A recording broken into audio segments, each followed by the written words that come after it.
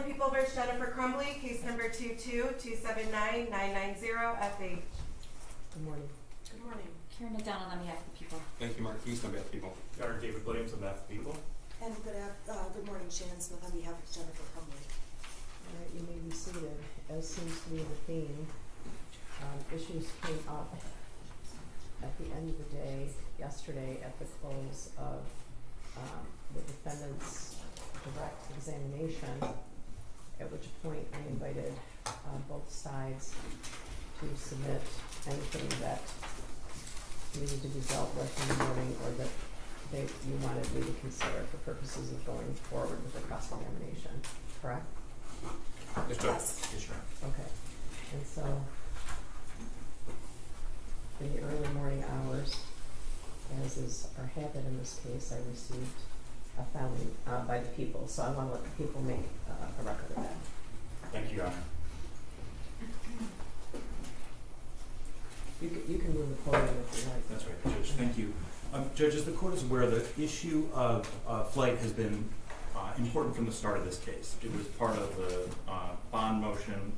The allegation has always been by the prosecution that the defendant was fleeing from prosecution, that in contrast to the public statements by her attorney, that she was not returning, that she was not turning herself in.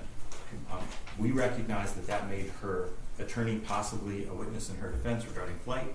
We pointed that out. We pointed out repeatedly. We asked the court to include that as part of the waiver. She consistently waived her right to have her attorney act as a witness on her behalf.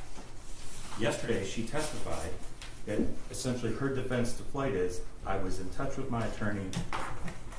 I was taking the advice that we were going to turn ourselves in, and I was just waiting on direction from you. Speaking about Ms. Smith. Judge, under the case law in Michigan, in particular, I think how is helpful, she's waived the privilege. She cannot use that as a sword to present in her case as a defense to flight and then say, you can't see those messages. We're entitled to see if those messages are in fact consistent with her attorney's public statements and her testimony. What we've done is had the officer in charge have another member of his team pull out those messages, put them in a sealed envelope, and bring them to court today. And we'd like, they're short, Judge. I think there's a total of 23 messages. And what we'd like the court to do is review those and determine whether the court believes that they are relevant to the issue of flight and whether the defendants were turning themselves in. Okay, well, there's been a number of phones with a number of extractions. I think I'd like Mr. Williams to go even further back because there was this people's notice about assertion of privilege, correct? Yes, Your Honor. Okay, so can you describe that for the record? Judge, so what happened was we had a total of This was before the trial. Yes, Your Honor. Okay. I raised it with the court on January 12th, I believe. It might have been the evening of the 11th when, frankly, I personally was reviewing files in preparation for trial. What we have is 6 cell phones. They were all extracted, downloaded into a program called Cellbrite so that we could review the evidence on those phones. Okay, 4 of those were in the possession of the defendants and 1 was the shooter's. Is Yes, that right? Judge, what we have is we have their 2 phones that were seized from them right after the shooting. Correct. And they were found with 4 phones, that's 6, and there's also the shooter's phone. Okay. So the total of 7, 6 associated with the defendant. We were, and so in reviewing those, when we determined that there were potentially communications between counsel and the defendant back at the beginning of the case, those were stripped out by the sheriff's office. So we would not see those, would not have access to them, would not come across them. Okay. When I was reviewing photos that day, I was looking for a particular photo. I came across what appeared to be a screenshot of a message, and even from the screenshot, there were a couple of words that stood out to me. It was clearly relevant. I could not see who it was to and from. I opened it. As soon as I did, I could see Shannon Marielle at the top, and I closed it. Okay. That was inadvertent, but because I saw the timestamp on that communication, it was clear to me it was potentially relevant. So I brought that to the court's attention, to the defense attention, and said, do they want to assert the privilege? And they said, yes, you can't see that. Okay. We did no further investigation. Right. And so now the defendant has testified and she has waived the privilege. She's now relying on her attorney's advice and testifying that that's the basis for her claim that she did not flee. Right? May I respond? Yeah. Your Honor, I have not seen what the prosecution has uncovered. Well, they haven't seen it either. Okay. I don't even remember, honestly, what texts there were. I have no memory of this. But what I will say is when I had my client on the stand and I was asking her what her intentions were, I was asking her what her plan was, and I thought her testimony was going to be, I planned to go to Novi on this day at this time. I didn't plan for her to say, my attorney told me to do this. That was the plan we had. That was what I was in touch with Ms. McDonald about, but she wouldn't call me back. Okay, I don't know why you keep telling us that. Well, I'm just saying, I didn't mean to open the door. So I would ask, I didn't mean for my client to open the door. I would ask the jury just be instructed that whatever was discussed with the attorney be struck from the record and move forward. Wait a minute, struck from the record what she already testified to? Yeah. That is not happening. Okay, then I object, Your Honor. I don't think that my client opened the door to all privilege being waived. And to be honest, I don't even know what they're talking about. So until everybody sees it, Okay, well, you want everybody to see it? No, I don't. I'm objecting to anyone Okay, what do you opening mean it. everybody's seeing it? Though he's specifically saying that there are potential texts between you and your client. So an investigator may have extracted this information, or presumably the prosecution has not seen it. But if it's a communication between you and your client, presumably you have seen it at one time. I don't know that it's between me and my client. It says Shannon Marielle on there. I don't know which of the phone numbers they saved. I don't know. Okay, I have don't know no either. text on my phone, so I don't know. I went through to look through my own phone. I don't have anything. I don't know what they're talking about. Even the screenshot he sent, I don't know where that came from. Well, Judge, then Do you know obviously, which phone it's from? yes, it's from the defendant's burner phone. And we can tell that because of the context of the other messages on the phone. Okay, so it's her phone. That's Her phone, but I don't know who. At that time, Marielle and I were both in touch with Mrs. Crumbley, and that's well, it doesn't matter who it is. yeah. I'm just saying I don't know if Marielle sent texts. I don't know if they were. I don't know who the phone number is that's called Shannon Marielle. Okay, but I guess the thing we're grappling with here is whether or not your client, obviously the privilege belongs to her. The privilege is like the theme of this trial, right? So the privilege belonged to her. So really the question is whether or not she waived the privilege. I would have to say that this would be a dangerous precedent. To be honest, Mr. Williams, when we ended the day, as we do every day, with upheaval, I assumed that your concerns were the fact that she testified that she went to bed at 11 o'clock, took 4 Xanax, and then was later asked when the police came into the room, were you, this is an exact quote, were you aware there was anything going on? No, we were not. And and that would have been at 1:30 in the morning per the body cam. So I thought that's what your concerns were directed at. So, Judge, I think the testimony was there were a swarm of officers on scene by 11:16 a.m. And then, in fact, if the Was there? Okay. PM, I'm sorry, PM. Okay, we were, I'm put in a difficult position because some of these transcripts are not immediately available. But I had my staff, who's probably on the verge of resigning, based on my requests of them, pull testimony of David Shaw. Didn't David Shaw say he was there before midnight, got the call at 11:30, was on call, was 20 to 25 minutes away, was at the building an hour and a half to 2 hours before entered where the defendant was at 1:33.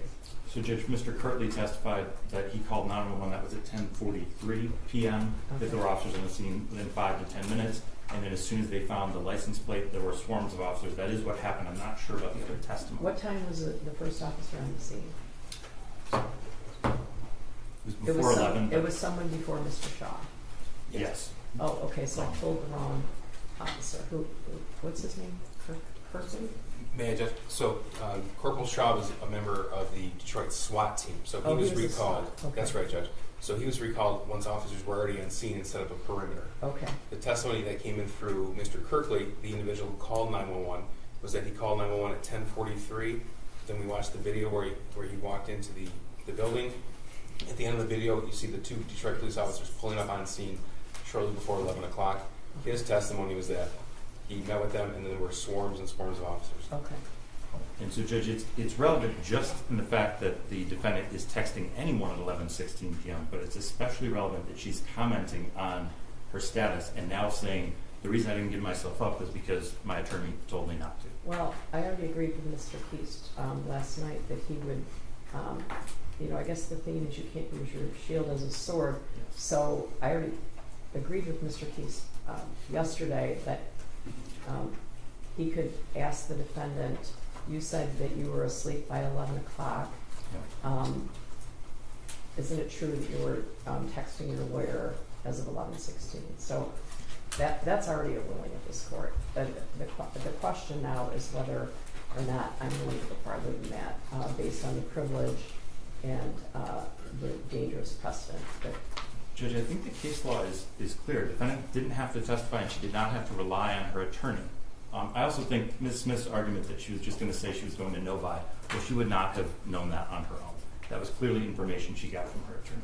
So what she wants to say is, Judge, I didn't know what to do.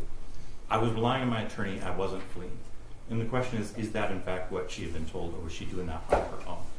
We'll only know that if the court reviews these messages in camera. It doesn't mean they're admissible.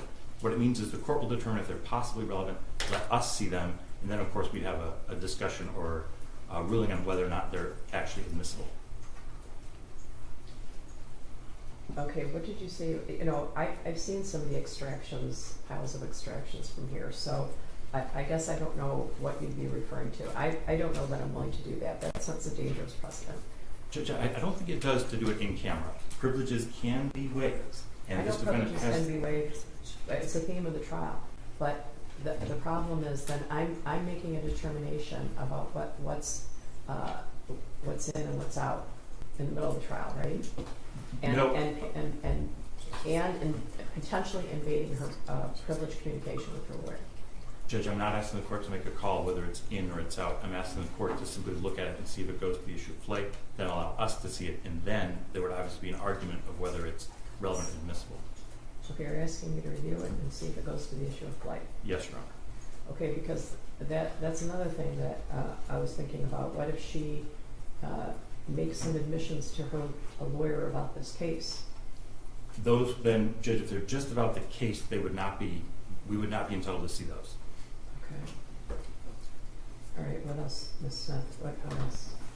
I have nothing further, Your Honor. My client does not waive privilege. That's the position she's taking. So whatever the court says. The question is whether she waived it on the stand. What were her exact words? Judge, she said, the question was, Ms. Smith, all right, so what, okay, so you know you're charged, which by the way, Judge, they knew they were charged. They suspected they were being charged on December 1st. There are text messages not to their attorney on December 3rd at 11:30 a.m. saying we have been charged. So she knew she'd been charged. Ms. Smith said, so you know you're charged and you know they want you. What was your plan at that point? Well, I was in touch with my attorney, Ms. Smith, me, you, the answer, Ms. Crumbley, you. And I was taking your advice that we're going to turn ourselves in. And then further on, Ms. Smith, okay, ultimately on the night of the 3rd, were you aware on Friday afternoon if you could go into court that afternoon? What was your awareness? Defendant, I was not aware that we could go into court that afternoon. I was just waiting on direction from you. All right, I'm going to take a brief recess. All right. All rise.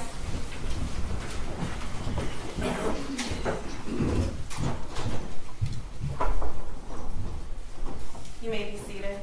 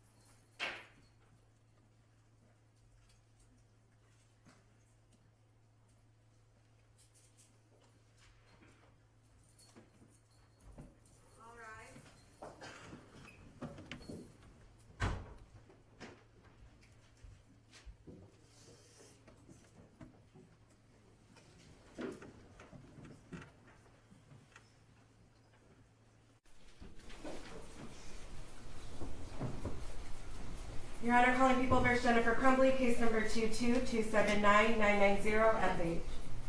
Good morning again. I want to indicate that I've done some research on this matter. I think that the privilege that the defendant holds is her absolute privilege and protects her constitutional rights. So I think this is a very serious issue, and reviewing these records could set a very dangerous precedent. However, I also note that the prosecution is requesting that the review be for a limited purpose on the issue of flight and not on the issue of anything else. How indicates that, and this is how indicates that a waiver is to be predicated not only when the conduct indicates a plain intention to abandon the privilege, but also when the conduct, though not evincing that intention, places the claimant in such a position with reference to the evidence that will be unfair and inconsistent to permit the retention of the privilege. It's not to be both a sword and a shield. And that's really what I'm grappling with. The claimant here would be the prosecutor. And I think if I didn't review these texts, that it could be potentially unfair to the claimant, that being the prosecutor, on this limited issue. I can't tell you how reluctant and how much I do not want to do this, because I think that the privilege is so important. However, I've been told that this is going to be a limited review. The jury has been here since 8:30, and they've been here for 2 weeks, and I'm very conscious of that.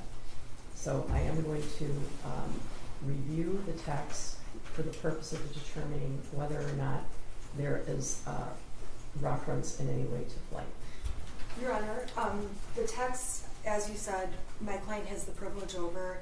I'm asking that my client and I be able to also review whatever's being submitted in camera. Okay, well, here's the difficulty I have. If you go through my phone right now, you can find texts back to when the earth cooled. It's really hard to believe that you don't have texts from 2021 between you and your client. Your Honor, I don't. After a year, all of my texts delete it automatically, and I have it set to that because otherwise I get so many. I use my phone for personal and business. So Okay, they delete after a what's your year. position on her receiving an unredacted copy of these texts? The other thing is, I don't know if those were even sent to my phone. It says Shannon Marielle. I don't know whose phone it went to. Okay, here's the problem. Her testimony is, I was waiting for instructions from you. Okay, She but said at the time, both of us were representing Mrs. Crumbley. So, Judge, if I may, if they're not to counsel, then they're definitely not privileged. So that's one of the reasons. I have a screenshot, one screenshot I saw. If that's a fake for some other person, a friend, boyfriend, whatever it is, then absolutely it's not privileged. well, at that time, If it is Marielle with was counsel, aware. I don't it know. needs to be reviewed. One other issue, Judge, this is a very narrow time frame. This is after noon on December 3rd, up to the point when they're taken into custody at 1:30 a.m. on December 4th. I haven't seen these, but I know it's a total of 23 messages, and I know how thick this is. So this is a very, very limited number of messages. What is your position on Ms. Smith receiving an unredacted copy? I have no problem with that. I think, Judge, she probably got it in the Celebrate reports before they were stripped out for us, yeah. but I don't know for sure. I have no problem with her getting a copy And when the court. that's a good point. Even though they extracted any privileged communication between the defendants and their counsel from these texts, you and Ms. Lehman did receive an extraction that included attorney-client communication. So I believe you are in receipt of these and have been for 2 years. I don't believe that's true. I've never seen these, but I don't believe that's true. I believe I received the Celebrate data that the prosecution has been using throughout this case. I don't believe I received a copy that included my communications. I believe they were stripped out before I got them. Judge, it is possible that they were stripped out before they were provided. I want to be careful that I don't misrepresent. Okay. I do know that the screenshot would have been in there because that's what we saw in our version. Okay, so at a minimum, the screenshot Yes. would have been provided. Okay, to me, the screenshot is now on the table for sure. Yeah. Because I guess I should say that because of what happened the week before the trial, they're aware that the prosecution is aware of that communication. So at a minimum, the 2-word Thank you, Judge. text is coming in. Okay, so I'm going to have a copy made for Ms. Smith of these texts. You don't have any objection to I that? don't, Judge. All right, and I'm going to review them and determine whether or not any of those texts are relevant on the issue of flight alone. Thank you, Judge. May I approach your clerk? Yes, all right. Okay, and if you're correct with their brief, I will be brief. The jury's waiting for us, okay? All right.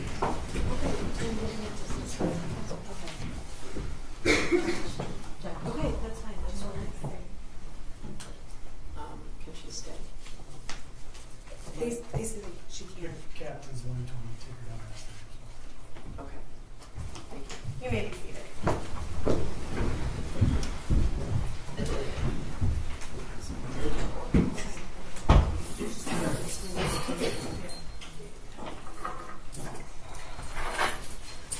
I have to know my again, and I do delete everything after a year. Well, it doesn't automatically online. It started deleting like my photos after a year and it flipped out. I'm going to fix it because I take photos of my kids on it. All right, I'll see you in about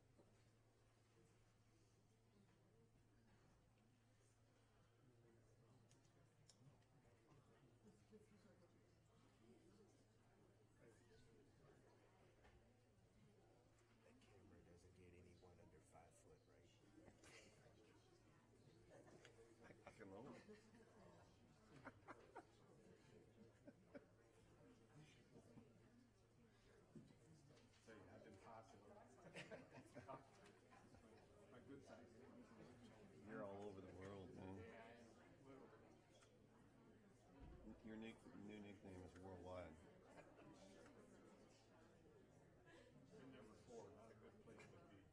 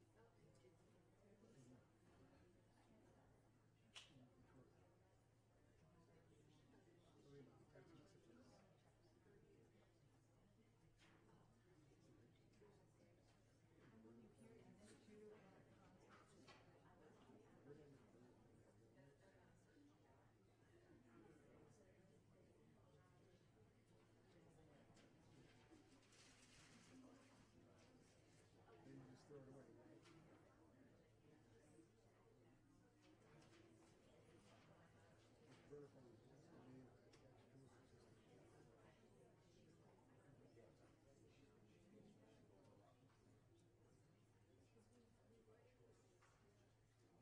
Back in the day when you said a pager, you said a paper.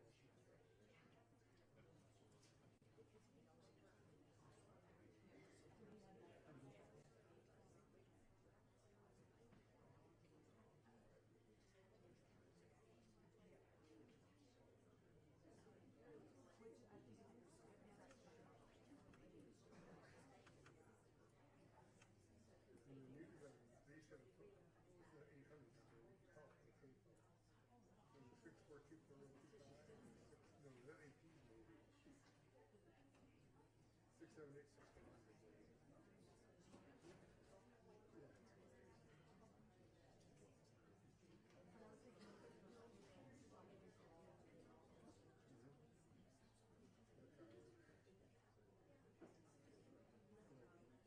You got a random mailing in the car.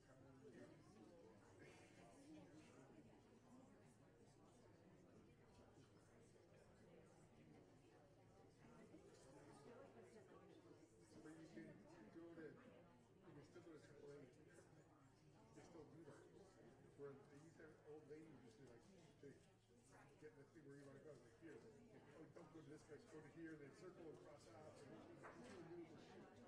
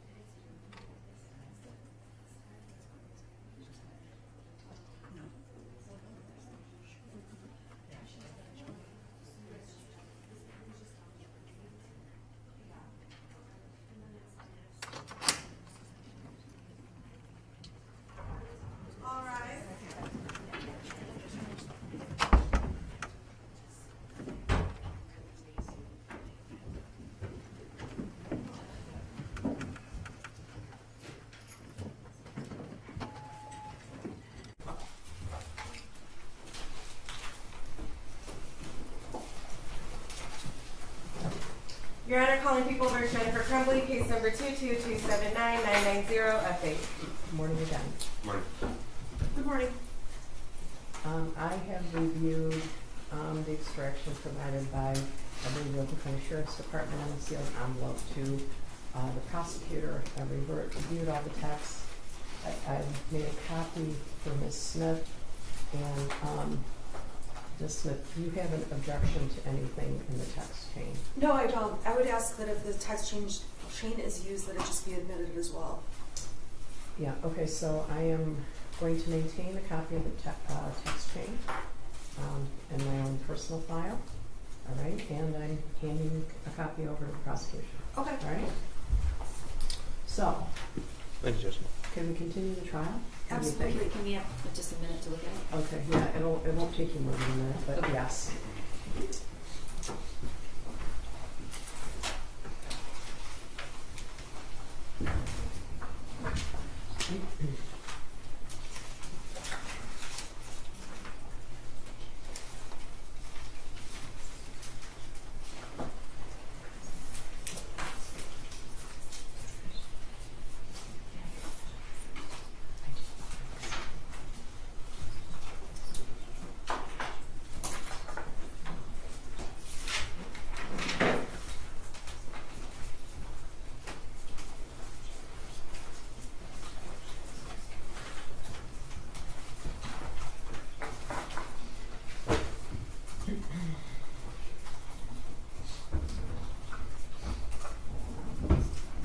Yeah, we're gonna step out in the hall briefly. Okay, so could I have Ms. Crumbley to take the stand? We just need a few minutes. We haven't seen the judge. It sounds like you're going to. Just give them a second. I gave them to us. We didn't object. Now they have. But they're pretty sure. So. They're reviewing them, it should not take long.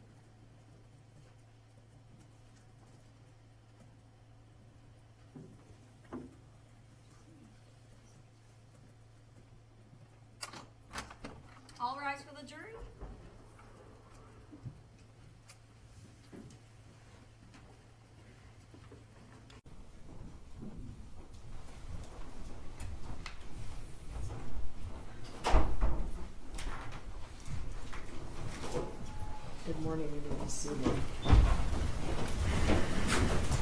All right, so I know you think that we all went out to breakfast this morning. We did not. As I described for you in the beginning of the trial, sometimes things come up. If you need to take care of legal issues, I usually try to do that when you're not waiting for us, but that's not always possible. So I appreciate your patience. And we are going to continue with cross-examination. All right, Ms. Crumbley, could you raise your hand? Do you swear or affirm the testimony you're about to give is the truth, so help you God? I do. Right, you can put your hand down, and could you state your name again for the record and spell your first and last name? My name is Jennifer Crumbley, Jennifer Crumbley.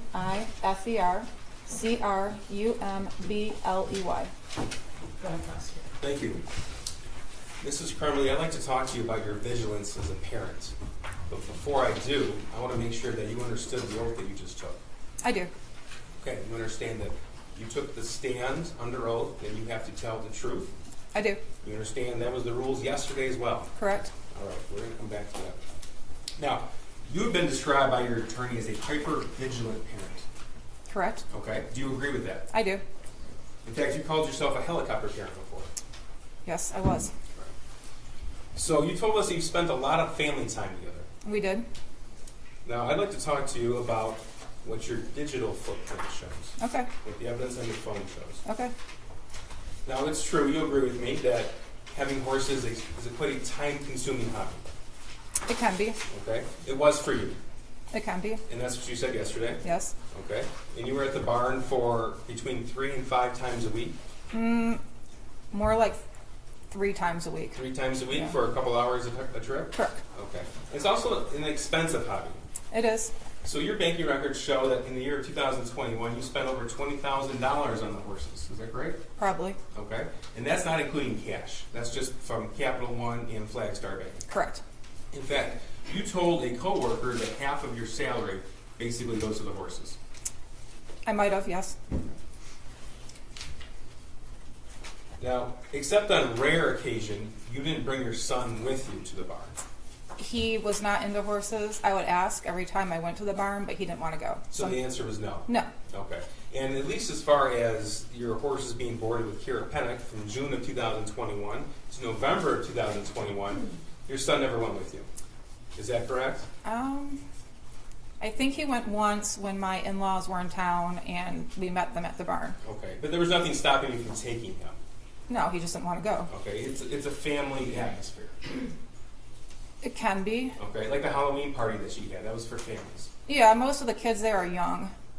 Okay. In the winters, you were on ski patrol as well. Correct. Okay. And that can be a bit of a time-consuming hobby. It can be.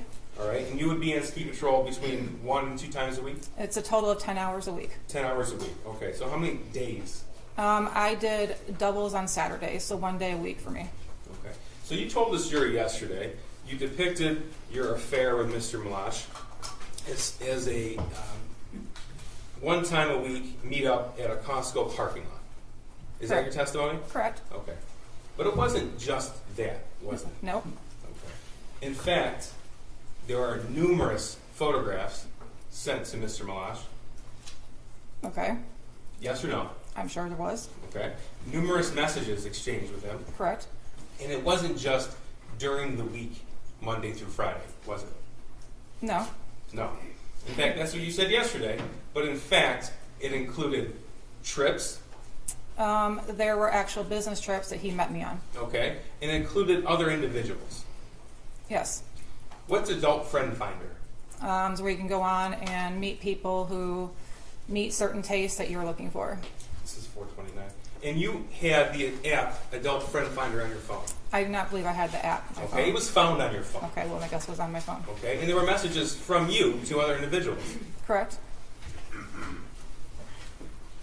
Your Honor, I would object that this is going outside of the scope of the affair with Brian, but I don't think the court's ruling on opening the door was confined to just her extramarital affair with Brian Walsh. Well, I guess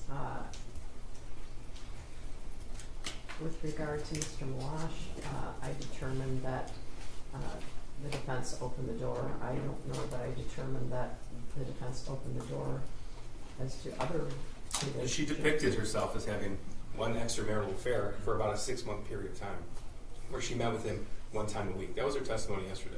We have evidence to the contrary, and I think it's important. It's gonna get exciting.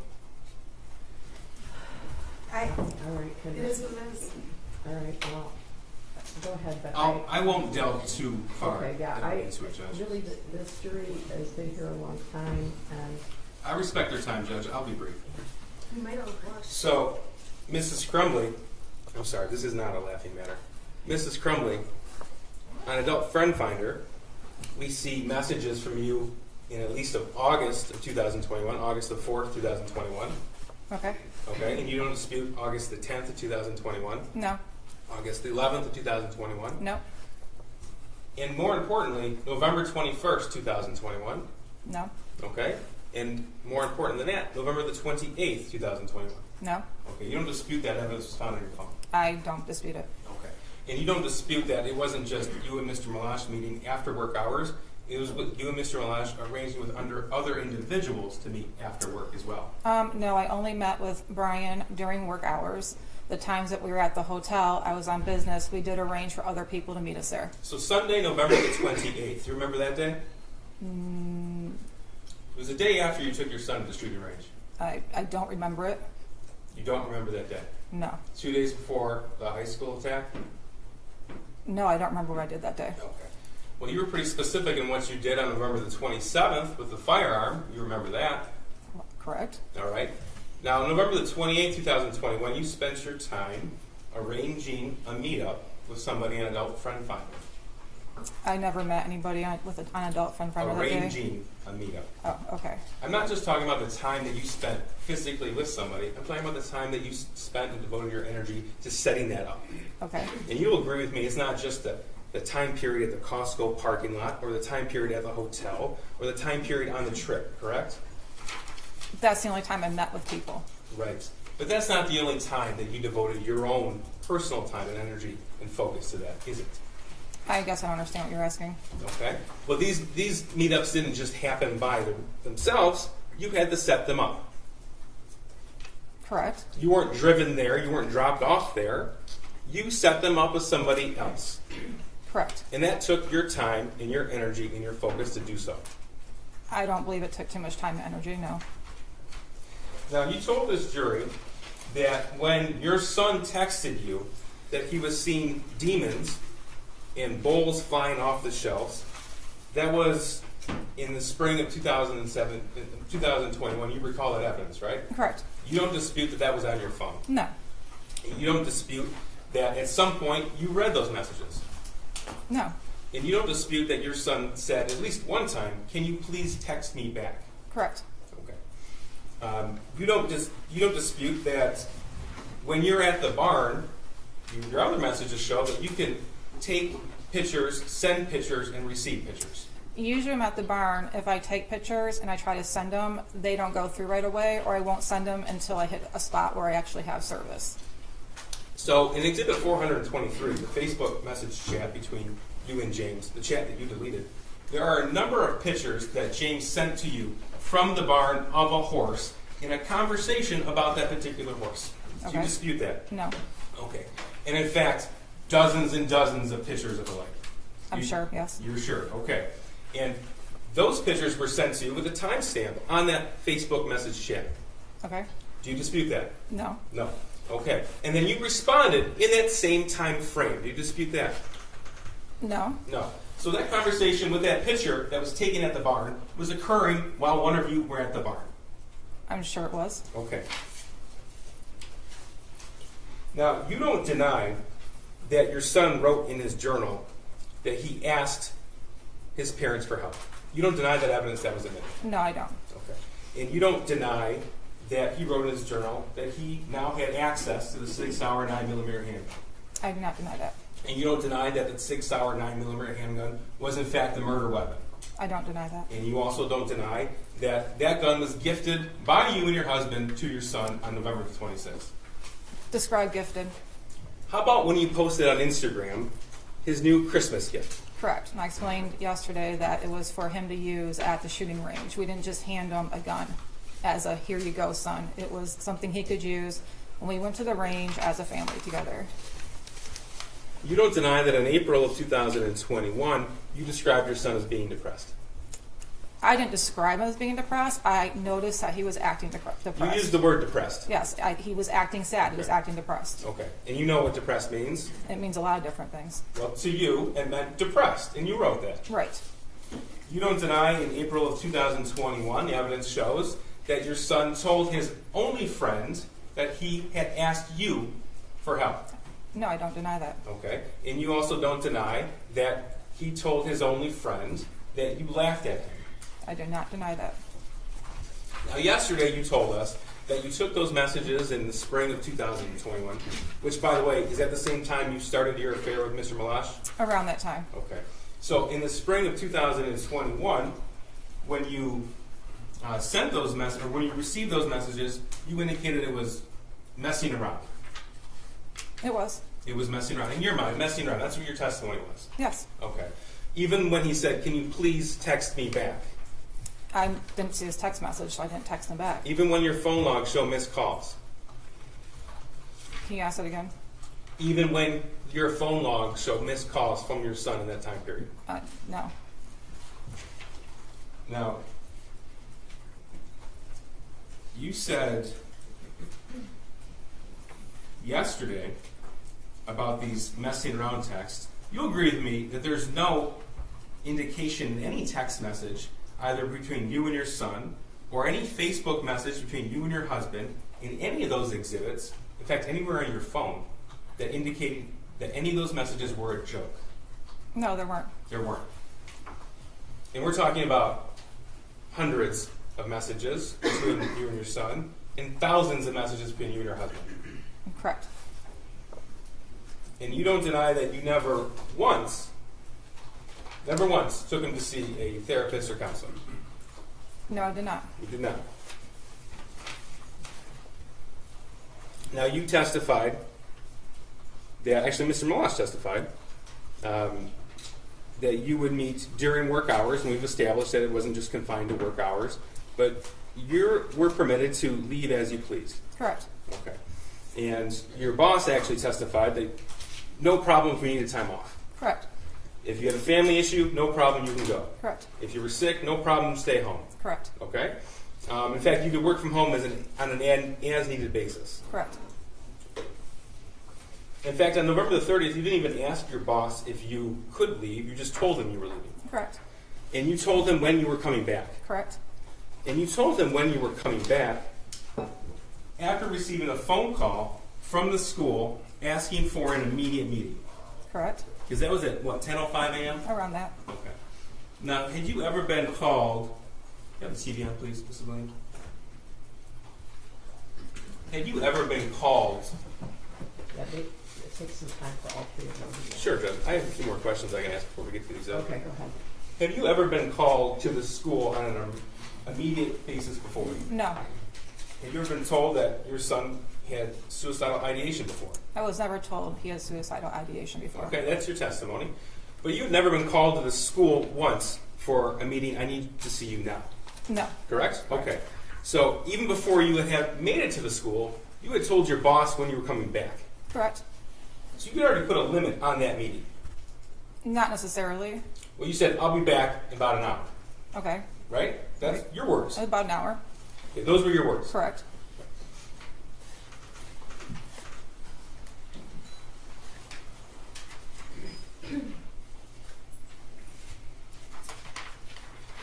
This is Exhibit 74. Do you see it? No, she doesn't. Oh. It's not on here. That's, yeah, it takes a minute. Okay. Is it? Yeah. Can you see it? Yeah. Okay. This was sent to you. So Sean Hopkins called you at 9:24 in the morning, correct? Correct. Okay. You called him back at 9:27. Correct. You had a 5-minute phone call. Correct. And then in that phone call, he texted you the picture with it was drawn out, and he emailed you this original picture. Yeah, he texted me the modified one, and then later emailed me this one. Later is at 9:32. Yeah, like after I asked him for it. You looked at it. I did. Okay. You told us yesterday you found it I think your quote was a little concerning. What struck you about this?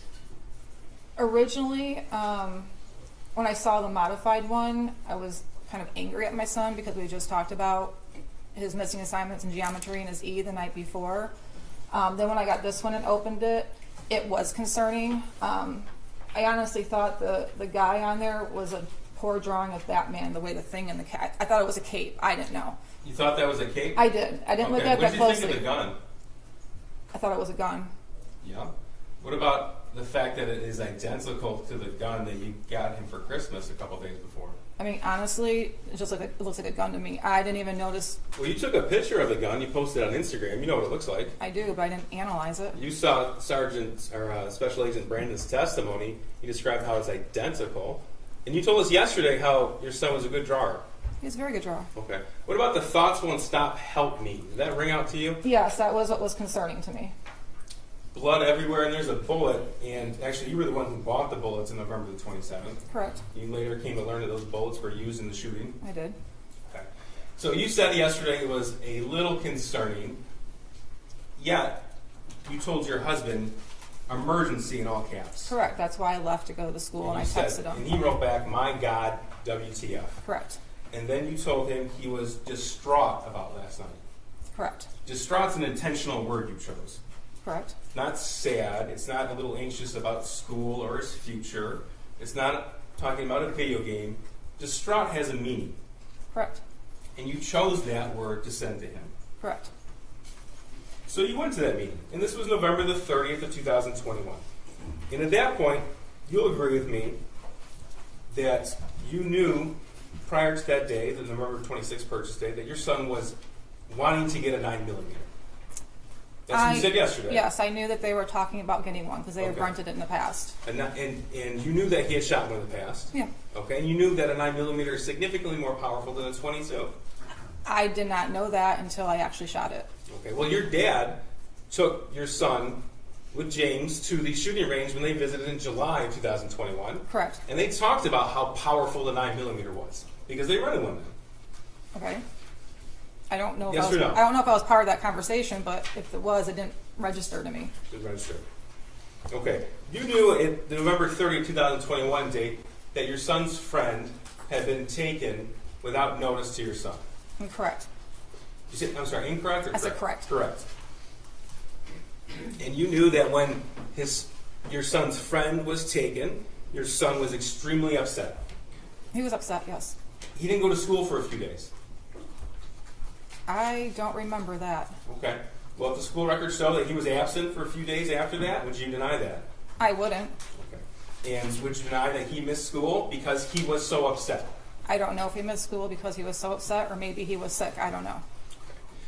Now, you told us yesterday and you acknowledged that that individual, that child, was like a second son to you. Correct. So he was the only one that your son hung out with? Outside of school, correct. Okay. Well, who did he hang out with inside of school? He named some names to me. I've never met them before, but he told me some group of kids that he sits and eats lunch with and he talks to in class. Did he ever visit their houses? No. Did they ever visit your house? No. The only other peer to visit your house was this student who left the state around Halloween 2021. At that time, correct. We're talking about that time in October, in September, in at least August, July, June, May, all of 2021, correct. 2021, thank you. Now, he left on Halloween, and you knew that your son was planning to hang out with him on Halloween. Yes. Okay? But his friend didn't show. I had texted his friend's mom the day before trying to confirm if he was still coming over, and that's when we found out that he was driven to Wisconsin and taken to that school. Okay, so you're telling us you found out the day before Halloween? Yeah. Okay. But that didn't stop you and James from going to a Halloween party at the barn. I don't believe it was on Halloween. Oh, that's what Kira testified It to. was the Friday before Halloween. If there was a picture with a date stamp on it, would you deny it? No. Okay. And it didn't stop you from after you left that party without your son, you went to another Halloween party. We did. And your son was home alone at that point. Yes. So you talked to us a little bit about your son's hobbies in 2021. But in November of 2021, so we'll start with November the 1st, 2021, you know that those hobbies were non-existent. And I'll go one by one. Okay, So you told us about bowling. correct. Bowling the team wasn't in session at that point in time, was it? No, I think actually at that time he decided he didn't want to do bowling that year. Okay, so he stopped bowling the He sophomore did. year. He did. And it wouldn't have been bowling season anyway. I guess not, no. So one hobby you talked about yesterday, that was not in existence in November 2021. Correct, but we did still go to the bowling alley with him. Okay. And you said that he worked, but would you be surprised to learn that he only worked a few shifts post-COVID? No, not surprised at all. Okay. So he wasn't at work every day? No, he worked Tuesdays and Thursdays and sometimes Saturday mornings. Okay. But not very often. No, not very often. A handful of shifts post-COVID, which of course, March 2020 is when things shut down. He was working on a weekly basis. And you knew that he didn't have any friends. That's not the right way to put it. I knew he had friends, but no, he did not have many friends. You had never met another peer his age who he refers to as a friend. He actually had friends that used to come over prior to 2021 that he was still in contact We with. went through defense exhibits yesterday from 2019 to 2020. I'm talking about 2021, at least from the time period where he sent you a message that he saw demons in the house. Right. In 2021, the only friend that came to our house was the one that was Right. on the thing. So you knew to be true in November of 2021 that he had no peer support. I don't know what he had in school. He had told me he had friends in school that he talks to. Okay. You never met him though? No. Okay. And he didn't have any clubs at school he was a part of? No, not that year. So you told us yesterday that your son wanted to design video games. Correct. Okay. He wasn't in a robotics club or a coding club at the high school. He did take a coding class prior to 2021, and he was in a robotics after-school activity in middle school. Talking about in 2021. I'm just telling you, he's been in that before. Yeah. Now, despite what you have called yourself as a vigilant parent and a helicopter mom, you never decided in at least November of 2021 to look at his phone. No. No. Okay. That's despite what happened in the spring of 2021, right? What happened in the spring of 2021 did not concern me. Okay. Now, the one thing that seemed consistent with your son, to you at least, is his desire to obtain a weapon. Is that right? I wouldn't say that, no. He had a consistent desire to obtain a weapon. Not to me, he did not. Okay. You didn't know about the 9mm? Oh, I knew about it. Okay. You didn't know about the 22s? I knew about them. And in fact, you posted on Instagram that he got himself a 22 Correct. in June of 2021. Correct.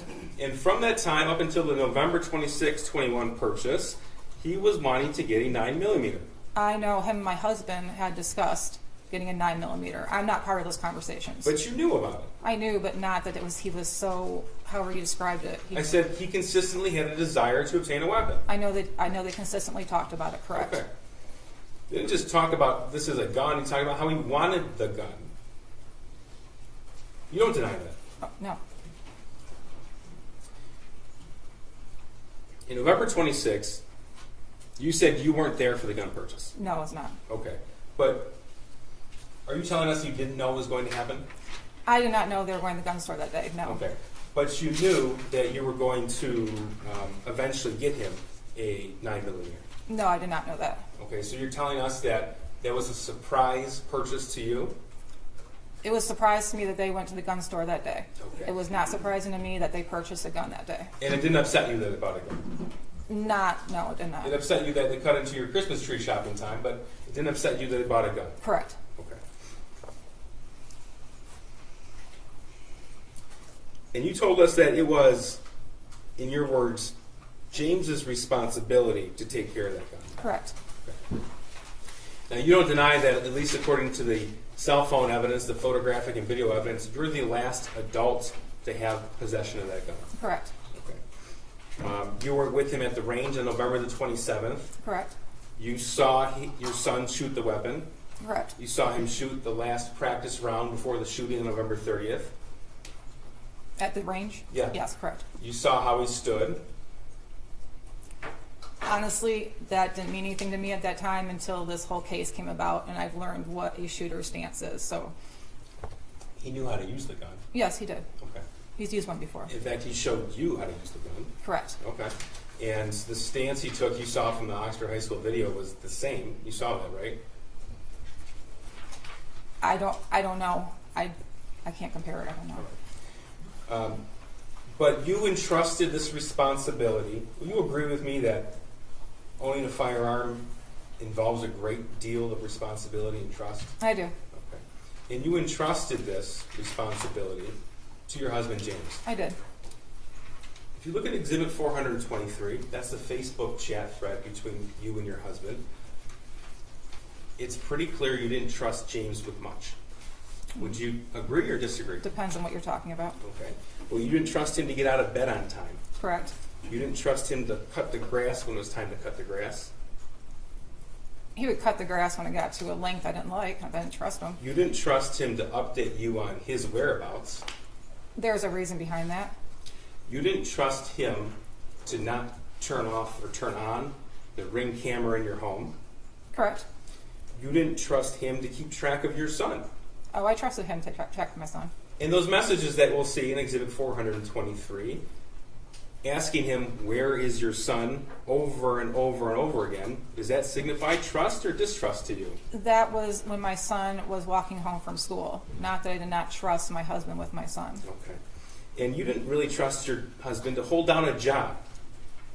It's not that I didn't trust him to hold down the job. He had a hard time holding down one after COVID. Okay. And in those messages, you are constantly asking him about work, how much money he's making, and what he's doing to obtain employment. Correct. Okay. But this is the person you entrusted with a deadly weapon. I did. Why did you buy the Patriot defense rounds? What are the? Oh, those are that's the ammo.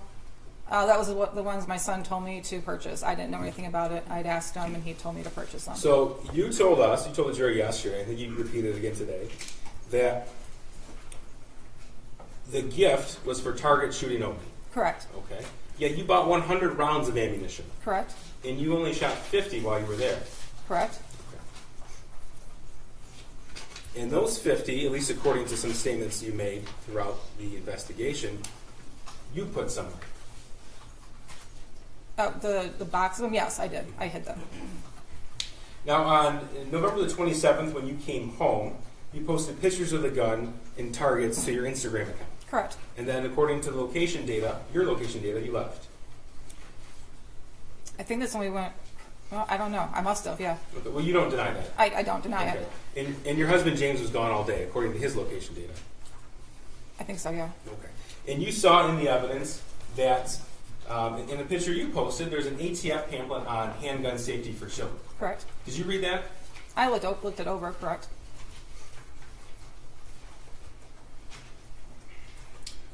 Now, on Exhibit 74, I'm going to get back to this meeting for now. Exhibit 74, you don't deny that you could have left work for the day. No, I don't deny that. Okay. And you don't deny that you didn't tell the school officials, Mr. Hopkins and EJAC, about the gun purchase on the 26th. No, we had stated that we went to the shooting range I went to the shooting range with my son on Saturday. You didn't tell them that you had gotten him that Christmas gift. I didn't think it was relevant, no. You acknowledge that you never told Mr. Hopkins and EJAC that it wasn't just a friend, but it was the only peer that you had ever met that left. I had probably said his best friend. You acknowledge that you didn't go home to look for that firearm after the meeting at the school. We wouldn't have a reason to. So that the answer is that you acknowledge that? No, I acknowledge that. Okay. And you acknowledge that you had already made plans for the night to go to the barn? Yes, I do. Okay. And you acknowledge that you had the time to stop at your house before you went back to work? I would have, but I didn't have a reason to. Now, you had told us that you had never taken your son to any sort of mental health professional. No. Okay. But you know how to obtain that help. Correct. In fact, you have prescriptions related to that. I do. So it's not that you didn't know who to call or how to call. You didn't. Correct. Correct. Okay. Yesterday you talked a little bit about how you express emotion. Correct. And in fact, and then counsel asked you about your nerves when you testify. But you're capable of emotion, Yes, I am. right? Okay. And in fact, you had some explosive emotional fights with your husband. What we did. And that was in the home that you shared, Correct. okay? And with your son. Correct. We saw pictures of that home. Correct.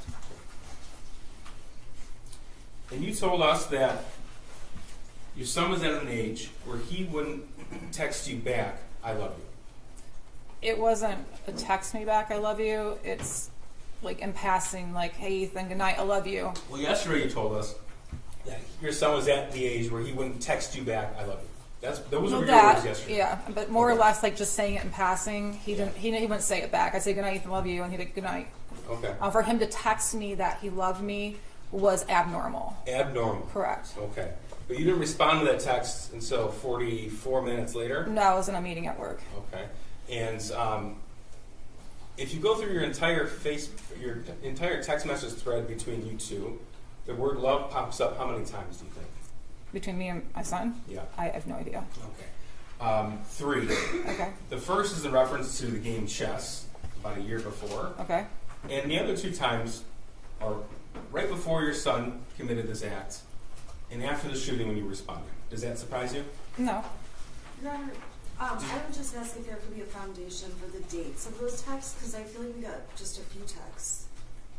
Okay, well, I think he did you specify the date? I did, Judge. Two of the times were before and after the shooting, and the other time was when? About a year prior. I could pull the date if counsel would like it. And I'm also wondering if what the data he's relying on is coming from Jennifer's phone, where she deletes all her texts, or if it's coming from the shooter's phone. Because the prosecution's asking questions, I just want to know the foundation. Oh, sure. Let me clear that one up. It's from your son's phone. So all the messages would be contained there. You don't deny that information would be accurate. No, I don't deny it. Okay. Now, What time you period? told us that He asked if the chess one was a year earlier, and the other 2 were close in time to the shooting. the day of the shooting. Yeah, I know. I'm asking, Those have been admitted in evidence. do we know? Wait, what's the question? Okay, but he's asking about the texts overall, which have not been admitted into evidence, and I don't know that the text chain has all the texts. There is no foundation that what Mr. Heese is looking Judge, at. in cross-examination, All the texts. if the He's wit- asked if that, Thank is you. that wrong? Would you argue with that? That's what he's asking. I mean, there are people. I know she just doesn't know what. Hold on, yeah. counsel can't testify. Yeah, she can't testify. Well, there are people that end every conversation with love you. Yeah, Right? I'm with that. Okay, so, and there are people who don't, right? So he is asking what's normal for them, and would she be surprised that how many times they've cared? Yeah, I'm She's just a kid. asking. I get that, and I get that it's not common. I'm just asking. What Judge, this is period- argument. I'm just Counsel can asking argue what whatever she wants to. period of Okay. text this is But from. you have redirect. Okay, well, Right. she doesn't know what he's even basing these questions on. It's How, not point. okay, Well, it is inappropriate for counsel to Okay, she suggest to the said, court I what don't she know. or does not know. She can say I don't know, or Okay. she can also say I don't understand the question. She Okay. can say that too. Mrs. Crumbley, if you don't understand the question, ask Mr. Peace to clarify it. Okay. All right? All right, thank you, Judge. Now, yesterday, Mrs. Crumbley, you talked about going into planning mode. Yes. Okay. And that was in reference to counsel asking you about emotions and how you express emotions. Correct. All right. So, I want to talk to you about your planning mode and your priorities from the time that you were arrested. Okay. Now, your phone calls were recorded from the time that you were arrested until now. Do you know Correct. that? You Yeah, know that, right? I knew that. You know that, okay. And your priority on your first phone call, December the 4th of 2021, was on your animals and the cash recovered from the art studio. Do you deny that? I don't deny it. Do you deny that it wasn't until 10 days later and 14 calls later that you even mentioned your son? Do you deny it or not? I don't, but I was under the impression that I couldn't mention him because I could get flagged at the jail. Well, you mentioned him in later conversations, I did. okay? And in fact, in one, a year later, March 25th of 2023, you said he just needs to man up. Do you recall that? I do not. Okay. Do you not deny that you said it? It sounds like something I would say. In December of 2021, your concern was about a GoFundMe. Do you remember that? No, I do not. I'm going to play this for you. Ms. Williams, can you have the volume up, please? Is this submitted as an exhibit? This is impeachment, Judge. You're not asking for change.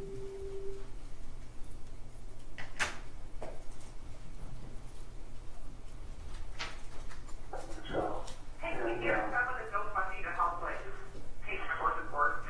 Well, there's no, Jennifer, that's, I just think, like, you know, that's for speaker base, but I know there's a lot of people that call the lawyer about the welfare of my horses. So, I mean, I'm throwing shit against the wall to see what's fixed. what's that? I'm just throwing shit against the wall to see what's Oh, fixed. I know. Okay, that was between you and your dad. Correct. Okay. And you asked him to set up a GoFundMe to pay for the board of your horses? I did, yes. Okay. You were concerned about other things related to yourself around that time, weren't you? Is Yeah, this still planning mode? I believe so. Okay. And you were arrested December the 4th. This is going to be December the 22nd. Okay. Oh, I have a project for Mom.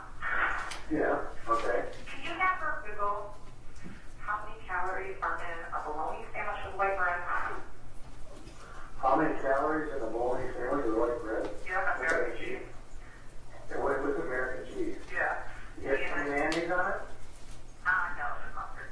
No, there's not beef mustard. And then peanut butter and jelly on white bread. And peanut butter and jelly white bread, okay, so you're looking up bologna right now. Is that what your lunch and dinner is? For the most part, yeah. And then the other stuff, my cereals now comes in an actual Well, container. there's American cheese, yeah, American cheese. And an apple and a banana. Because they like they're carb loading me, and I want to make sure I stay at like 1,000 to 100 calories. No, I know bananas are 100 calories. Is it okay? What about an apple? Yeah. So the sandwich is 140 calories. Oh, 240. Okay, I got 300, so that it isn't Yeah. calories in it. And then peanut butter jelly and white bread. Yep. Still planning mode? Well, I wasn't planning there, no. Okay. Now we're talking about how you describe planning mode. You describe that in context to statements you made to the police on November the 30th, 2021. Right? That's the context you use the words planning mode in relation to. Correct. Okay. So you told us that the last phone call on December 31st, that was still you in planning mode. I want to make sure we can accurate depiction of what that is. Now here's one from January 15th, 2022. No, it's not an issue of that, it's an issue of, that bank seemed to be always, it had issues with their online stuff, and they had issues with, just all kinds of stuff. I go, see, how can they bank on these people, it's like, so, but. This is that child deposit thing. So what? Am I still going to get a deposit of $300? That child thing the government does? I just got, because I lost access. For some reason, I'm not supposed to have Yeah. I had access. Well, I had access basically to view only, and it's hard to see everything on there. But then also I lost access, and then it took me. I lost access like a couple days before Christmas. Yeah. Okay.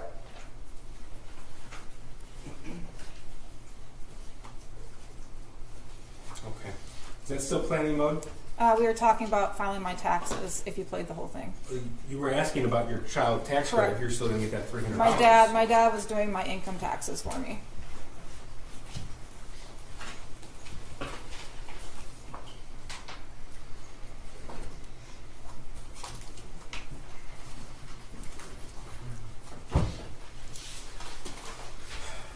Now, when we started, we confirmed that you understood the oath that you just took. Correct. And the same oath you took yesterday. Correct. Okay. And you don't deny that you had $6,000 in cash in your purse the night you were arrested? No. You don't deny that your purse with the cash and 4 cell phones were in a plastic tote? Correct.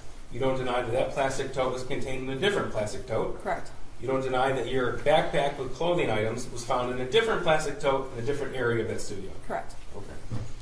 And you don't deny that you knew you had been charged with involuntary manslaughter? Correct. In fact, as early as December the 1st, 2021 at 6:10 p.m., you were talking about how you were being charged with involuntary manslaughter. That was what I was being told by a family that was texting me. That's what the charges might be announced as. Correct. Okay, and one is to Mr. Malash. There's a text to your cousin about you are being charged with involuntary manslaughter. You don't deny receiving that? No, I don't. That's Wednesday, December the 1st. Correct. Right? And you sent your neighbor a message on Wednesday the 1st of 2021, 6:55 p.m., that you were reading, they may charge us. Correct. Okay? And December the 2nd, 2021, you wrote, they're saying involuntary manslaughter. Correct. You don't deny that? No. And of course, you looked at different news articles about that the next day Yeah. and later on that day. And then you texted, after all of these messages and news articles, on December the 2nd, 2021 at 2 p.m., we're fucked. You wrote that to Mr. Malash. Correct. Okay. And then you wrote announcing charges at noon on December the 3rd, 2021 at 8:17 a.m. Correct. And you wrote that to Mr. Malash, you wrote that to Kira, you wrote that to your dad, right? Correct. Okay. So you don't deny any of that? No. Okay. Now you told us yesterday that you popped 4 Xanax? I did. Okay. And your husband popped 4 Xanax? Correct. You said you went to bed about 11 o'clock. It was around that time. Okay. And the evidence that we have admitted show that you set your alarm for 6:30 a.m. and 6:45 a.m. I don't know if it was me who set it, but it was set for that time. Okay. And from the evidence, it shows when it was set, too. Correct. Okay. And it was set a little after 11 p.m. Okay, correct. Yes? Okay. So, yesterday you said, I want to say it was after 11 about going to bed. I want to say it was after 11, maybe around 11 o'clock when we finally went to bed. We both unprescribed Xanax for anxiety, and we each took 4 because we knew we were going to turn ourselves in the next day, and we hadn't slept in 4 days, and we just wanted to sleep. The question was, okay, so you each took 4? Your answer, we did. And the next question was, okay, so the next thing, the next piece of evidence we saw that was coming in that art studio, do you recall that? Your answer, I recall my husband screaming, "There's people with guns against interface officers." Question, what were you doing prior to hearing your husband screaming? Answer, we were sleeping. Question, okay, were you aware that there was anything going on? Answer, I was not. Correct. That's your testimony. Correct. Okay. And you know when you say something that isn't true, that's called a lie. Correct. Okay.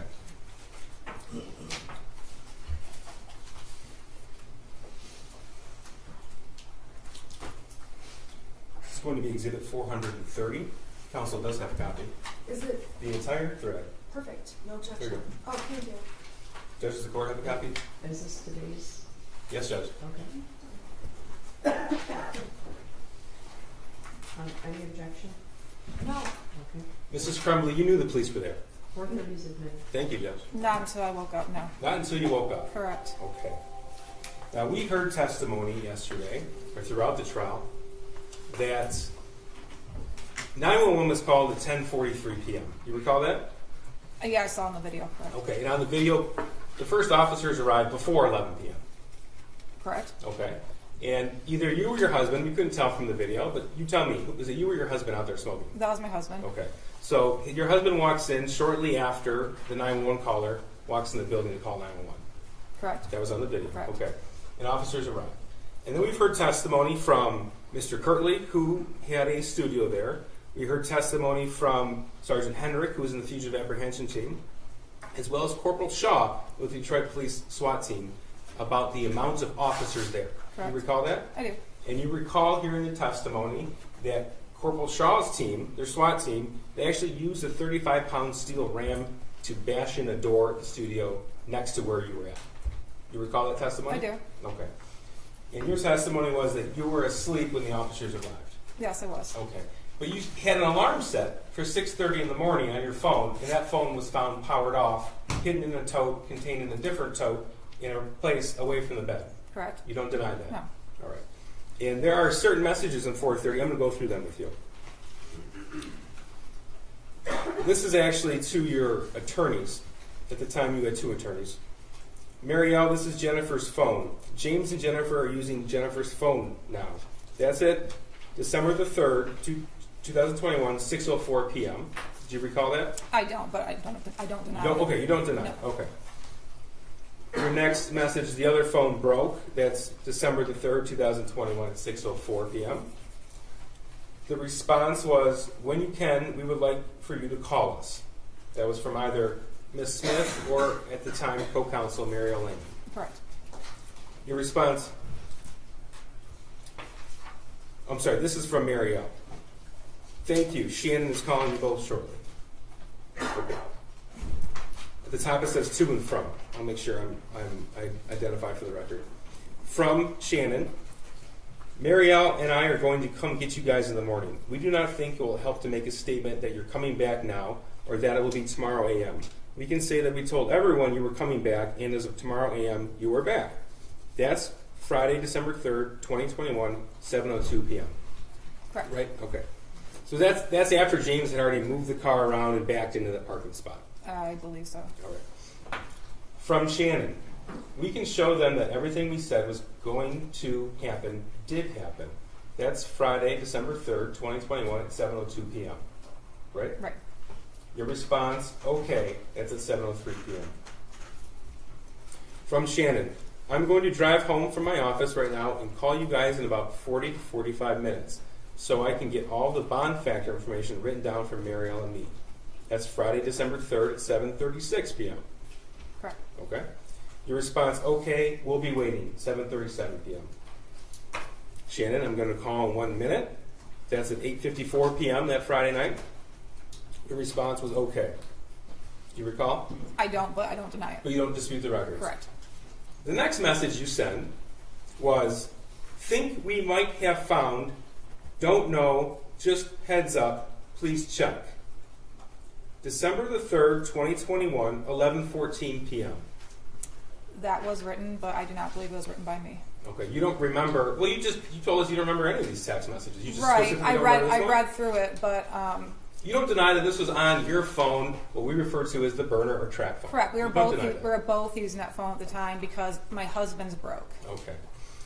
And then you wrote in quick succession, don't know, 11:16 p.m. We might have been found, 11:16 p.m. Laying low, 11:16 p.m. You don't deny that these are the records? No, I don't. Okay. Response from Shannon, oh shit. Friday, December 3rd, 2021, 11:16 p.m. Now we know from all of the objective evidence, the testimony, the video, everything that the officers testified to, they were on scene before 11 p.m. You don't deny that? No, I don't. You don't deny that there were hundreds of officers on scene? I don't know how many were on scene. Okay. How many did you see when you got pulled out of the art studio? Honestly, I don't know. It all happened so fast. I knew there was more. There was a few. There was more than a few, but not. You saw the body hundreds. camera footage. Right. Okay.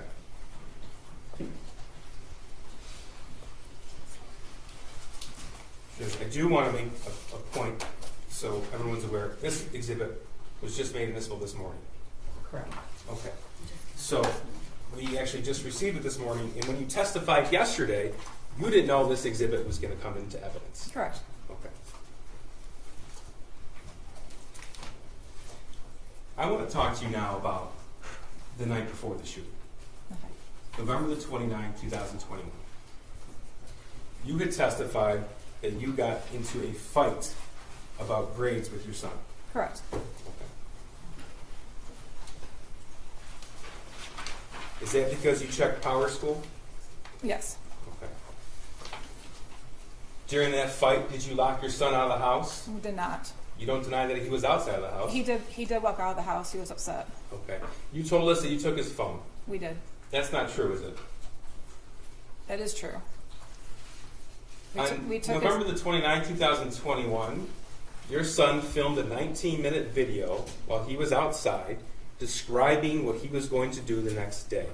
What time was that taken? 10 o'clock. I don't know if he got it back. I know we took the shooting range away and we took his gun away, so I don't know if he got it back. Okay. Now, all of the times that you were at the barn, there was nothing stopping you other than you told us he didn't want to go, right? Correct. There's nothing stopping you on November the 30th, 2021 from taking him home. Correct. Nothing stopping you. You know, actually, I want to go back to what you just said. You took his gun away. We took the shooting range away. You said you took his gun away. No, I said we took the shooting range away.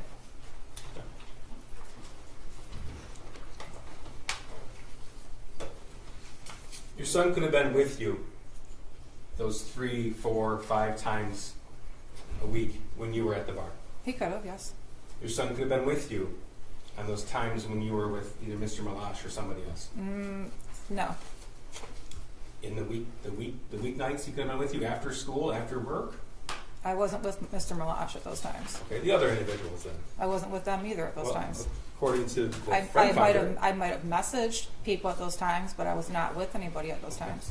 he could have been with you on the Halloween party. He did not want to go. It was a bunch of little kids.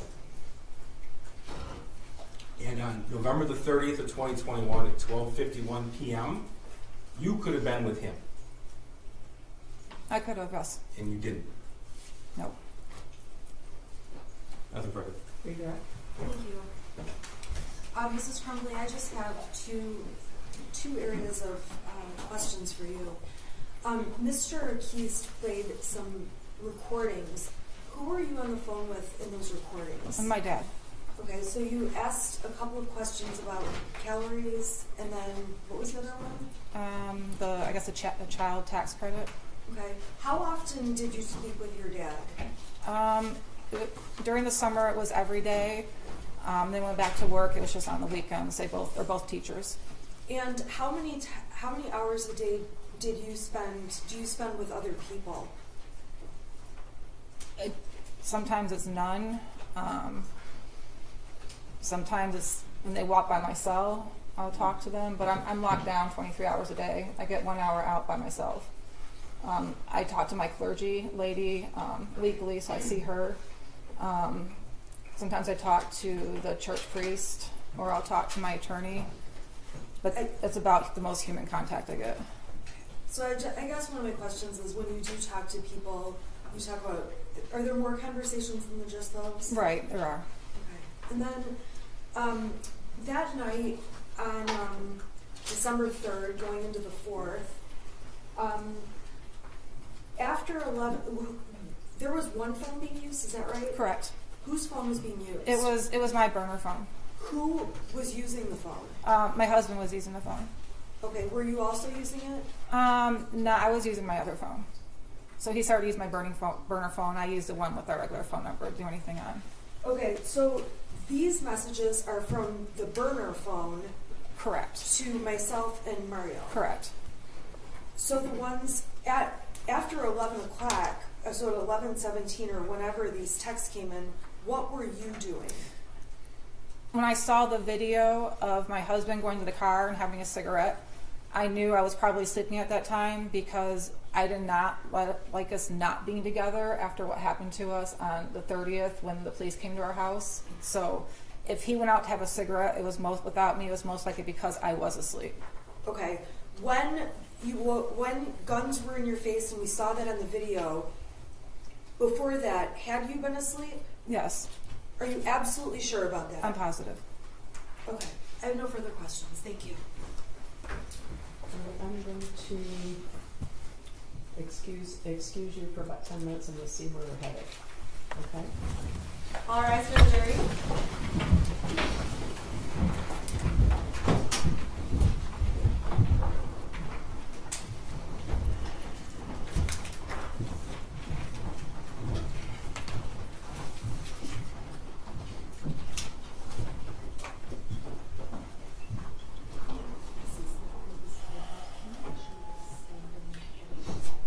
All right, you may be seated. You can rejoin your attorney. Okay, so tell me what's happening now. Can I have just a moment with my client? Sure.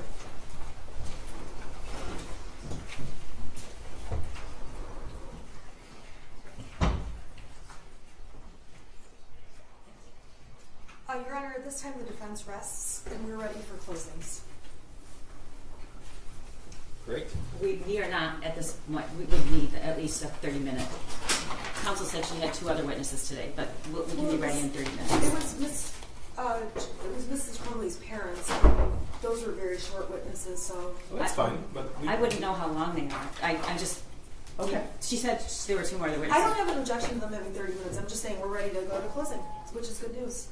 I'm not surprised because she was planning on resting, but she didn't tell us that, which is fine. But her client just testified to some things that we really do want to incorporate into our closing. So. Okay, well, that raises a couple of questions. One, okay, so you rest. Are you calling anyone in your middle? that's what I want to speak with the prosecutor about. One Judge. moment. In light of- Hold on. Sorry. Okay. I'm so sorry. This is 11. Okay, well, if you guys want to break to just... If Yes, we could, we Judge. Okay, do. so they have a right to rebuttal, so I'm going to... Okay, things are changing a lot. Sorry. Okay, so I'm going to allow them to have that discussion. Okay. But as I indicated yesterday, I think that we've been back and forth on jury instructions, and I submitted to, I don't know, about 5 days before the trial, what I believe would be the final instructions after consultation with you. And there might be some fill-ins, there might be some things, so I need to know what those are. I make the attorneys sign in law that they agree with before closing, so. Your Honor, just so I can make sure I have the absolutely most updated copy, Ashley, would you email it to me? Okay, yeah, we can email it to you a week and a half ago, but I we have have so it. many files. We I have just it. want to make sure that I'm looking at the right one. We And I think do have it. I think we're actually good on those. So I thought before we started we agreed upon the instructions. I recall that. Oh, we The first did, day. but you know, sometimes... I just need to double check we pull out like defendant not testifying, Right. like the simple things. Yeah, some small things can change, okay? So, did you get it?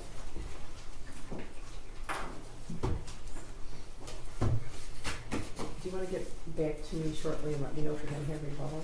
Yes. Yes, Judge. Okay, because that will determine what we do next and when we do it. Sounds good. Thanks, Ron. All right. All Thank you. right.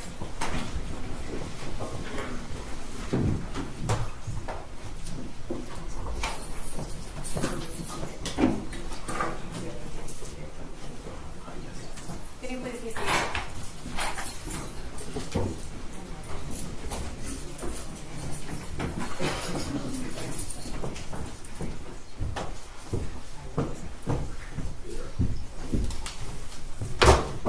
You guys have the jury instructions, right? Yes. Oh, sorry. I thought you were doing what I was talking about.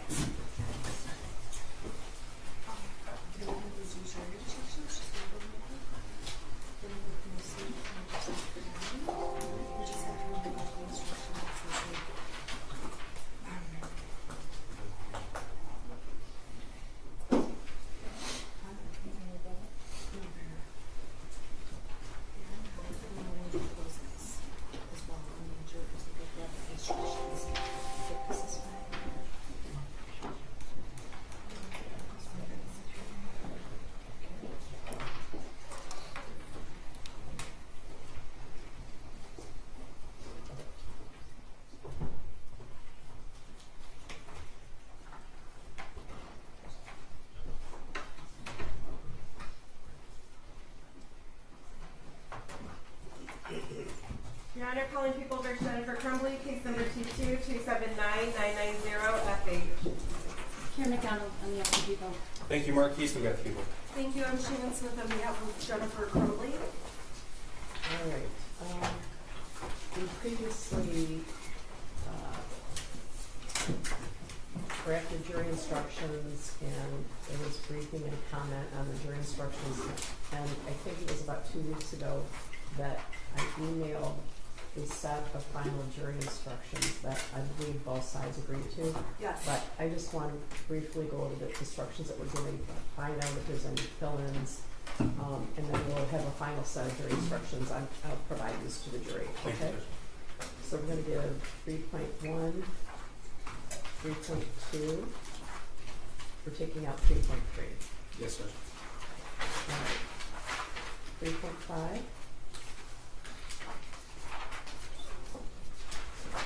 3.6. 3.7.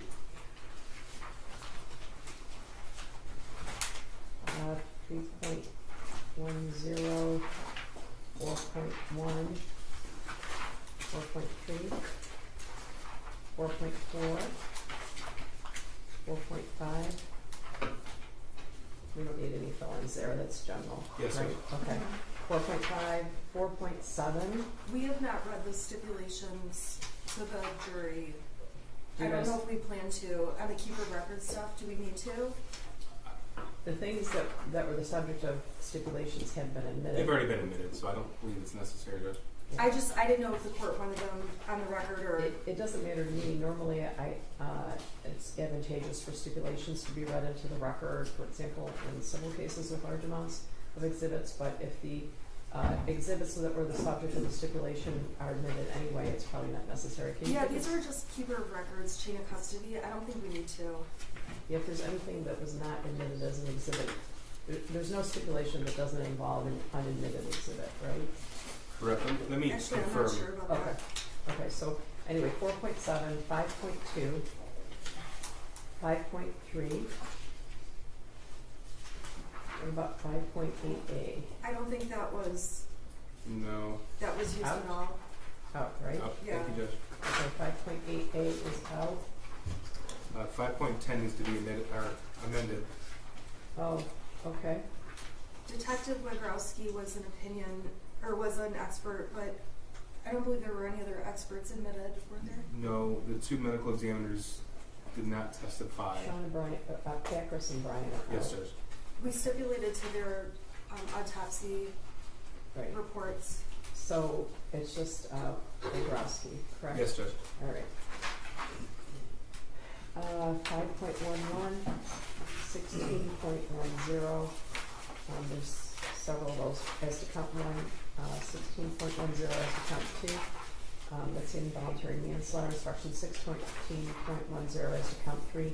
16.10 as to count 4. There's a unanimity instruction that is based on and adapted from 20.30A non-standard civil jury instructions, and the parties agree to that instruction. Yes, Judge. Correct? Yes, Judge. Yes.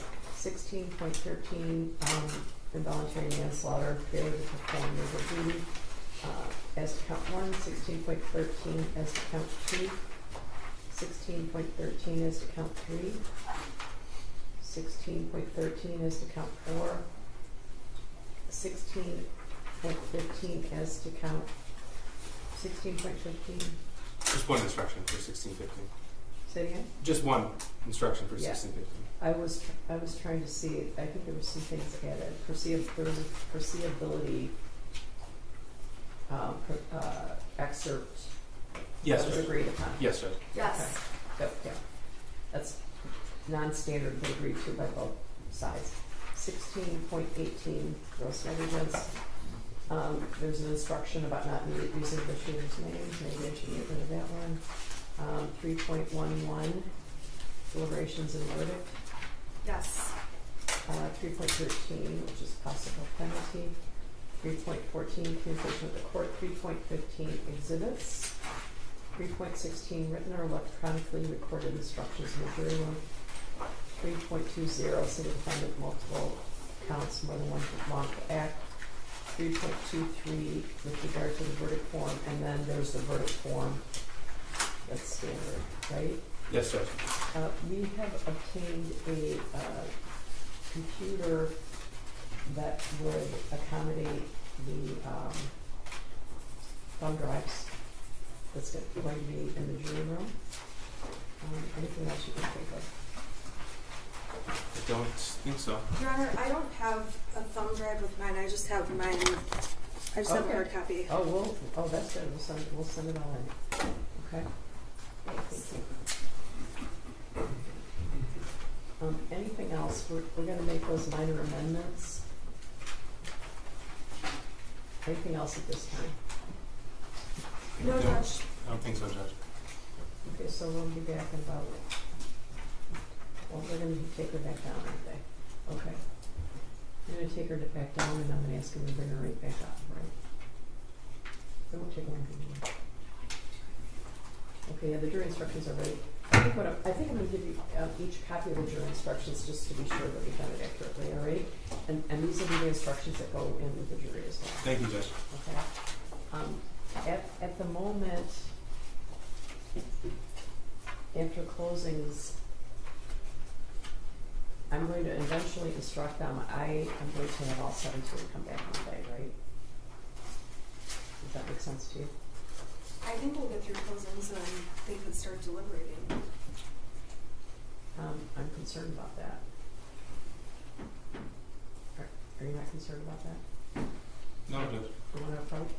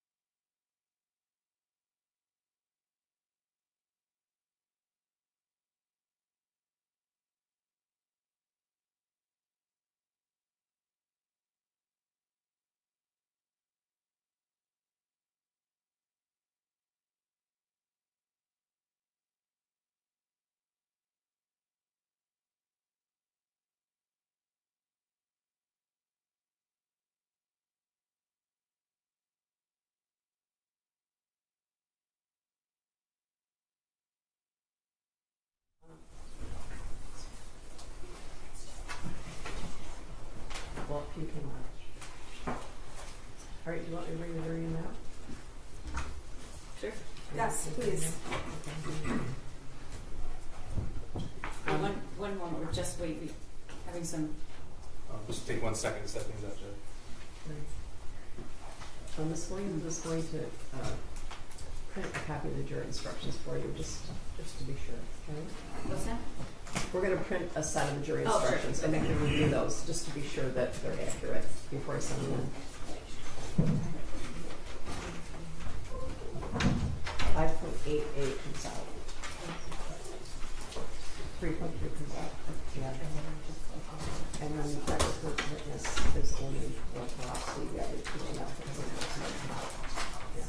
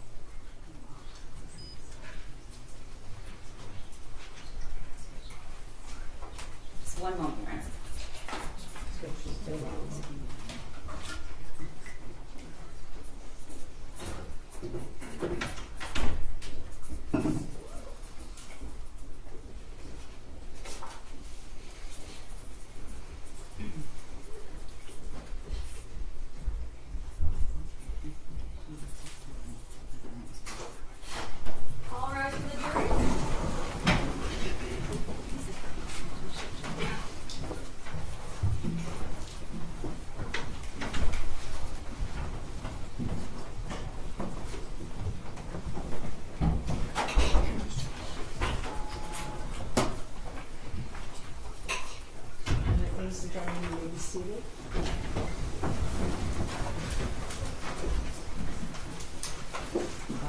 Ms. Smith, am I correct that you just? Yes, thank you. Prosecutor, any rebuttal? No rebuttal. Ladies and gentlemen, the evidence in this matter has been concluded, and now you're going to hear closings. I want to remind you that closing arguments are just that. They are, each side sees the evidence in the case. The closings themselves are not evidence.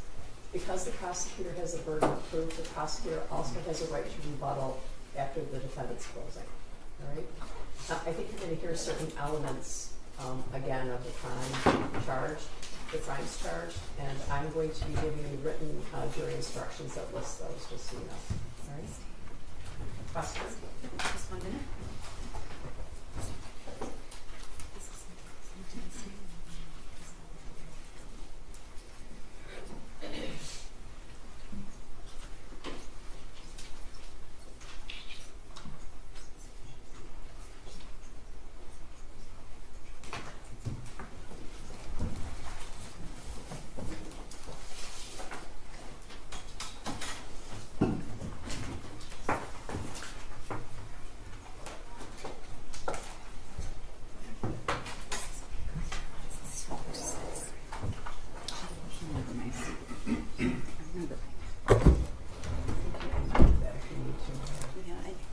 Seems like a good idea, but I just don't. Sometimes things become unemployment.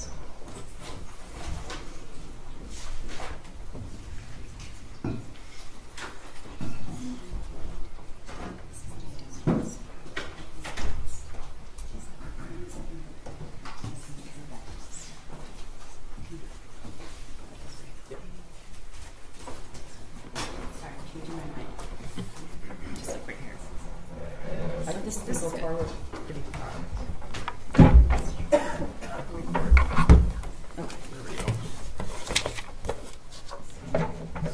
Can you help me there? Where would you like it?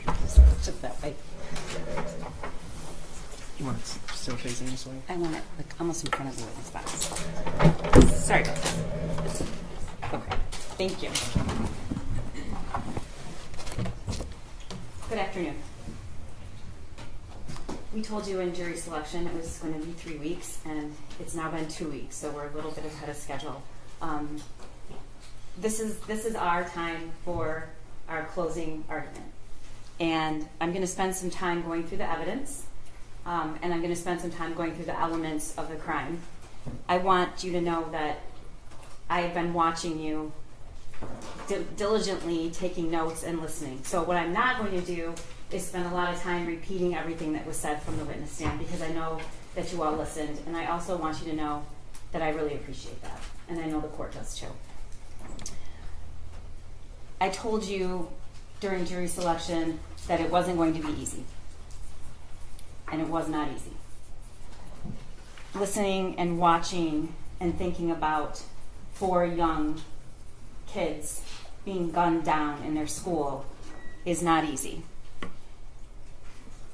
You listen to every witness, you examine the evidence, and I suspect that many of you feel the way that we do, that it's difficult. But we owe it to the victims and their families to say what really happened. And you've listened and you've done that. In our system of justice, we have different roles to play, and each role is different. There are people who think it's the prosecutor's job to convict people. I don't think that's the prosecutor's job. I think my job and our job is to present the evidence and the facts and tell you the truth. And telling the truth sometimes means showing you things none of us want to see, some of us don't agree with, some of us don't like. But I believe that that's my job. We don't pick or choose the very best things, because I believe that you should have the truth. And I believe that it's not my job, nor is it right, to sanitize what happened in that school that day.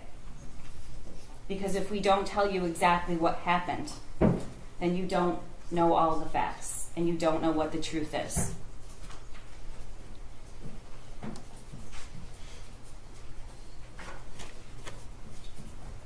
My job here, our job, that I believe we have done, is to meet our burden to prove that Jennifer Crumbley is guilty of 4 counts of involuntary manslaughter. The burden is high. I told you that during jury selection, but we embrace it. And I believe that we have met that burden.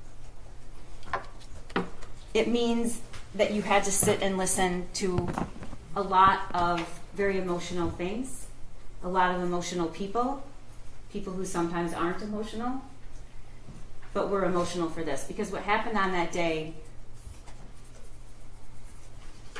every single person in that building had never experienced anything like that in their entire lives.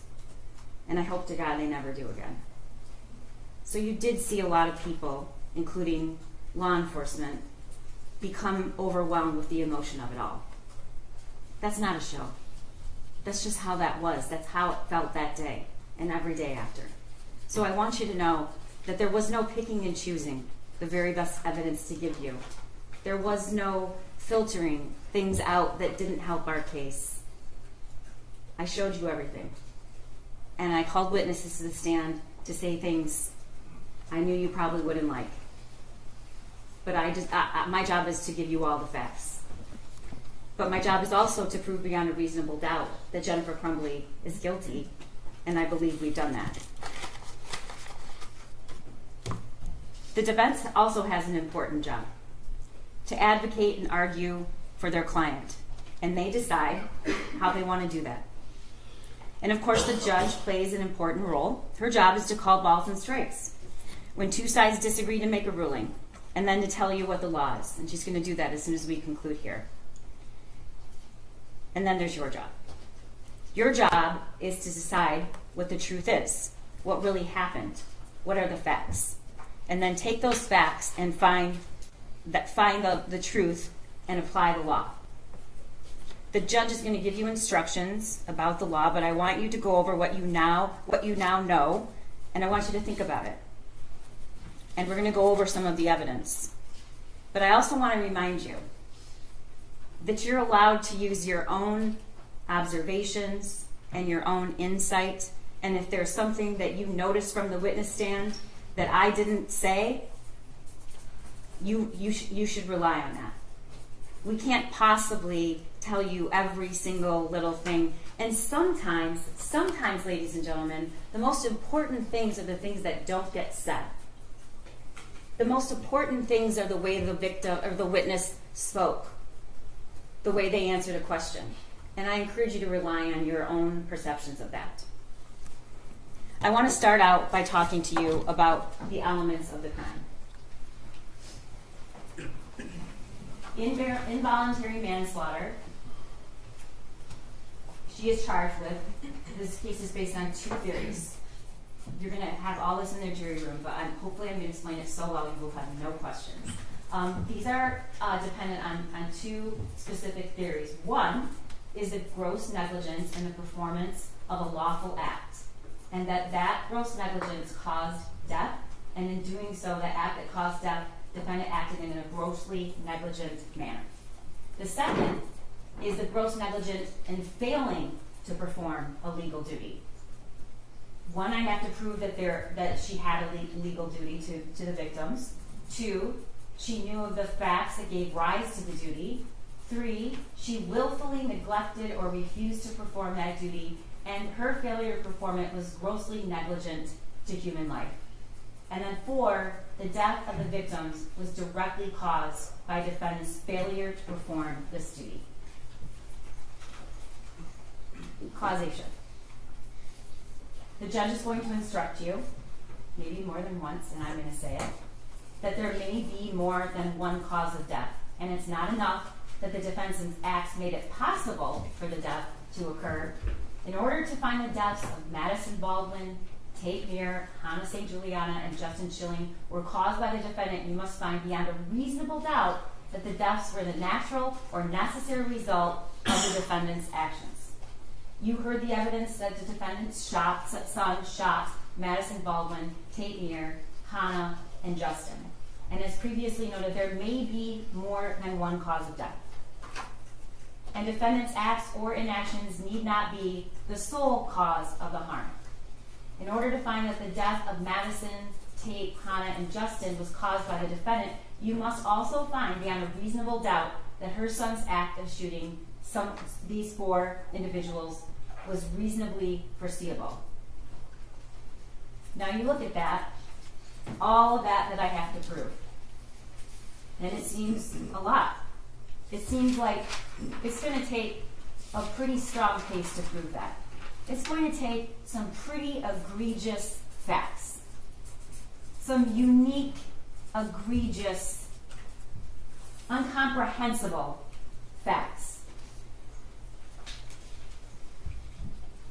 And that's what we have here. Gross negligence means more than just careless. It means willful disregard the results to others that might follow from an act or failure to act. In order to find that the defendant was grossly negligent, you have to find the following 3 things. 1, that she knew of the danger to another. She knew there was a situation that required her to take ordinary care to avoid injuring others. And second, that she could have avoided injuring another by using ordinary care. Third, that she failed to use ordinary care to prevent injury, and to a reasonable person, it would have been apparent that the result was likely to be serious injury. I told you there are 2 theories. We're prosecuting and charging based on 2 theories. They're both based on a legal duty. What's a legal duty? In Michigan, a parent has a legal duty to exercise reasonable care to control their minor child, to prevent that child from intentionally harming others, or prevent that child from conducting themselves in a way that creates an unreasonable risk of bodily harm to others. We talked about there's 2 alternate theories. Both of those theories, if proven, are sufficient to establish the crime of involuntary manslaughter. It's not necessary that you all agree on which theory has been proven, and as long as you all agree that we've proved at least one of those theories beyond a reasonable doubt, you can find her guilty. I want to take you through the testimony. I'm not going to get into every single detail of each of these witnesses' testimony, because I know that you were listening and you were writing. You heard from Molly Darnell. Molly was a teacher in the school that day. She was in room 224. And she saw the firearm when it was raised, shoulder height, pointed directly at her. And what she noticed was there was no orange tip. You also heard her say that she locked eyes with Jennifer Crumbley's son as he was taking that stance. You heard her testify that she jumped to the right, thank God, just in time, because the shot in her shoulder that she sustained was only inches from her heart. The next witness you heard from was Christy Gibson Marshall, who's an assistant principal at Oxford High School. I don't think there's one of us that would disagree that Christy Gibson Marshall did the most dangerous thing she could do. And she did not follow the protocol. It's probably one of the most courageous things I've ever seen. She walked to the shooter. She saw a student on the floor.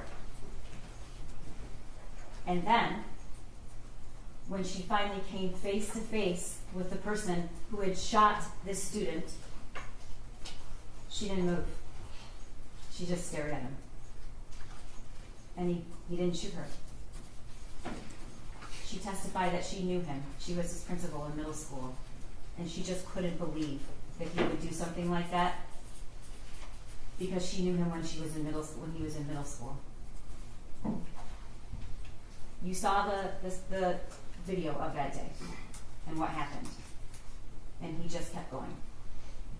And even after he left and she had no idea where he was going, she didn't go hide anywhere. She didn't keep herself safe. She bent down to render aid and assistance to that student. And when she rolled him over, she realized it was Taymir. We all know that she didn't and wasn't able to save Taymir. We heard from Cammy Batt, who sold the Caltech and the Derringer to James in June of 2021. She also sold the 9mm Sig Sauer to James, with the shooter present on November 26th, the day after Thanksgiving. She testified that James came in and pointed right at the Sig and said he's had his eye on it. She walked us through the process of purchasing a firearm. She talked about the trigger lock statement provided to James upon purchase and the cable lock provided with November 2021 on that gun purchase. Next, we heard from Special Agent Brett Brandon, who's sitting right here. You heard that when he was informed about the Oxford shooting, he left so quickly that when his partner came back, his chair was still spinning. And he raced and drove up there as fast as he possibly could because it was very much his own community. You heard he went right in and he found Lieutenant Willis, and he said, do you know where the gun is, and do you know where it came from, and do you need help? And so he was responsible for finding out where that gun came from, which he did. He was also responsible, because he chose to be, and watched the surveillance of the video and helped to prepare search warrants. And you heard him testify that as soon as he saw that surveillance video, the one thing that stuck with him is this is not an inexperienced shooter. This is a shooter that that is proficient with a firearm, knows what he's doing. Taking shots, a lot of people wouldn't. And what he did was start going to gun ranges and ask people to say, because what he was thinking was, who taught that kid to shoot? He must have been to a range, and he was right. And that's how the investigation led to where Jennifer Crumbley's son learned how to handle a firearm that eventually resulted in killing 4 students in Oxford High School. Can you go back to that?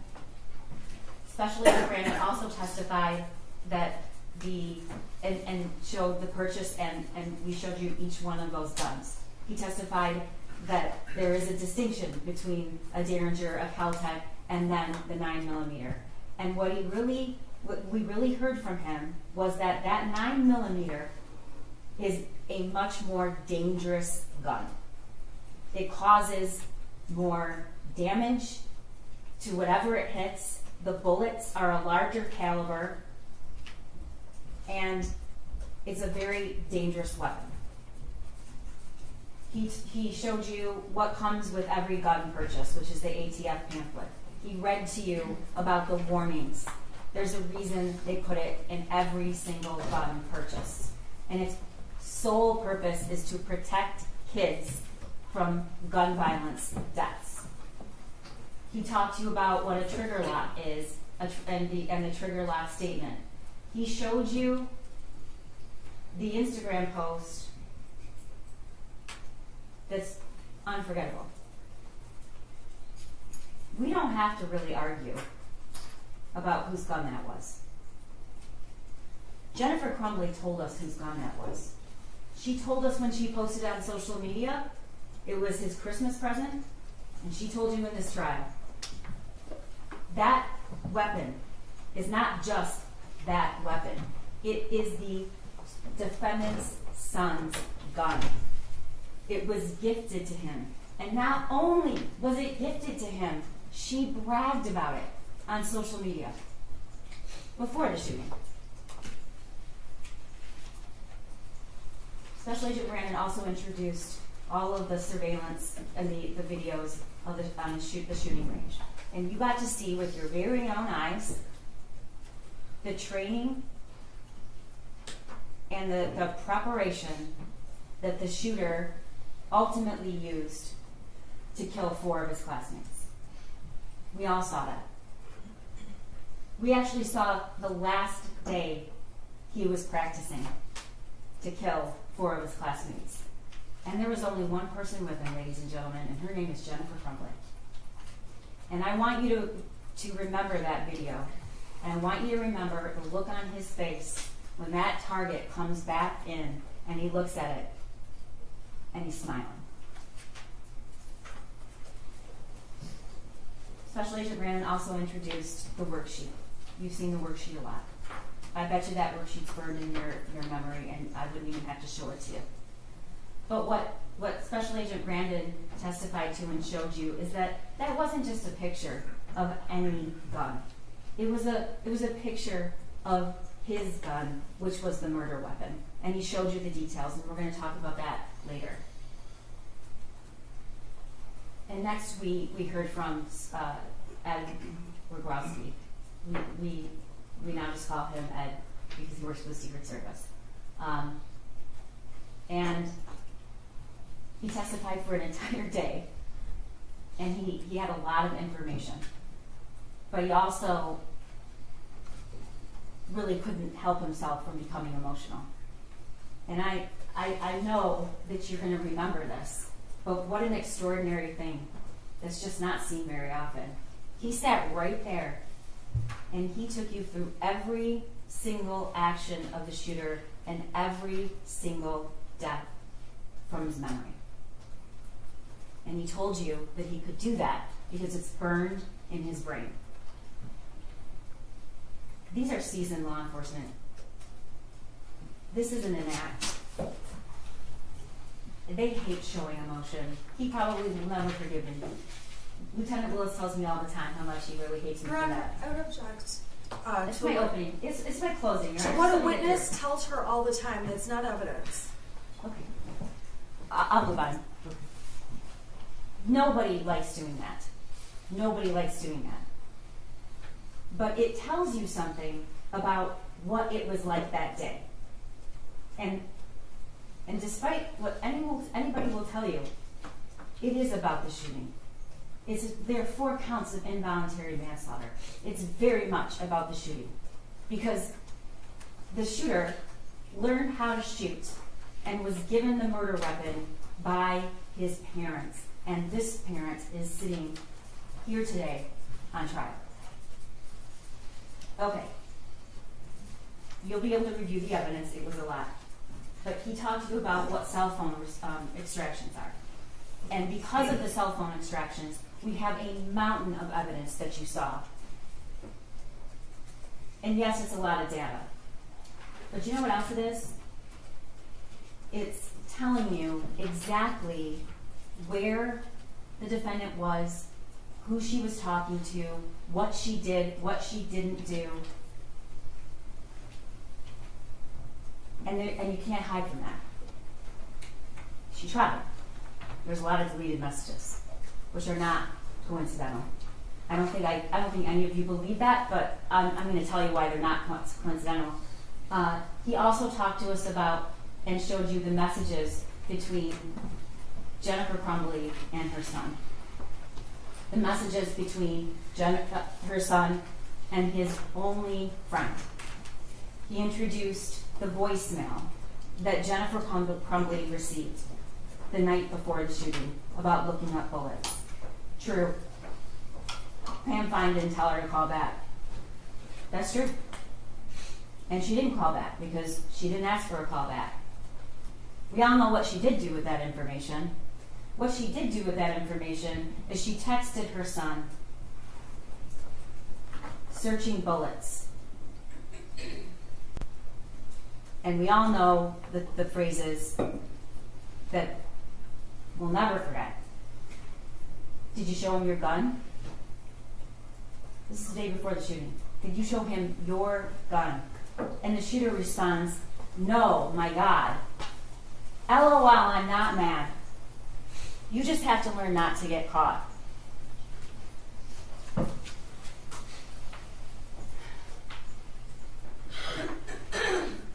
Kira Penick testified that she knew Jennifer Crumbley. She testified about the amount of time that Jennifer Crumbley and James Crumbley spent at the barn. She testified about all the money they spent at the barn. Why is this important, ladies and gentlemen? It's not to show you that somebody's a bad person for liking horses or spending a lot of money on horses. It isn't. And it's not to say that somebody should spend every waking hour that they're not at work at home with their teenager. That's not the purpose of this evidence. The purpose of this evidence is to show you what Jennifer Crumbley cared about the most and what she was doing and where she was when her son learned to be a killer. Kira will tell you that she referred to her son as an oopsie baby and said he was weird. She rarely saw him. And that even after the one friend was taken away abruptly with no notice, they still went to the barn, even at night, and left him by himself.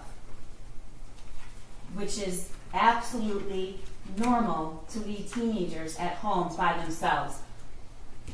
Unless that teenager is showing signs of mental crisis and that teenager has lost the only person in the world that he has.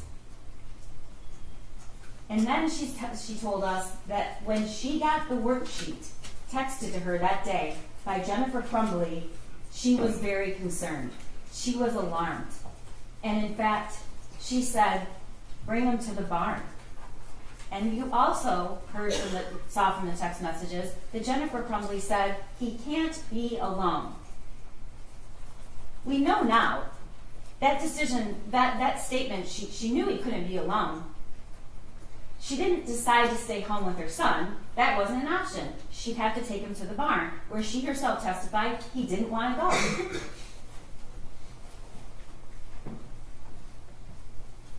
You heard from two people who were at that meeting that day, Sean Hopkins and Nick Ejab. I'm going to tell you right now that this is not an argument that the school did everything they should have done. I'm not going to say that to you. I'm not going to tell you that I like everything they testified to. I'm not going to tell you that I think it was okay they didn't look in the backpack.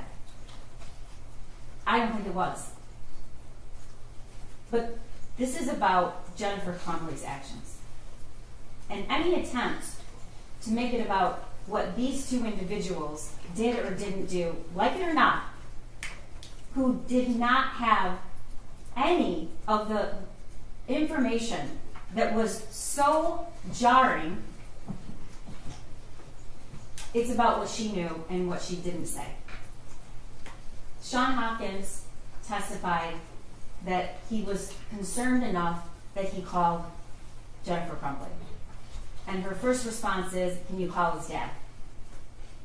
Eventually, he emails her both copies of the worksheet, the original worksheet and the worksheet that was scribbled on. And she eventually comes to the school. But before she comes to the school, she texts her husband, emergency. Emergency. Along with, I'm very concerned. And James texts back, WTF. They're concerned. For the first time she testified ever, they're called to the school in the middle of the day, and they have that worksheet. Sean Hopkins is going to tell you that calling parents in the middle of the day and asking them to get a kid help is a pretty drastic action. And that he did in fact do that, and he gave them the list of places to call. He testified that when they entered the room, Jennifer Crumbley didn't greet her son. Jennifer Crumbley didn't hug her son. Jennifer Crumbley didn't engage with her son at all in the entire 11 minutes she was there.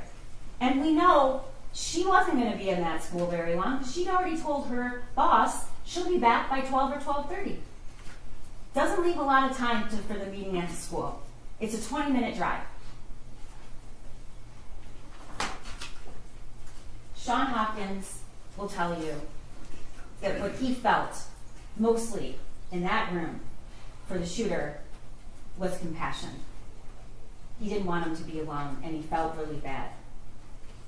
And he also knew Mom and Dad decided, no, we can't take it. We have to go to work. They said that in front of their kid. He knows very well what they do. He knows his dad is irritated by it. In fact, when she walks into the room, she doesn't sit next to her son. She goes back here and stands. And that meeting ended with her saying, are we done here? They're consistent about that. Nick Ejak testified he didn't think there was any risk. I don't like what he said, and I knew he was going to say it. But it's not my job to put witnesses up here and only say things that I want them to say that helps my case. It's my job to present evidence that's the truth, because you have to know the truth.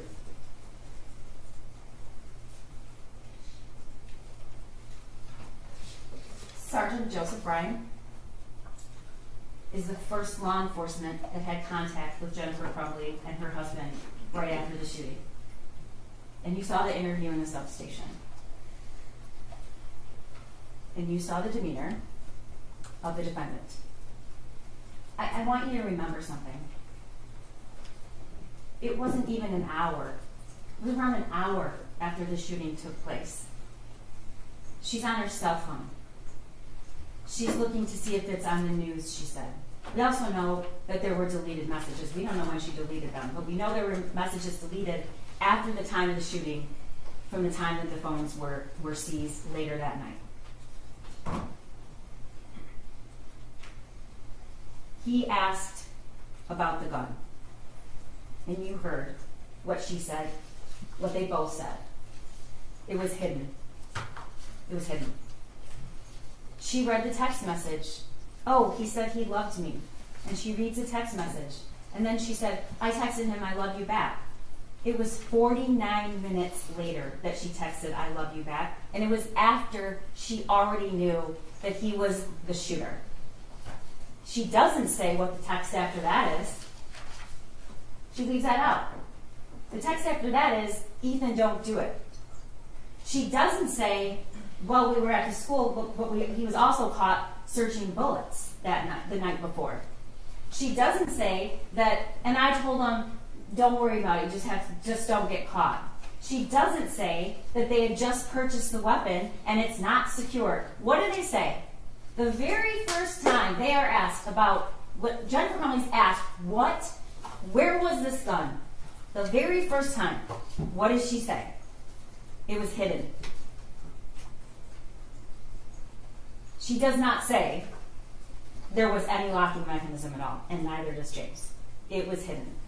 You're at the police station. Your son's in the next room. You know the murder weapon was the weapon you just purchased for him, and when you're asked where it was, you say it was hidden.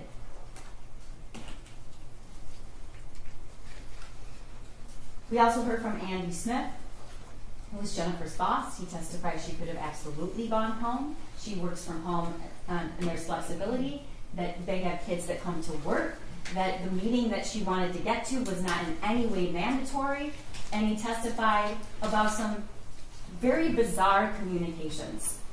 He testified that as soon as she left, he got a text saying, my son, the bullets are gone, the gun is gone, he must be the shooter. Oh my God. Those were deleted by Jennifer Crumbley. We don't know why. I think there's a lot of circumstantial evidence to suggest why, which is those are statements you don't want on your phone.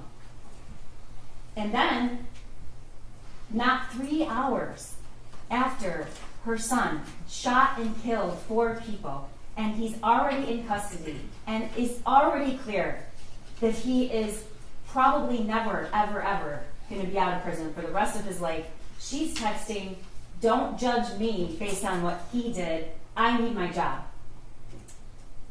Her explanation for that, she was in planning mode. The next witness is Amanda Holland, who testified that she came back to the work that day. She had the worksheet. Andy Smith also said she before the shooting occurred, she was down, she was sad. I feel like a failure as a parent. I feel like a failure as a parent. This is before the shooting. And she also tells Amanda about this, and she tells Amanda he can't be alone. So I'm just going to take him to the barn tonight. We can get to it a little bit later. I guess what's really hard to comprehend is how before the shooting, just based on the meeting and what she knows and the drawing, she thinks she's a failure of a parent. But she sat right here and said, after all, she doesn't really think she was a failure as a parent. And that's after she knows everything that happened.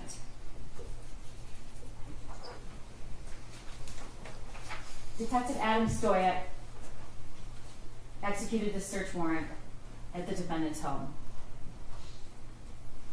I want to make it really clear. Jennifer Crumbley is not being charged with involuntary manslaughter because she has a dirty house. That's absurd. And you can see pictures so we can prove that she didn't have her house cleaned. I don't care if her house is clean or not, and I don't think you do either. Those pictures are shown to you because that is where the shooter lived and it's where she lived. And you saw his 2 bedrooms. There was barely a place for him to sleep.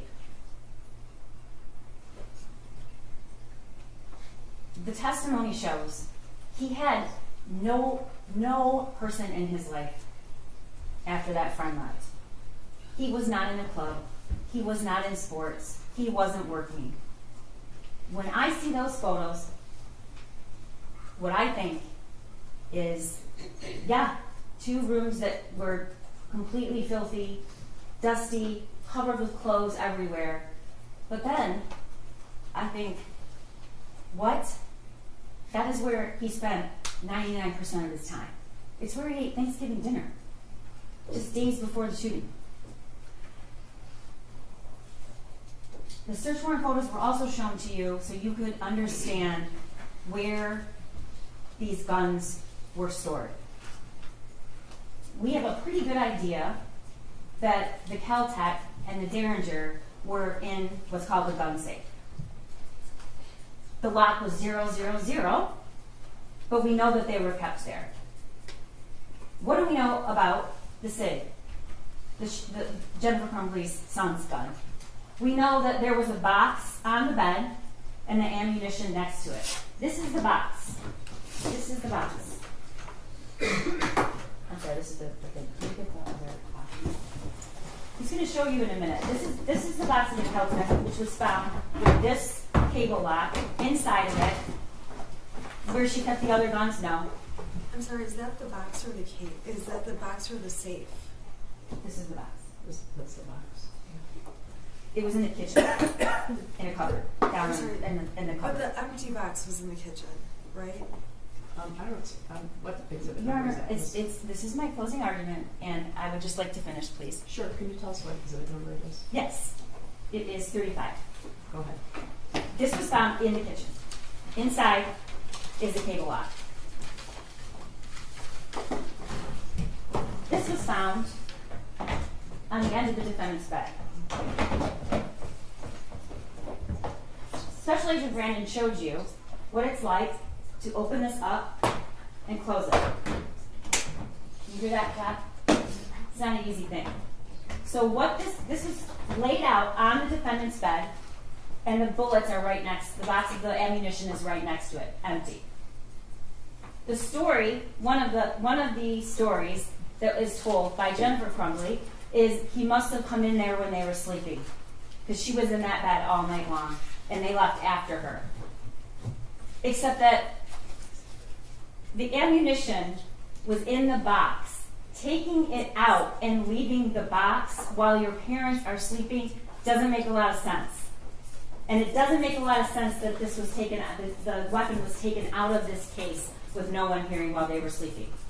And you are allowed to use your own common sense. He also testified about the search warrant. He testified where this cable lock was found, and he testified where the case and the box was found. And he testified where the gun safe was found. It was not, unlike what Jennifer Crumbley alleged, stored separately from the ammunition. It was actually right next to the ammunition. In a gun safe, the other two guns with a combination 000. Sergeant Peschke arrives at the scene, doesn't know anything about the Crumbleys, doesn't know that they've already been to the substation, doesn't know that they were at the school that day. He's there and was ordered to be there to keep the house safe while they are waiting for the search warrant. And in doing so, he needs to keep the defendant out of the house. She goes in the back of the car, and you saw the video. She now tells Sergeant Peschke she actually never really looked closely at that worksheet. Now that she looks at it, it might be disturbing. We know that's not the truth.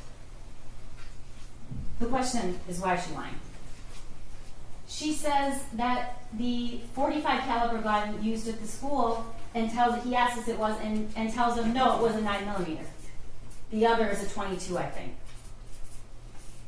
She said that they had a fight the night before with her son over grades. And she says, so we told him, no gun range, no phone. Those are his trigger points.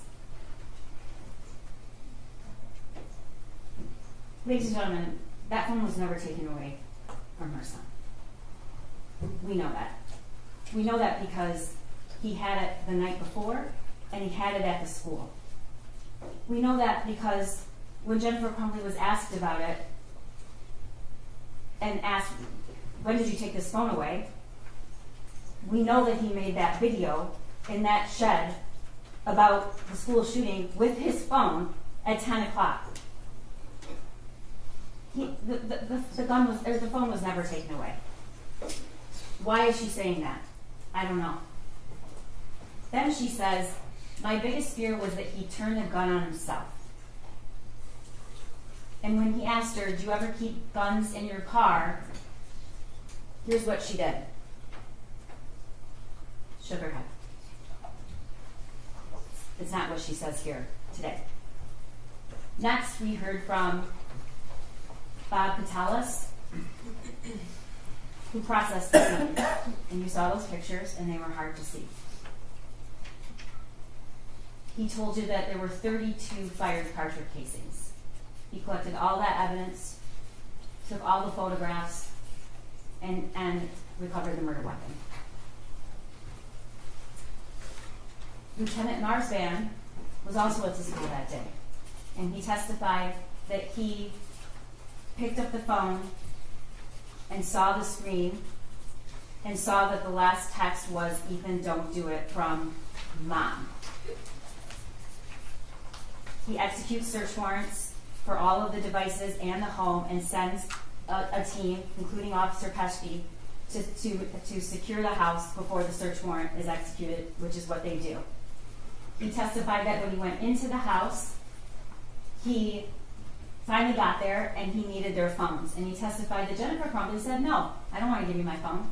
I'm not giving you my phone. She finally relents because her husband says they're going to get it either way. And then she doesn't want to give the passcode up. She doesn't want to give the phone up. But the most important thing that Lieutenant Marsman said is when he described how he had to identify the body of Hannah in Madison that day. Dave Hendrick is retired, but he's the former sergeant in charge of the fugitive apprehension team we call FAT. And his job, his only job, when he was doing that, is to find people who have felony warrants and haven't turned up. He has a lot of ways to figure that out. But he was asked to find Jennifer and James Crumbley to make sure they turn themselves in.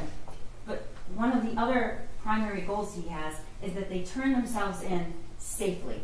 And she was given every opportunity to do that, and she did not. I want to talk to you about something. The judge is going to instruct you that you can consider flight. It's not an element to the crime. I don't have to prove that they fled. The reason we introduce this evidence is she's going to instruct you that you can use that as a sign of consciousness of guilt. What do you do if you know you've done something wrong? You can use that to show consciousness of guilt. And we're going to get to it, but I believe we have shown that beyond a reasonable doubt. He's going to tell you that the defendant, with her husband, immediately began to avoid detection because they're pulling cash out. They're pulling cash out of their son's bank account. They're pulling cash out of their bank account. Where's their son during this time? He's at Children's Village being arraigned with this court-appointed lawyer, where they had the opportunity to go see him, where they had the opportunity to go to that arraignment, and they did not. Because they never even went, they fled their house and went to a hotel, and then they ended up at an extended stay, and that is where they ultimately left one of the Kias, backed into a parking space. He's going to tell you that he eventually did apprehend the defendant. You've heard a lot about that. And he's going to tell you that there were hundreds of law enforcement officials on the scene when she was apprehended. Luke Kirtley, I know you will not forget him,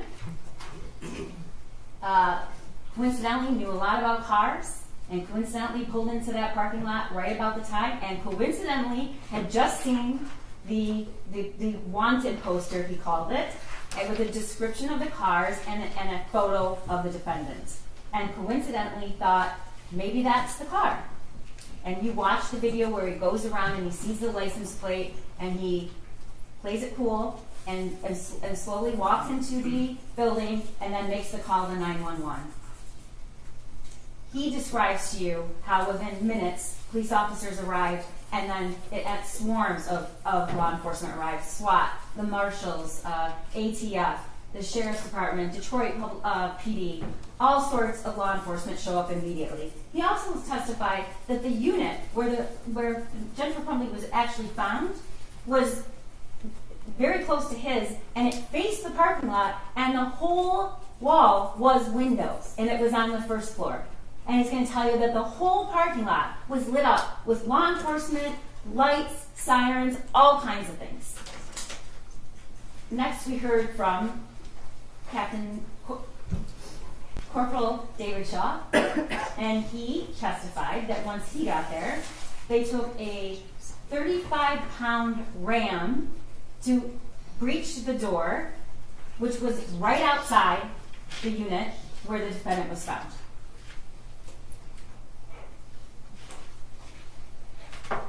We heard from Brian Deloche. Also, didn't love a lot of things he has to say, but you deserve to know the truth. And the truth is, like it or not, this is who Jennifer Crumbley spent her time with, and she told him that morning, the gun's in my car, and I'm afraid my son's going to do something stupid. Before the shooting, the same day. You've also learned that although their Facebook thread in general was always deleted,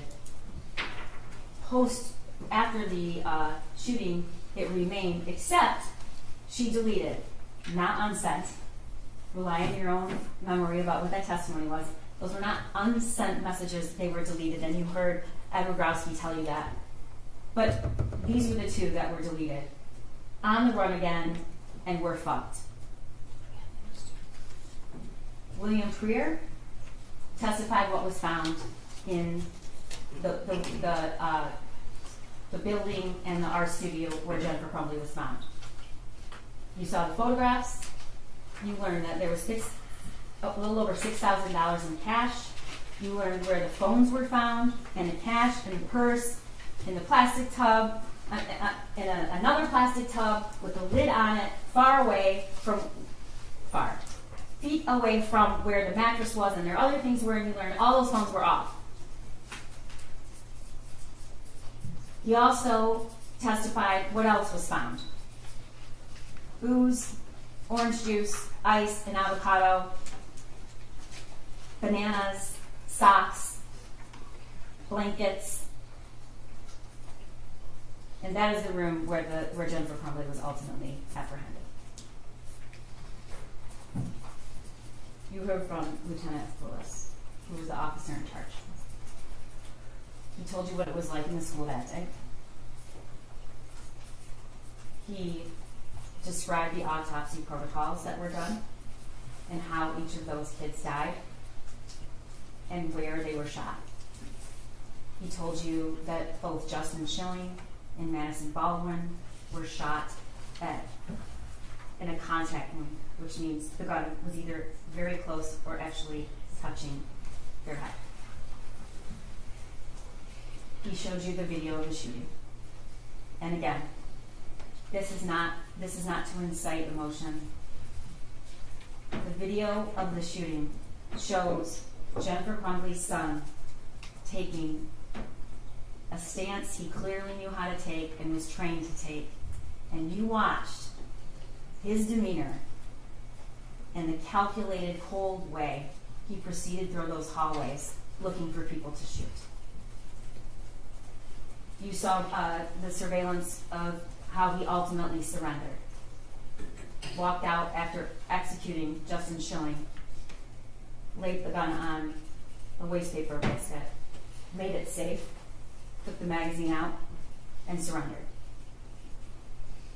He showed you and introduced the bank records that show you what they were doing after charges were either very soon coming and after they were announced. And he showed you an in-car video of Jennifer Crumbley and her husband, who just a few hours after the shooting embraced, kissed, whatever happens, I love you, don't say anything to the police.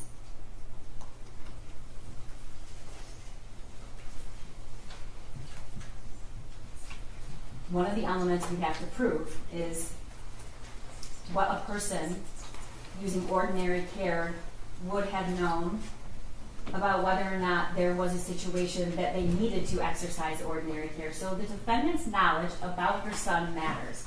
But it's two different stories. It's what she knew before the shooting, and it's what she said she knew after. Before the shooting, she tells Kira, my son's weird. She always refers to him as an oopsie baby. She tells Amanda Holland he's lonely, he's hearing things around the house sometimes. She says, I'm a failure as a parent. The message to her son's friend's mother, he's kind of depressed in April. She texts that. And then the messages from her son. The messages in March about he's seeing things. Things are flying off the table. Now she wants to tell you that was just a joke, but I think you really need to consider whether a 15-year-old boy is going to text, could you at least answer me or reply to my text, as a joke. And we know there were no replies. There were missed calls. He called her. There were no replies. And she told us why. He was just messing around. But after the shooting, in the in-car, we hear her say, he's never been in trouble. He's never done anything. He's never done anything wrong. He's a good kid. Also in the in-car, I never even thought like he would have any mental issues. Like he never exerted any type of anger. He's never exerted anything. He's just like one of those mellow, laid-back kids. In the substation, he's never done anything. He's never done anything bad. After the shooting to Brian Lowe, she's never done anything wrong.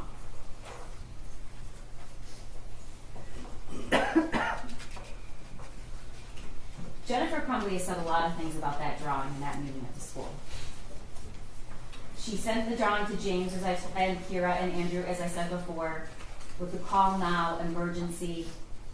She told Kira he couldn't be left alone. She tells Andy she needs to get him counseling, and she tells Amanda that the drawing was really scary. She agrees.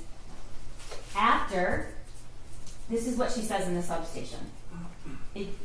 Nobody didn't seem worried about it, and he said that my son's more than welcome to stay at the school, or he could go home. And I really wish we had taken him home. In the in-car, she said, I didn't even look at that closely. Now that I do, when I was at the substation, I looked at it closely, which we know is not true. I looked at them closely, and they're a little disturbing. Well, they're very disturbing, because look what he just fucking did. And then to Meloche, she says, the school was very nonchalant, but the paper they showed me had all of the things scratched out. That's just not true. It's just not true. And you don't have to believe me, because we have evidence it's not true, and you heard it.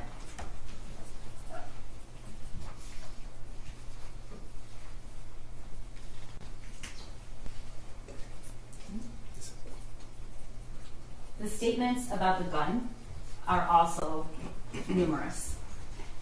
She said, we've heard her testify the gun was in her car. We know that she's acknowledged that she drove to the gun range. There was no lock on the gun when she drove there. She returned with the gun. There was no lock on it, but she said James locked the gun when he got home. She didn't see him do it. She testifies at trial. James is responsible for the gun. In the substation, though, when asked where the gun was, hidden.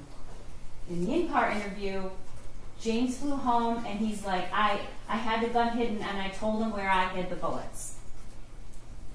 He asked whether she kept the gun in her car. She shakes her head no. And she tells Meloche, after, the next day, we had the string lock on it. It came with in the case. Everything was secured, not loaded, bullets stored separately. Oh my God, oh my God, oh my God. That is not what she says in the substation.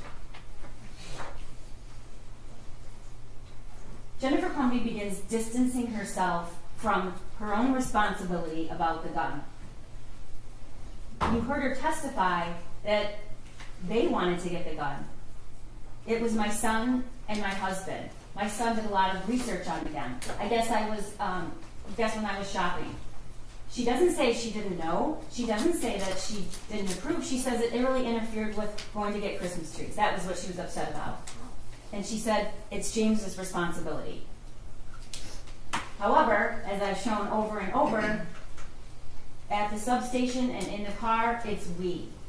It's we take him to the range. It's our hobby. We go to the gun range. That's what we do. We just got him this gun. Sitting here today, it's all James' fault. It's not hers. And then, of course, the statement that we don't really have to question whose weapon it was. Jennifer Crumbley posts, Ethan and James Crumbley both got handguns this week, testing them out at the range. That's in June. The evidence really shows that the shooter owned 2 guns. But for sure, she acknowledges Mom and Sunday testing out his new Christmas present.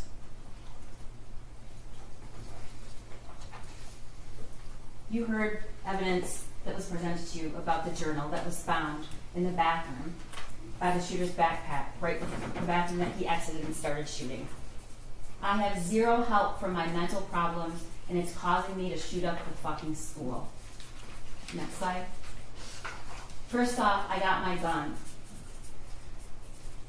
It's an SP 2022 Sig Sauer 9mm. The shooting is tomorrow. I have access to the gun and the ammo. I am fully committed to this. So yeah, I'm going to prison for the rest of my life, and many people have about 1 day to live.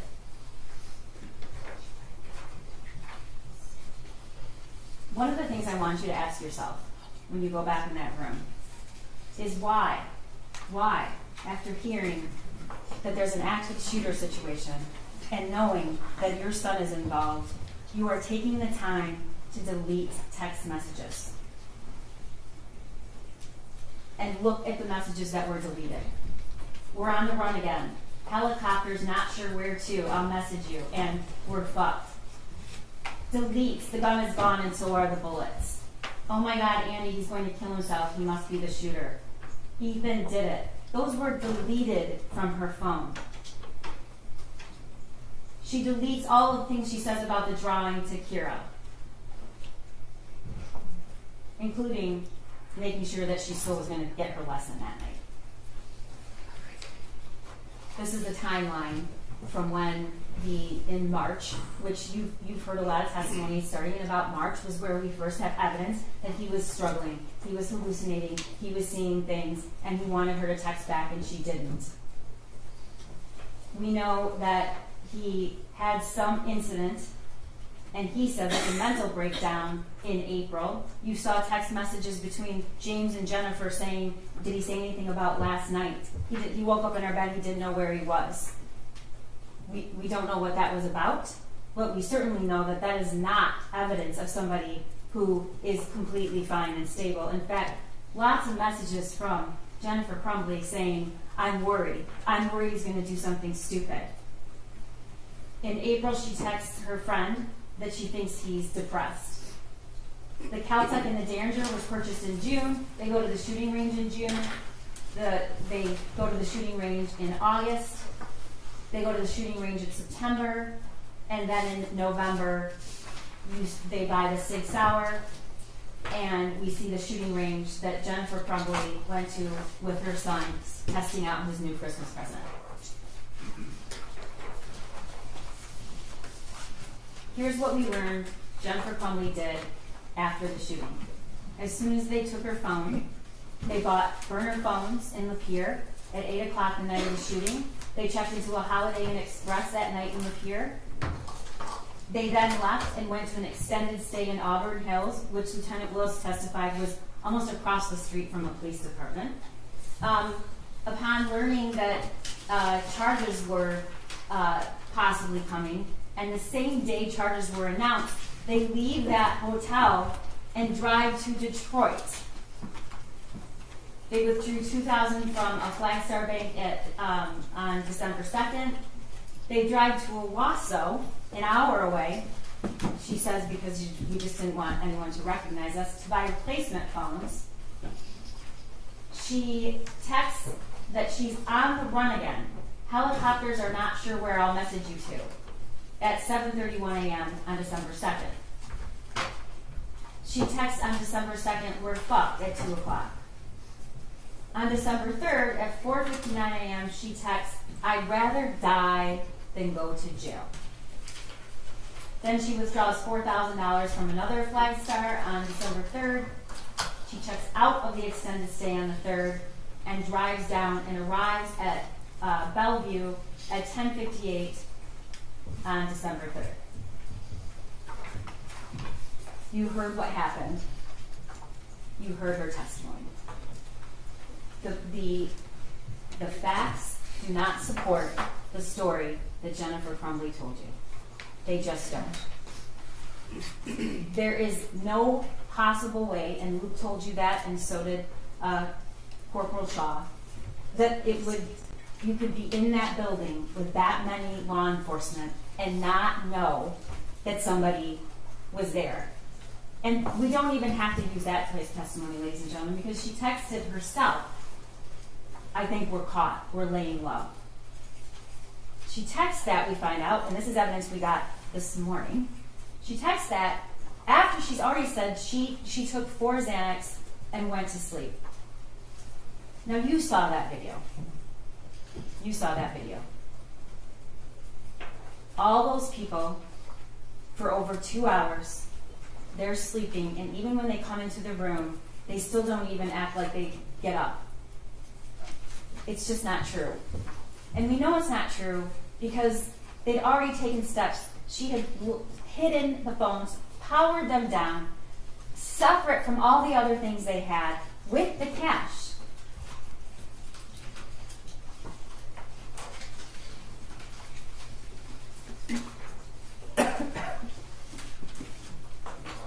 Jennifer Crumbley wants you to believe that if only the school had done something different, we wouldn't be here. If only the school. Well, let's talk about what she knew that no school employee knew. She knew about the text messages in March that he was about a demon, throwing bowls, clothes flying off the shelf. She knew about the March 18th incident of waking up in his parents' bedroom and like he had way too much to drink and asking why he was in their room. She knew he had previously asked for help and to go to the doctor, and she laughed at him. She knew there were multiple guns in the home.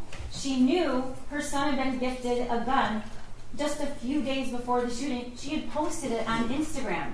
But apparently, it's absolutely fine for all your Instagram friends to know that you got him a Christmas present with a 9mm handgun, but it's not okay or relevant to the people sitting in that room with that drum.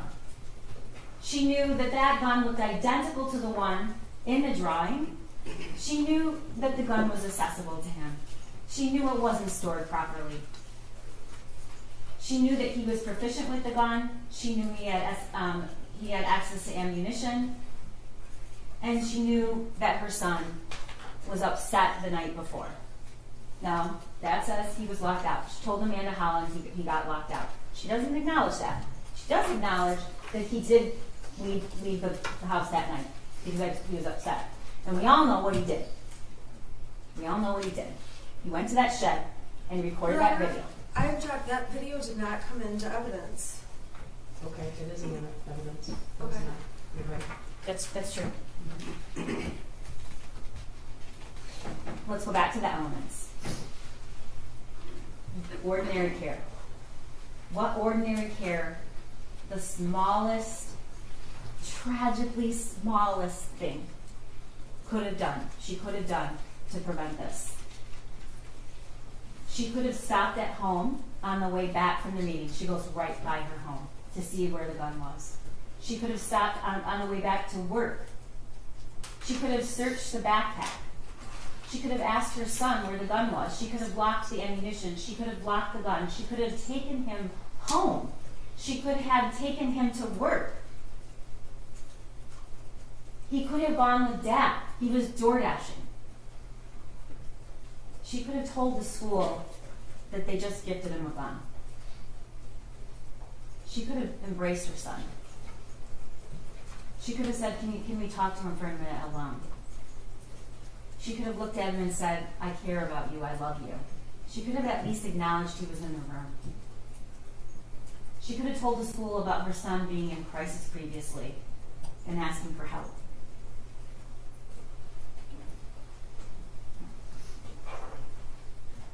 Ordinary care would have included all of those things. And the tragic part about it is none of it was hard. None of it. The smallest thing, just the smallest thing, could have saved Hannah and Tate and Justin and Madison. The smallest of things. I have to prove that there's reasonable foreseeability. And that worksheet right there that Jennifer Crumbley saw just hours before the shooting is reasonable foreseeability. And we're going to show you in the next slide. That's the picture of the gun. It's not just any gun, ladies and gentlemen. It's the gun that they just gave him. Blood everywhere. That's what he wrote with ammunition. I didn't show you the picture with the blood because I don't think you need to see it again. But we know what happened in that school and in that hallway. Here's a picture with 2 bullet holes and blood coming out of the figure's head.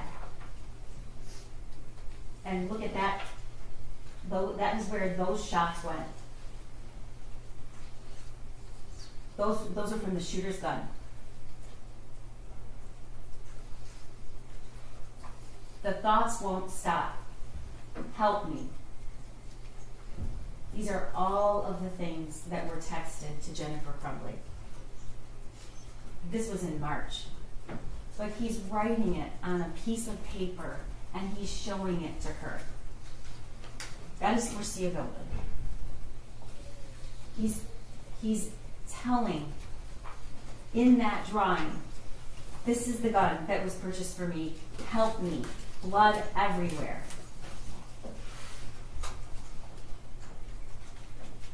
The world is dead. I know you won't ever forget the video, but if you look at the defendant's son and see that there was no emotion, none. He was only concerned in a very calm manner for finding as many people as he could to kill, and he did.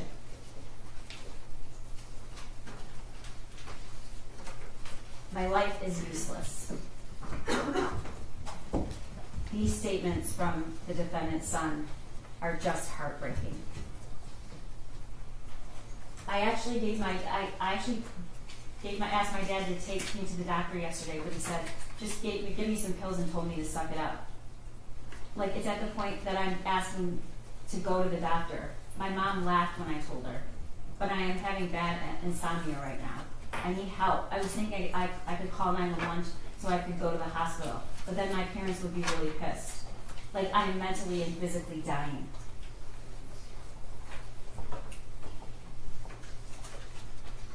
Let's talk about the cable lock. Jennifer Crumbley says that the weapon was used, but it was locked in a cable lock that came with the case. This cable lock that came is the cable lock that came in that case with the SIG. It's never been opened and it's never been used.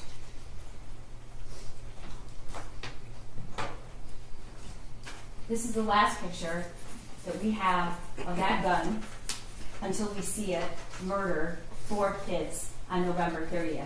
And the person holding it is Jennifer Crumbley. She's the last person that we see with that gun. She's the person that said it was in her car, then she said it was in her house, it was her husband's responsibility, it wasn't hers. That's what she told you.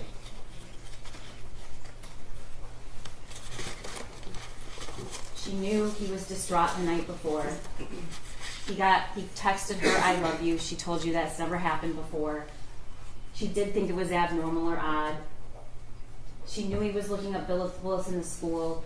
She knew he was watching violent videos. She knew he was proficient with guns. She knew he was previously in crisis. She knew his only friend that he talked to was just gone. She knew all those things.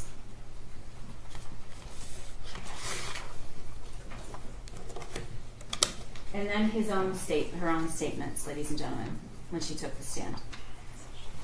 She testified that when she's looking back, she still wouldn't do one thing different. Not one.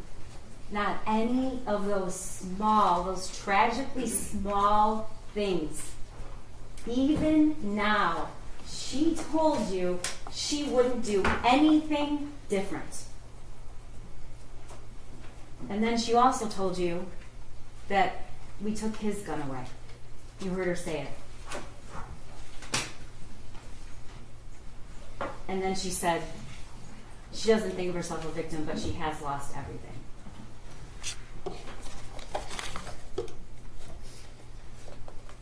You're going to hear the instructions from the judge, and you're going to take the facts and the witnesses and the evidence and use what you promised to use, which is impartial, honest assessment, and find what you believe the facts are in this case. The flight, evidence of the flight and what they did after is not an element I have to prove. But what does it show? It shows the minute this shooting became public and ended up in the paper and the media, Jennifer Crumbley started telling the story, and then she ran. And she didn't run just because she was selfish, ladies and gentlemen.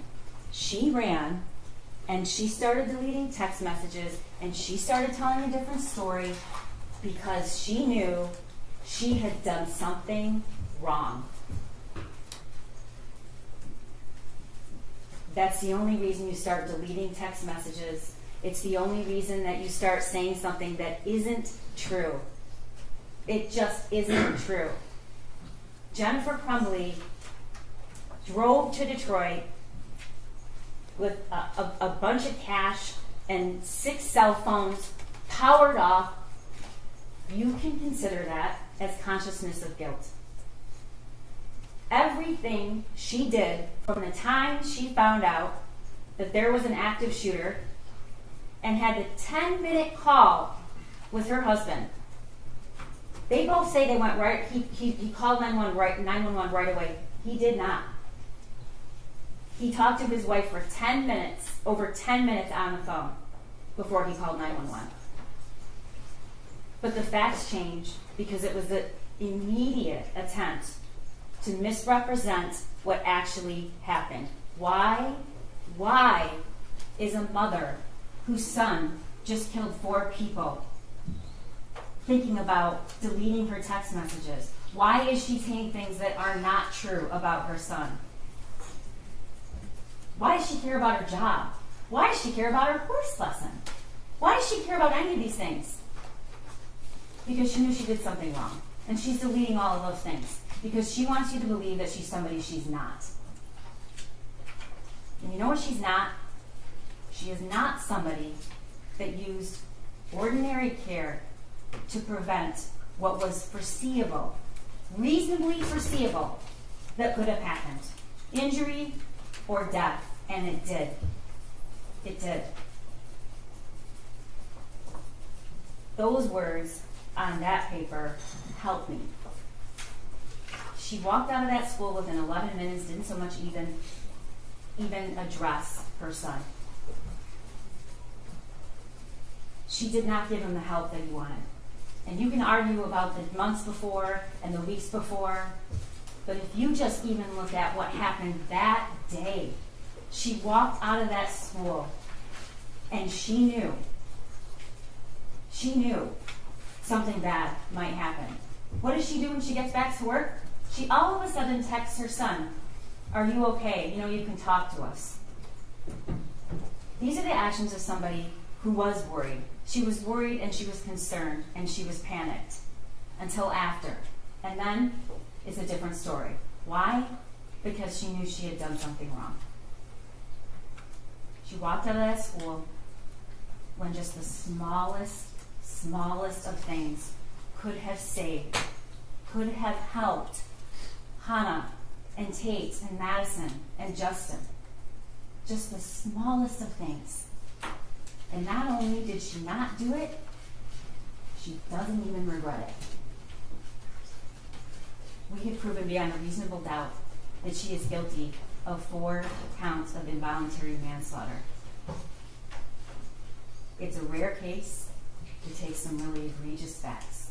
It takes the unthinkable. And she has done the unthinkable. And because of that, 4 kids have died. So I'm asking you to go back when you hear the law, review the evidence, and find her guilty, because we have proven her. Thank you. Thank you.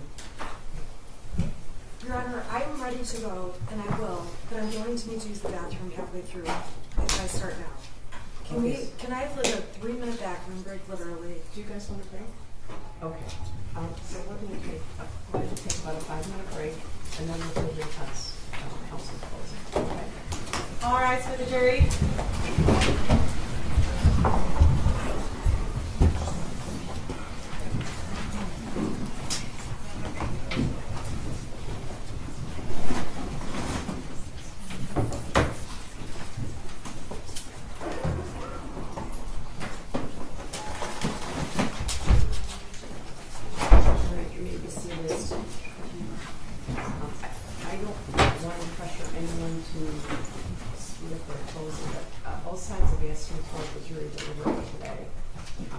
I'm going to talk to the deputies. I'm not positive that's possible. I'm not positive it's possible. Okay, I'm going to run to the bathroom. Thank you.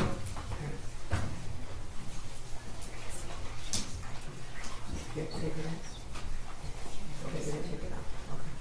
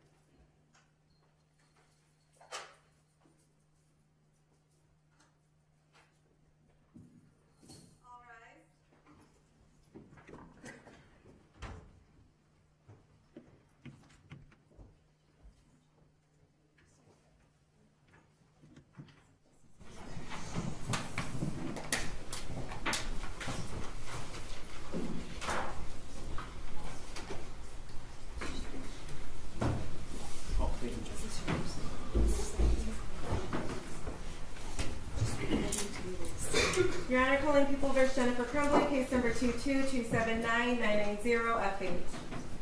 Sorry, one thing I wanted to tell you, I've been using up all my brownie points with the captain who has told me that we can stay later than we need to, if that's what you want to do. I'm concerned about sequestration and all that.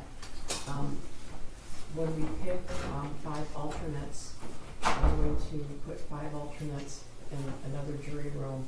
I know they remain sequestered in the same way that the 12 are. So 5 are going to sit in another jury room. If we come back Monday, I'm still bringing the 5 sequestered jurors back here. All right? I think that's smart. Yeah, oh, well. Okay. I know it's awful for them, but if one of them goes down. Okay, yeah, no, I'm concerned about that, so that's what we're gonna do, right? So I just wanna let you know, because when they go out to the jury room before I pick the 5, I'm gonna have them bring their personal things out here, because then they'll be separated, right? Okay. All right, so I'm gonna bring that. All right. Thank you, guys.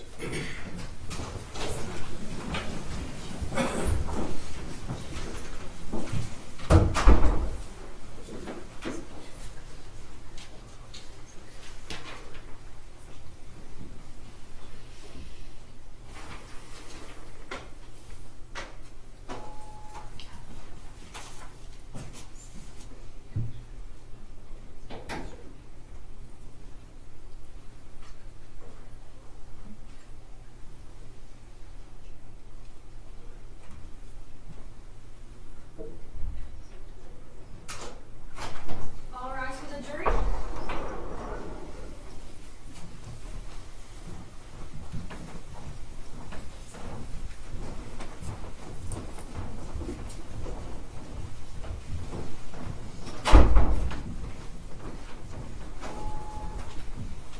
right, you may be seated. You're not going to take your independence closing, right?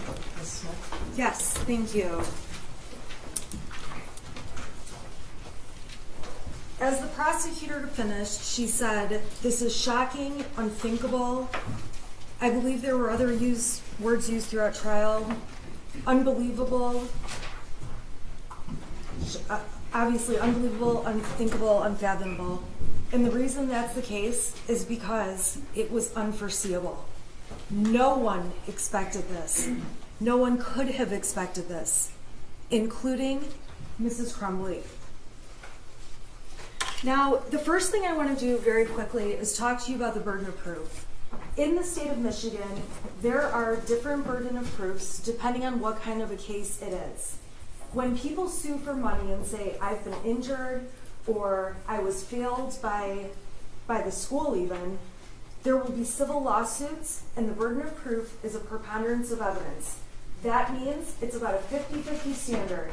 And if you have 50% of the evidence, that's the burden of proof for civil.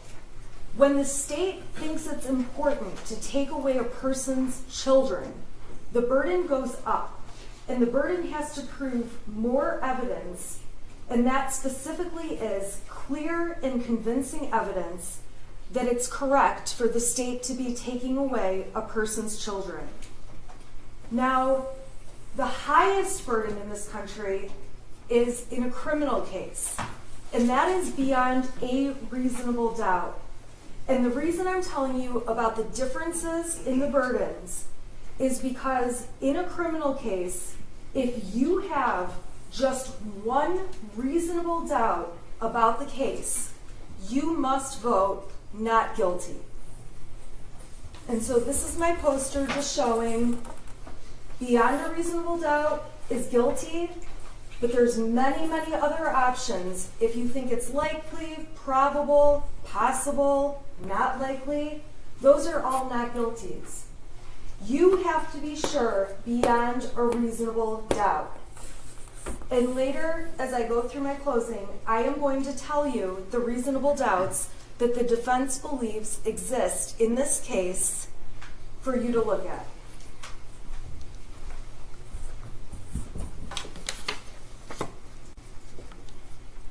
The other thing I have to ask you to keep in mind is that in the jury instructions, and I think you've been told this throughout trial, the defense does not have to prove or do anything.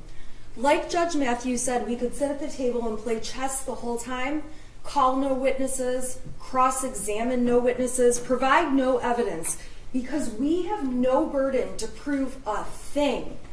However, in this case, you obviously saw the defense present Mrs. Crumbley, who took the stand, so that she could give you some context beyond parts of the evidence that were confusing when the prosecutor was introducing in bits and pieces.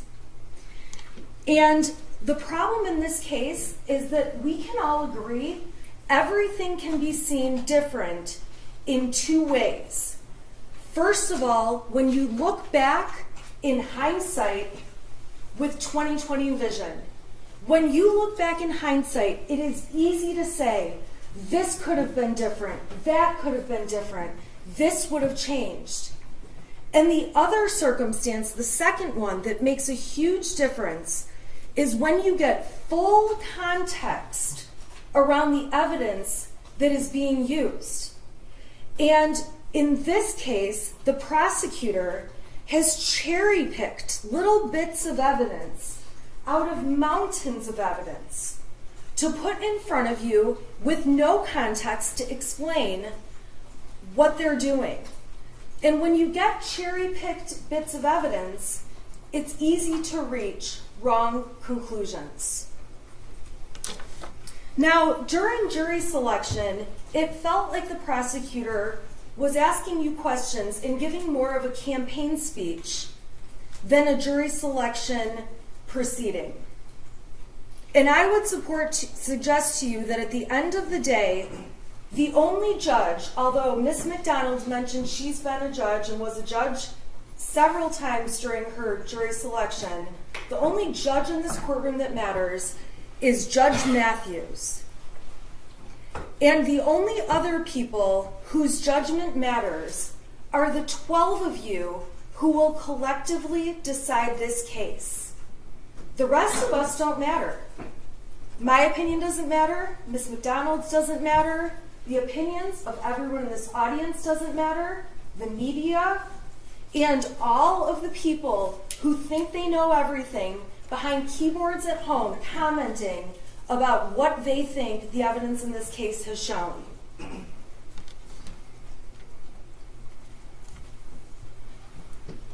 So during this case, it's obvious real life is messy and complicated. And during this trial, I will openly admit that I'm a lawyer who messes up. I get thrown off when I'm surprised by something. I feel like I get overwhelmed when information is coming at me quickly. I say I'm sorry a lot. Evidently, there's a TikTok channel of me saying I'm sorry through this whole trial. And all I'm saying is that I'm human. I am a human being, and so is Mrs. Crumbley. And that's what this case is about. She's not a perfect person or a perfect parent. I'm certainly not a perfect person or a perfect parent, and I'm certainly, beyond a reasonable doubt, bad with technology, which is why you're not going to see me touch that laptop.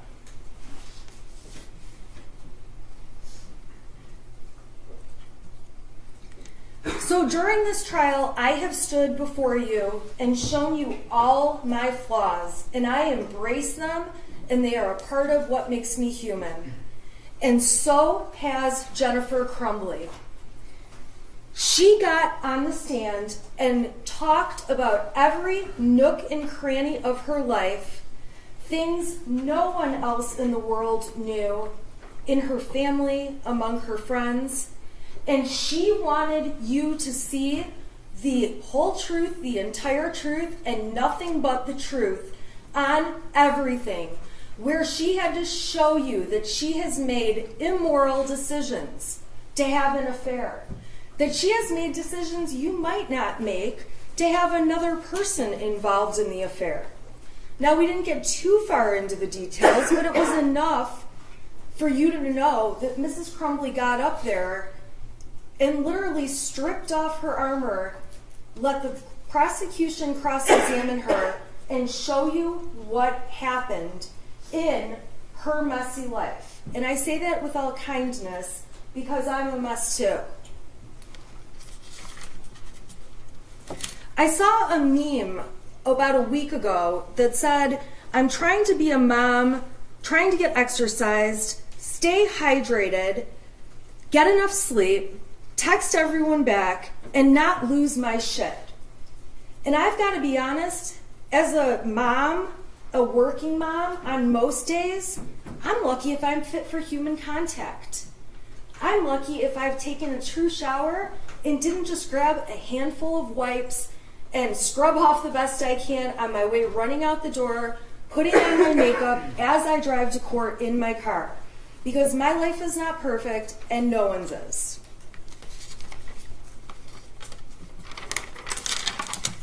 And during this trial, you may have concluded that you don't like me, that you hate me. That's fine.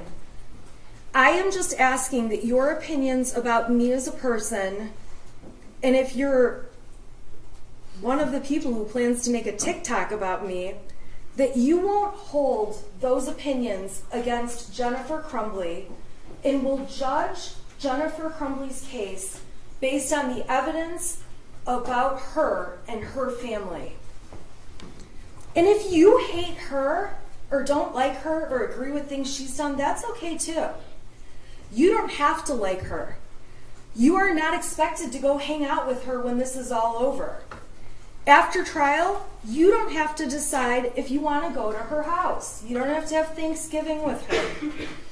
But when you're looking at the evidence in this case, it's important to set aside your opinions of her or take your opinions of me and supplant them on Mrs. Crumbley.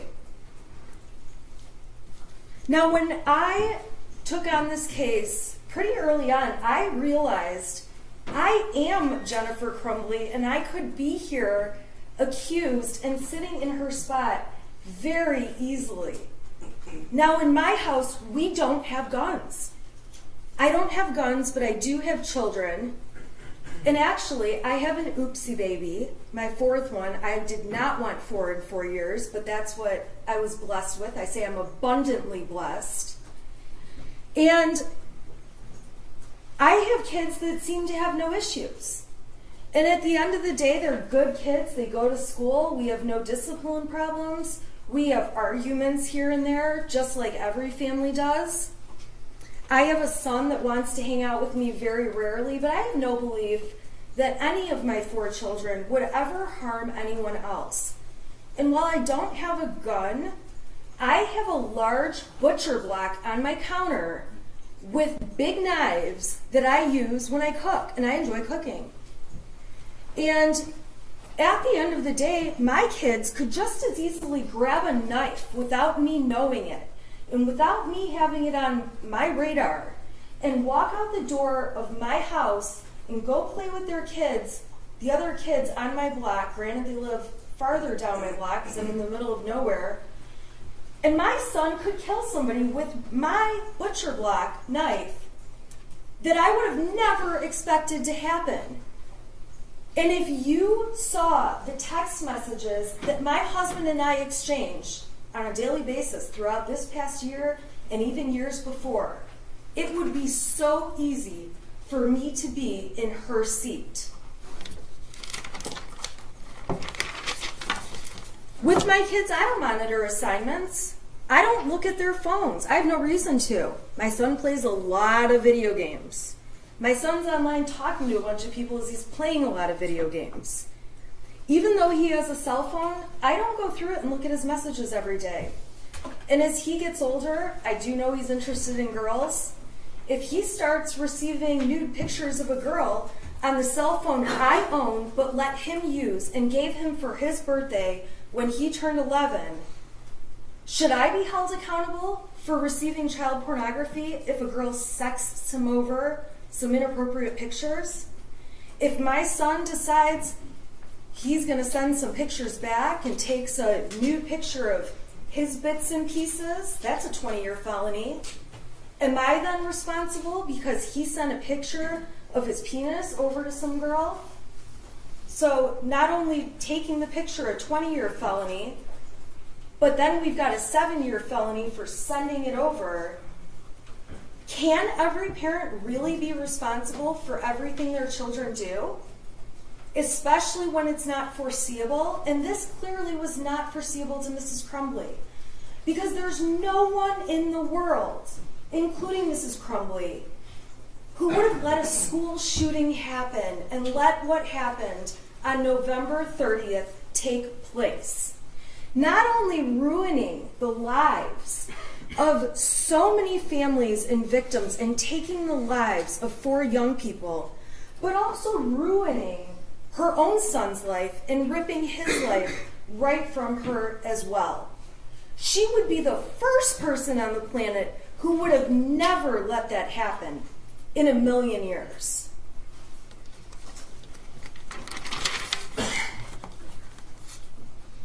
So this case is a very dangerous one for parents out there. It just is. And it is one of the first of its kind.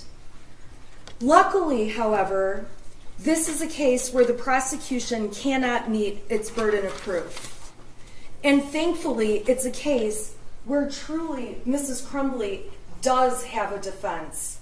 And this isn't just one of those stretched cases where a parent is liable for what their child has done. Now, the judge is going to tell you that you have to, if you find reasonable doubt in this case, you must find the defendant not guilty. And the law says you must have a reasonable doubt, not 3 reasonable doubts, not 5 reasonable doubts, not 10. If you have a single reasonable doubt, you must vote not guilty for Mrs. Crumbley.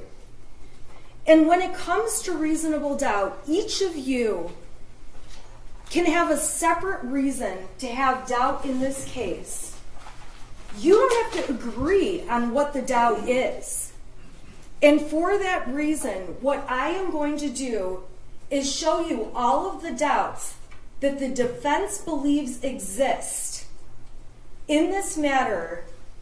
Some of them may speak to one juror, some of them may speak to another, but at the end of the day, if you have just one, your vote in this case must be not guilty.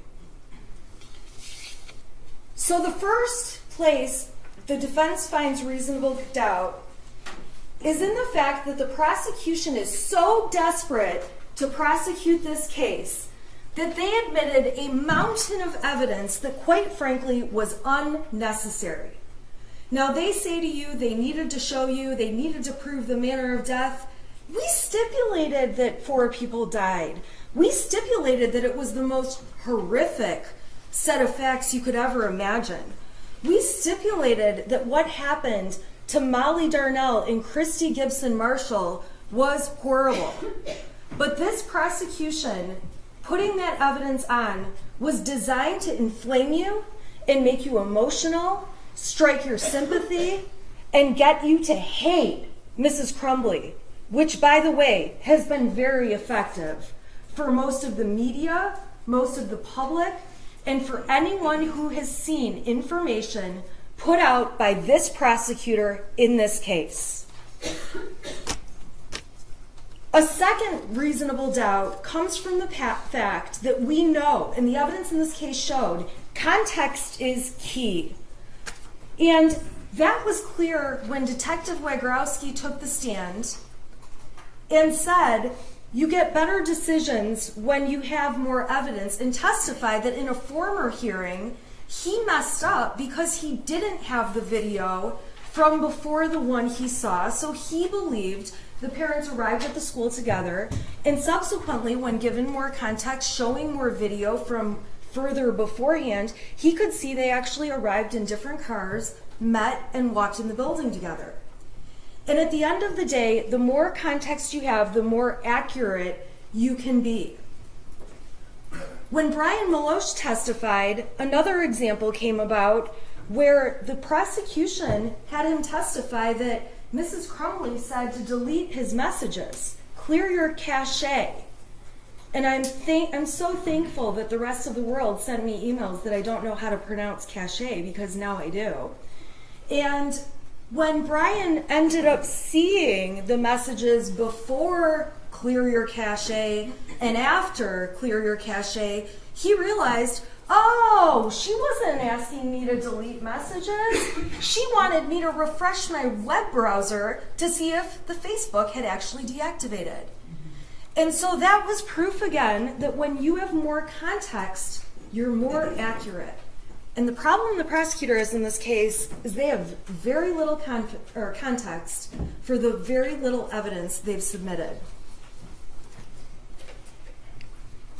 There's also no context around some of this little bits and pieces of useless evidence, like Jennifer Crumbley saying that her son was an oopsie baby. I call my son that, so what? Does that mean I hate my son?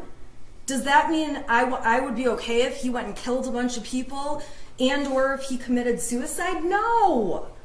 Calling your child an oopsie baby was designed to try to make her look bad with no context. Having Amanda Holland come in, a coworker who's not a friend to Jennifer Crumbley and has been interviewed by law enforcement to tell you her advice on she should go have a mother-son day with her teenager, so irrelevant when she's faced with raising toddlers every day. When I heard her advice, I thought, yeah, right. I have 3 teenagers. I almost have a 4th. And personally, not only would they rather do anything else than spend a day with me, I'd rather do anything else. And we do spend time together, but that's not their first priority when they get to pick what they're going to be doing.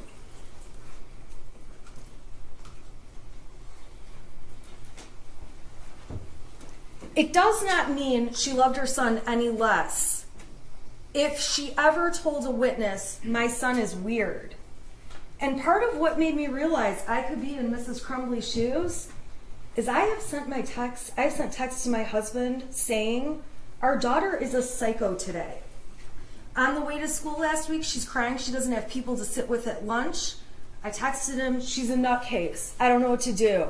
I don't know how to handle this. I don't have time for this. My other daughter is complaining about her lights flickering in her room. I texted my husband, this sounds like a case. The start of a case.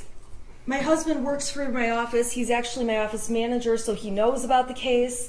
He went in her room and figured out in 5 minutes it's because when she flips her blow dryer on, one of our plugs makes the lights flicker.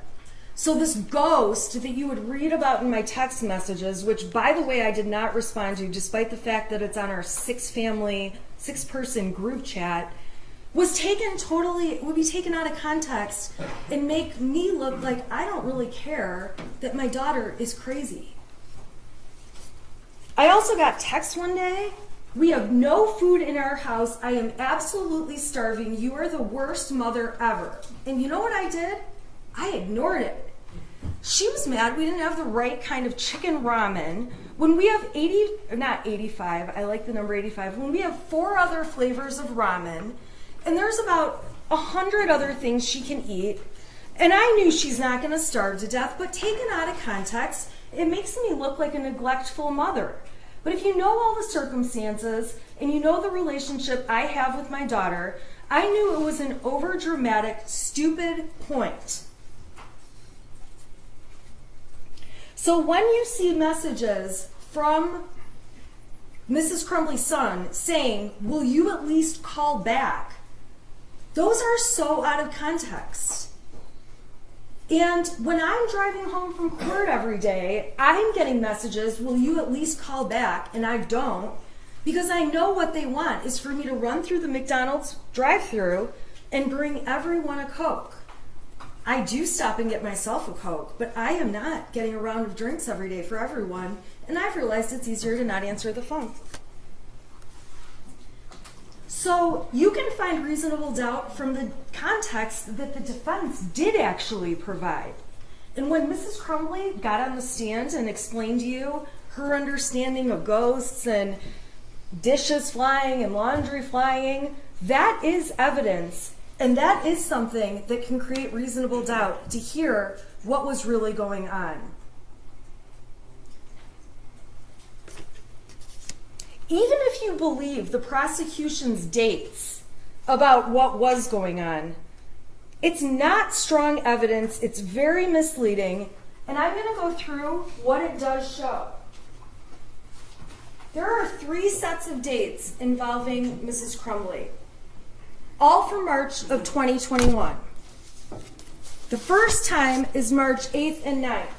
They introduced exhibits, including text messages on the 8th, where Mrs. Crumbley starts off asking, is he home yet? Is he home yet? I don't want him to do anything stupid. I'm sure you all remember those.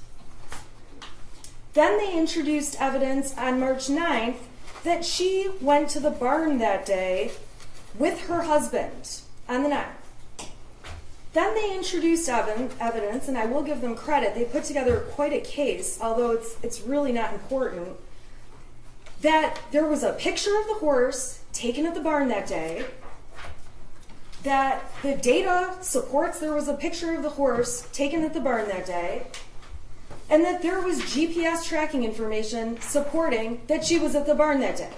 Okay, fine. So on March 8th and 9th, there's concern that the shooter, Mrs. Crumbley's son, is making weird comments, and on the 9th, she goes to the barn and she takes some horse pictures. That's all that shows. Pretty minimal. Next, they went to March 16th through 19th, which was broken up into a million exhibits that, quite frankly, were out of order, threw me off my game, helped create these beautiful TikToks, and I'm going to tell you what they show. Now, these ended up all being admitted as exhibits, but I'm going to go in order of what they show. There was a text thread in Exhibit 85, which if you want to look at it, you can, where Jennifer Crumbley said, I'm going to get drunk and ride my horse. This was on March 17th, St. Patrick's Day. A lot of people have a cocktail on St. Patrick's Day. That does not make her a mother that would be negligent or grossly negligent to her child. There's text messages from the day before where Mrs. Crumbley's son is saying some things about, now the house is haunted. Some weird shit just happened, now I'm scared. I got some videos, a picture of a demon. It's throwing bowls. I'm not joking, it fucked up the kitchen. I'm going outside for a while. Can you at least text back? On that day, Mrs. Crumbley didn't text back, but their own exhibit, okay, which is Exhibit 83, so the numbers do bounce around, so we go from 85 to 86 to 83, show that within an hour of the shooter making these ghost comments, she did call him. Specifically, she called him back at 7:24, and they had a 19-second phone call. If it was 19 seconds, it most likely was, I'm on my way home, we'll talk when I get home. So then, the state, in order to make it seem like they've really, really got some proof here, they admitted exhibits 87, which show on the 17th on St. Patrick's Day, James was on a horse. They showed People's Exhibit 88, confirming the metadata that James was on a horse. They showed a picture, 89, of Jennifer on a horse that day. Metadata to prove she's on the horse that day. Another picture, number 91, of James on the horse, a different picture. The metadata to prove James is on the horse. A picture of Jennifer with her horse in Exhibit 93. And again, the metadata to support the picture was taken out at the barn and sent, and that these people talked about these horses. Okay, so fine. That's on the 17th of March. You're going to have access to all this evidence if you want to see it. Then they introduced exhibit number 86, which is where Their son says the house is haunted. This is on the 17th. This is the day where he says, can you text back? This is the day where I already showed you the exhibit. She called him. She didn't text back, but she called him. And then they show a couple texts from a few days later on the 19th, where it's obvious from the messages the Crumbleys had had an argument with their son the night before. He was upset to have his phone and things taken away. That Jennifer Crumbley gave him a melatonin to go to sleep. She should have only given him a half. It's in the messages, but she gave him the whole thing. And it knocked him out, and he slept in their bed that night. And when he woke up the next morning, James described him in the text messages as he woke up looking like he had way too much to drink last night, complaining about a headache. Jennifer says, well, he was really worked up and out of control, so I can see why, talking about his behavior during the fight. All I know, Jennifer says, he needs to eat, go to work hard, not complain, and he can get his stuff back. She testified that getting his stuff taken away is his trigger. It's what makes him get upset. She says, you respond, and I didn't get it. James says, Jesus, yes. He said, let me ask you a question. Why am I in your room? That's when they talk about the melatonin. She says, oh my God. James says, I really thought you were giving him a Xanax last night. Jennifer says, does he seem better? No, melatonin. James says, I know. So obviously he's joking. Jennifer writes, but he hasn't had one before, so I should have only given him half. James writes, well, he's doing his school, says his head's hurt, so he took Tylenol. Jennifer asks, is he okay to work? James says, yeah. Does he remember what he did? James finally says, dude, I'm working. I'm on a demo right now. I haven't talked to him. He's doing school. And that's really the extent of the conversation. So fine. So one day, they get in an argument. And I'll tell you what, those kind of arguments in a heartbeat could have me sitting in her chair. The final date that the state claims Mrs. Crumbley had knowledge about back from March of 2021 are exhibits 96 through 100. And 96 starts off with their son saying, I'm picking up the room. I cleaned until the clothes started flying off the wall. This stuff only happens when I'm home alone. I pick the clothes back up, though. And that's the important part of those texts on the 20th. We know on that date, because the people proved it, no pun intended, but they beat a dead horse, that at 97, it's a picture of Jennifer at the barn. We've got the metadata showing Jennifer was at the barn. We've got another picture on 99 showing Jennifer was at the barn. And exhibit 100, Jennifer was at the barn. Big deal. Jennifer's at the barn. Their son is saying goofy stuff. Jennifer gave you the context. They had an Ouija board for a couple months after Christmas of 2020. He and his friend are playing with the Ouija board. They ultimately lost interest. They stopped doing it.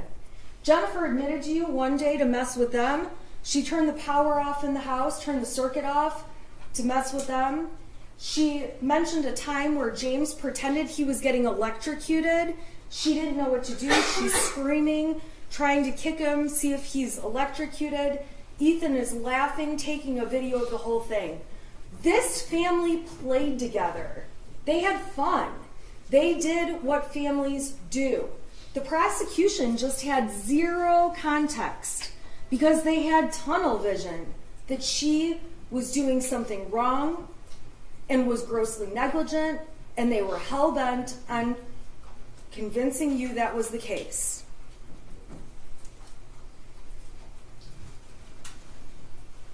So the other thing that you can find as a reasonable doubt in the case is the lack of evidence in the case as a whole. The prosecution has made very serious claims. And when you really look at it, they have very little evidence. So what they've shown to you, and I have it in these folders, are these dates in March 2021, which, by the way, are 10 months before the shooting even took place. They're before it would have... it's unreasonable to expect that things that happened in March of 2021 are an indicator that 10 months later their son's going to do something. It would be very different if every week there's something going on up until the shooting, but there's not. Because if there was, the prosecution would have brought that in and showed you every horrible thing that was happening to show you their son was being ignored, and they don't have the evidence. So what they did provide, and what was admitted, this is exhibit, I believe, 423. These are all the Facebook messages between James and Jennifer. So when you look at those Facebook messages and consider, and this includes the photographs and the GPS stuff, that they're using this much compared to this much over the period between January 2021 and the shooting. This is a very little bits in time compared to the grand scheme of things. And while the officer testified and played games with me that he's not sure this is the best evidence against Mother, you better believe if they had better evidence, they'd be up here showing stronger and better evidence. This is it, ladies and gentlemen. It's obvious from the evidence in trial, and you may find it to be a reasonable doubt, that the Crumbley son was a skilled manipulator, and they didn't realize it. He's not sick. He doesn't have a mental illness. He's had no history of hallucinations. He has never shown his parents signs of mental illness. He certainly never showed signs of mental illness wanting to get a gun.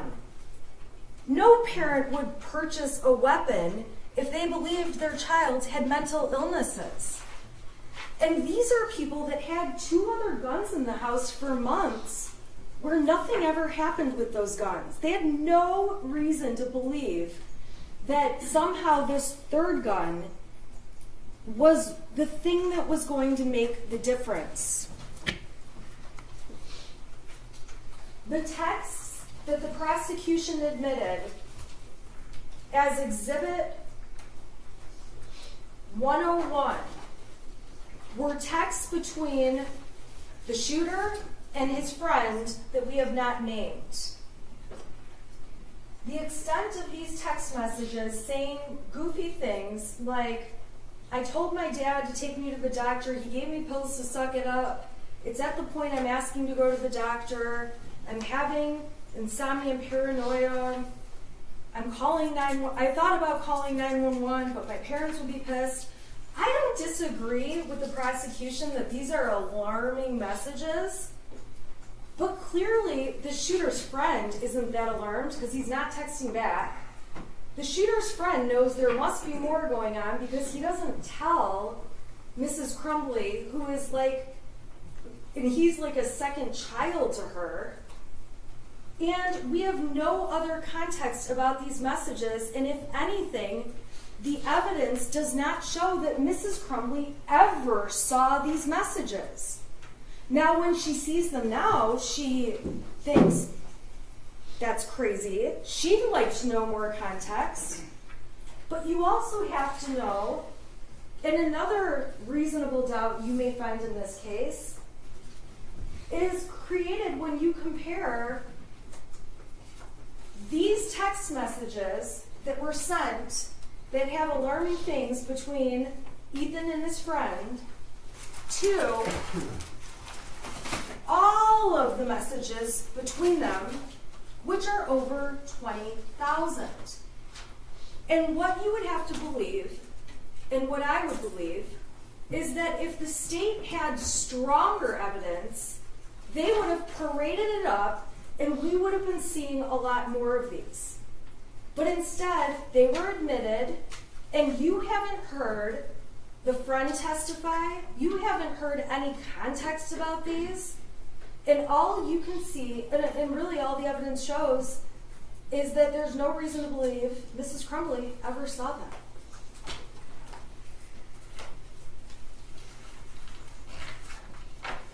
I don't want to have another Leaning Tower of Pisa situation. So move this down. I'm watching it. I've taken your advice. Now, the other evidence the state has shown are little bits and pieces from the shooter's journal that are quite alarming and disturbing. But again, Mrs. Crumbley says the information in there about my parents won't listen to me for help is not true. And there is no evidence to show she ever saw that 22-page handwritten document. She never saw the little bits of evidence that the prosecution admitted. To evaluate this case, you have to look at it from the perspective of what she knew. So the journal information and the small amount of text compared to all the text with his friend are things she didn't know about. There's also 2 times where the state says that they have proof that Mrs. Crumbley's son was showing signs of depression or being sad or lonely. All right, those come from April 29th, 2001. This is when Jennifer Crumbley emails the friend, his mother, and all she says is that her son has been acting kind of depressed. She doesn't know what's going on. She's trying to find out what's going on, but he won't really tell her much. She's trying to find out if there's an issue between the 2 boys she should be aware of. She's trying to get down to the bottom of it. If anything, she's doing what a good mom does to try to figure it out. But the worst of what she says is that he's stressed by school. I don't want to get this wrong. He's been acting kind of depressed. And she's happy to hear it's not an issue between them. Then they go on to make plans for their son. This was admitted as Exhibit 104. If you put my texts up there and showed every time I told my mom that one of my kids was acting depressed or weird, I guess my favorite word is moody these days, it would look like my kids were complete lunatics. I'm actually shocked Jennifer Crumbley doesn't have more texts about her son acting like a typical teenager. And Jennifer Crumbley testified that although she said that, she didn't think it was anything she needed to run to a doctor about or anything she needed to do anything more with. And this moment passed, because if it didn't, the prosecution would have brought in all the texts that went beyond this, and there would be more evidence.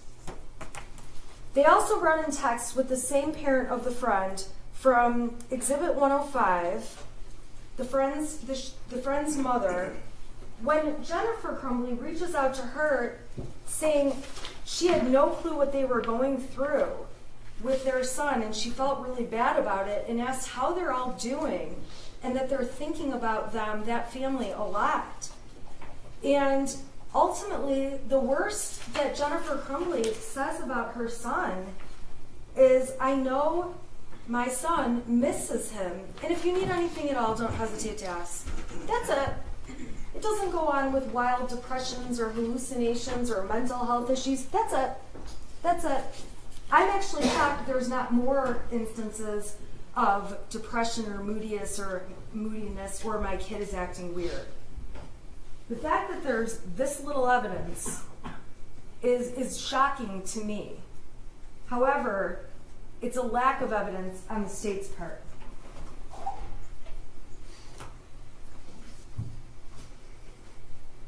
There's also a lack of evidence in Mrs. Crumbley saying he's depressed to really anyone else.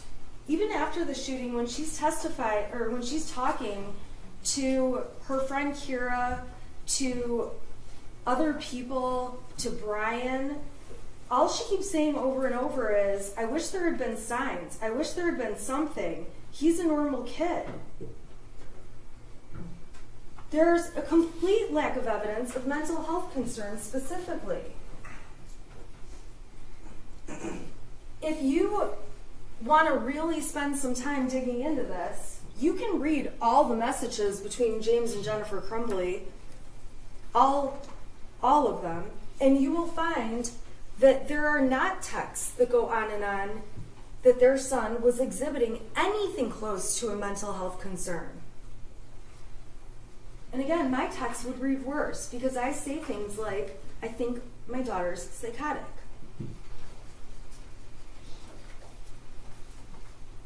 When Mrs. Crumbley did have to evaluate what's going on with her son and there was something alarming happening, she relied on people who spend day in and day out with kids, people she considers to have more expertise in kids than she does, including Pam Fine, who left her a very nonchalant voicemail that you've heard, that was Exhibit 115 if you want to hear it again, saying Ethan was looking up bullets in school today. It's not illegal, it's not wrong, he's not in any trouble. It's just like how teachers can't look up hops for beer. You don't need to call me back. She was relying on the representations by the school counselor, Sean Hopkins, who took the stand and has had a lot of training, hundreds of hours of training, and made it very clear this was just an issue where he needed some kind of therapy and didn't think it was necessary to suggest to the Crumbleys, go to Common Ground today, or serious enough that he called 911. And she relied on the assistant dean, who also has an abundance of experience Mrs. Crumbley doesn't have. And quite frankly, my kids didn't come with a handbook, and my guess is her son didn't either. And the assistant dean said the same thing in the meeting with Mr. Hopkins, that Ethan Crumbley that the son could remain in school that day, that he would probably be better off, according to Mr. Hopkins, around peers versus being alone, and that as long as they got him an appointment within 48 hours for some kind of counseling or therapist, that was sufficient. So it's absolutely not credible when a witness from the school, like Mr. Hopkins or Mr. Ejak, gets up on the stand and says, even if a kid is very sick, we cannot force them to go home. That is not true. And as parents, with common sense, you should know that's not true.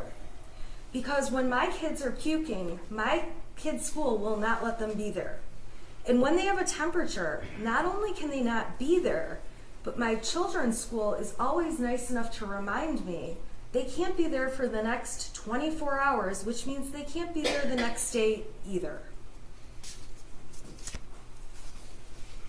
So reasonable doubt can be found in the fact that trained professionals told Mrs. Crumbley her son was not a risk, and Mrs. Crumbley relied upon it. This school also failed to even really look at the situation and tell her about things from the year before. They made it very clear that he was not in any kind of discipline issue, which is shocking to me and was shocking to Mrs. Crumbley, considering he's off topic looking at bullets in school. He's looking at a video in school of some kind of violent pictures, and then he draws a gun on his math paper instead of doing the math paper. So when school officials say, okay, this is really not a big deal, all we want is a counselor within 48 hours, Mrs. Crumbley took that as a very strong sign that things were fine. And reasonable doubt can come from the fact that those three people at the school, Fine, Ejak, and Hopkins, are mandatory reporters by CPS who would have reported if they thought Mrs. Crumbley or Mr. Crumbley were neglecting their son. Mrs. Crumbley even commented to others about the nonchalance that was at that meeting, that it was only 12 minutes long, which surprised her, that she was disappointed they didn't take it more seriously, that she was surprised there was no disciplinary action, and she left the school actually feeling better that maybe she had overreacted when she flew over to the school. Now, the people who are trained in these areas, they didn't just say, we're not trained in these areas. They gave specific examples. They said that kids who are really a threat, they would show nervous behavior. They would show anxiety about somebody else handling their belongings. In this case, the shooter was cool as a cucumber as Mr. Ejak went down, got his backpack with the gun in it, and brought it to him. And Mr. Hopkins and Ejak said they hoped they could get him into counseling today, but ultimately said he can stay at school and we'll give you 48 hours to get it situated. All right, so the prosecution keeps harping on the fact that Mrs. Crumbley knew they had bought a gun and that the people at the school didn't. This is Oxford Community Schools. These professionals testified about how common guns are at the school, so common, and this kind of blew me away, although I live out there, that students are known to go to the gun ranges often, that girls on homecoming wearing their short little party dresses they wear to the dance take photos before the dance holding their guns, that kids go hunting on Late Start Wednesday before they go to school, and the school has to give reminders to parents for people to leave their guns at home. So this school that obviously has a strong gun culture going on, that sees a student looking at bullets, looking at a video game type thing with violence, and seeing a gun drawn on a paper, that these school officials, knowing that community, that they didn't ask if he had a gun when they carried the backpack down and did make a comment about how heavy it was, although the comment evidently was made to a different teacher, and I misunderstood and thought it had been made to the shooter. So yeah, Mr. and Mrs. Crumbley, they didn't mention the gun, but they did mention that they had been at the shooting range with their son. And this is a community that is so into guns. I can't even believe that these girls, I always look at those pictures on Facebook and think, oh my God, how short are those dresses? And these are girls showing their dresses with their guns in their hand. They know this is a gun community. Reasonable doubt can be found from the fact that the biggest concern at the time was suicide and not homicide. The worst case scenario that was presented would lead a reasonable person to believe there was a possibility of suicide, not homicide.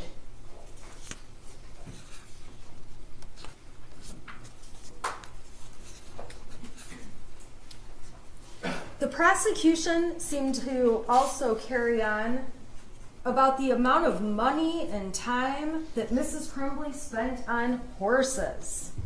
Just because she spends money and time on horses doesn't mean she doesn't love her son. And the fact that they have to stretch so much can create reasonable doubt. And if you actually look at the exhibits the defense submitted, you'll see that Mrs. Crumbley said she has to get a second job to pay for the braces, which are very expensive, to put on her child's teeth. She paid for her son to be a part of a bowling team. She paid for him to do other sports.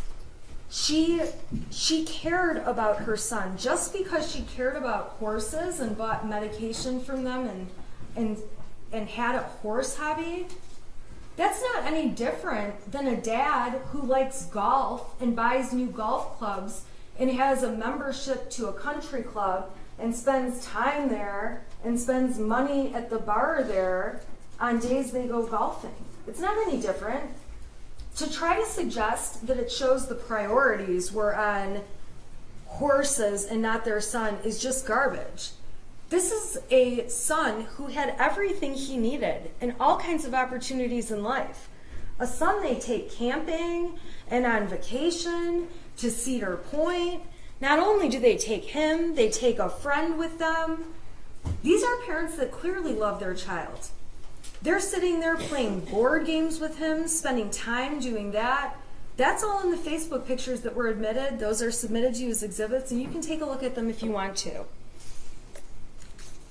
Brian's testimony in this case absolutely creates reasonable doubt. When Brian Meloche testified, there's no question he was inconsistent. And I would submit to you that after, there was no reason law enforcement needed to interview him for 2 hours, 1 hour, and then 3 hours.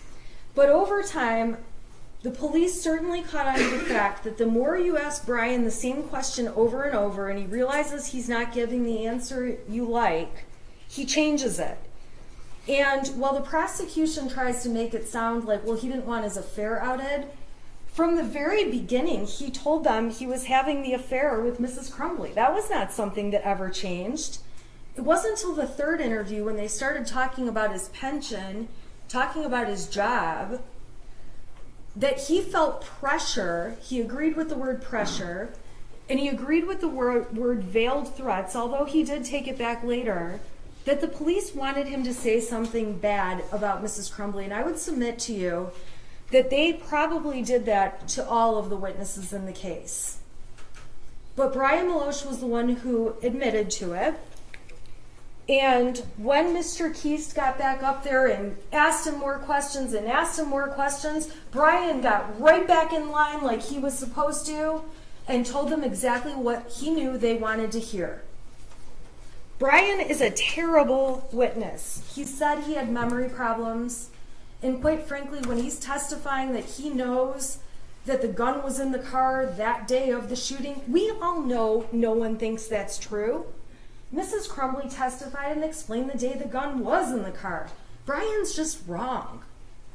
And when Brian testified that Brady was gone and he believed Brady died or committed suicide, I would submit to the jury that Brian is just an idiot and has no clue. And that the truth is, he didn't know the details about where the shooter's friend went. He just knew he went away. Wherever he got that suicide idea from, who knows? The prosecution didn't show any texts or anything to support that. But it's clear that Brian Meloche has been put on a mission, which is, you're coming into court, you've got some things hanging over your head, and we want you to take a position against Mrs. Crumbley. And I would submit to you that if you read the 77-page exhibit that I got yesterday and went through in painstaking detail with you, you can see that Brian Meloche did not think of Mrs. Crumbley that way when he knew her and when he dealt with her. And he testified the only places he got new information about her that made him think differently about his answers were from law enforcement and were from the media. The media that we have talked about in this case repeatedly as being inaccurate. Brian admitted that when the prosecution asked him, and we've already talked about this, to delete his messages, when I went through the part about clear the cache, Jennifer telling him clear the cache, showed him the stuff before and after, he realized it was just to refresh the page to see if Facebook had deactivated. So giving him little bits of information is particularly dangerous because he's not the sharpest.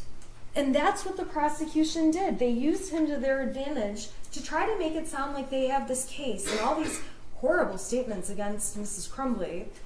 And by the way, when they presented evidence that Mrs. Crumbley is deleting texts and keep making it sound like she selects different texts here and there, it actually sounds like Mrs. Crumbley deletes all her texts, as she testified, that when people start flooding her with text, she deletes entire threads at a time.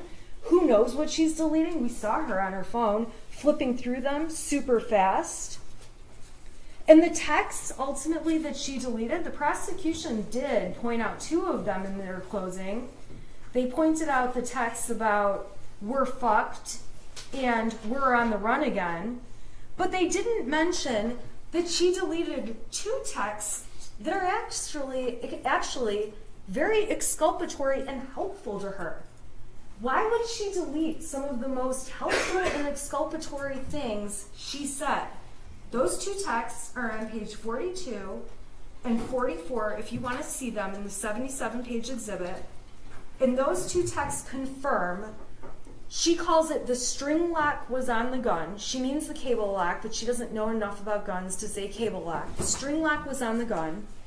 And the other deleted text that the prosecution didn't mention was when she said that the weapon had been locked, the ammunition had been stored separately, and that everything was not loaded.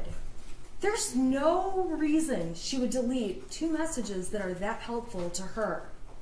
She's just a person who deletes all of her messages, as she testified to. You can find reasonable doubt that Mrs. Crumbley's state of mind is very obvious in statements she made after the shooting. Right away, she's talking about how she had no signs to believe anything would happen. At the substation interview, it's on recording, we watched it. She tells the interviewer, "I had no signs, there were no signs." Then, when they have her in the car, the squad car, and she's in the back, she says to them again, "I had no signs." In her text message with Kira, which was admitted, she says there were no signs. Kira says there probably were, you just missed them. With Brian Maloche, Mrs. Crumbley says again, there were no signs. I would submit to you, this is not some master plan where Mrs. Crumbley decides she's going to suddenly say there's no signs. First of all, there's no evidence of signs Mrs. Crumbley knew about. And second, all of her immediate fast statements in a time of stress, right after she's had guns held to her face, walking out the front door of her house, she's saying there were no signs. You might find, and I know the prosecution takes issue with this one, that Mrs. Crumbley was actually, in fact, a hypervigilant mother. She's the kind of mother who is going to the friend's mom to chase down why he's having a moody and kind of depressed day. She's on Power Schools on the app multiple times a day checking for missing assignments. She's emailing teachers about grades. Christy Gibson Marshall, the assistant principal, who did do one of the bravest things I've ever seen, she testified she saw the shooter's face and couldn't believe it was him. And the reason she couldn't believe it was him is because it was so unforeseeable. Mrs. Crumbley's hypervigilance also comes when you look at how she takes him for medical appointments. They're at the urgent care because some little mole on his back changed colors when she's applying sunscreen. I think of myself as a hypervigilant mother, and I've never noticed any moles on my kid's back, and I must need to go home and look. Because when I look at the actions of Mrs. Crumbley, she actually pays far more attention to that kind of thing and other things than I do. I could easily be sitting in her chair. When her son's experiencing headaches and medical issues, she's at the doctor or doing virtual visits. There's no reason to believe that's not true. With the headaches, they go through a whole process. She gets a whole x-ray done of his head. She takes him to the eye doctor to see if that's causing the issue. Ultimately, she pays and puts braces on his teeth. Then, he's a bad brusher, so she's going to the extent of getting the braces off his teeth so he can get the cavities fixed, 13 cavities. I would go crazy on my kid. And she's just doing each thing she needs to do as a hypervigilant mother. And yes, a hypervigilant mother can have a drink once in a while. I'm a hypervigilant mother, and I not only have a drink once in a while, but sometimes I've been known to have 2 or 3 or maybe a bottle. Reasonable doubt can be found from the fact that Jennifer Crumbley did her best as a mother. While going to the shooting range is not her thing, she's trying to find a way to bond with her son, who has just had his best friend move away. She took him camping, took him on trips, brought the second son along like I've already talked about. She let him have pets. He has the cutest little kitten you've ever seen in these Facebook pictures. Board game nights with him. She's not neglecting him in any way. And if anything, she's going to the gun range for him, not because she enjoys it. You can tell how much she loves it when she gets up there, shoots a couple shots, and then just stands there letting him enjoy the activity he likes. And I do the same thing for my kid. He likes to go to skate parks. I would rather do anything but go to the skate park. But I sit there and watch and say, oh, that was amazing. And all I hear is, Mom, watch this. Mom, watch this. Mom, watch this. And I would rather do anything else. But Mrs. Crumbley on that day is trying her best to bond with her child and have a relationship.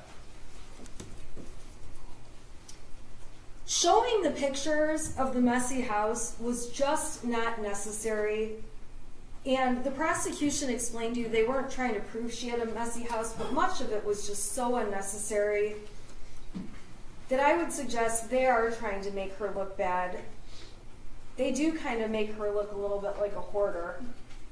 But if you saw pictures of my house right now, like a snapshot in time, you'd be just as horrified. I've been so busy getting ready for this trial, ready for all the fun we've had in the court and through these last few weeks. I still have my Christmas trees up. I was complaining to my husband the other day, oh my God, we still have our Christmas trees up. This is embarrassing. And he said, hey, Shannon, we still have ceramic pumpkins up. And I realized, oh yeah, all of our fall decorations are out too. And right now, I have piles of laundry all over. My kids over Christmas break put together stacks of stuff I need to take to the Salvation Army. I have donations of my own that need to go. My house right now, if they did a search warrant today, would look just as bad as Mrs. Crumbley's, and it says nothing about me parenting my child. If anything, when I come home from work, I make a deliberate decision. All right, listen, I can run around this house for 3 hours and try to get as much as I can done, or I can sit on my couch and watch old episodes of the Kardashians with my daughter. And I believe my time is better spent hanging out with her watching trashy TV than cleaning up my house because I get a chance to spend time with her. And Mrs. Crumbley was the same kind of mom. She was waiting until the holidays to have more time. She said she was going to clean her son's room. I would be screaming that I would make my son clean his room, but regardless, the project coming up was going to be to get those rooms in order.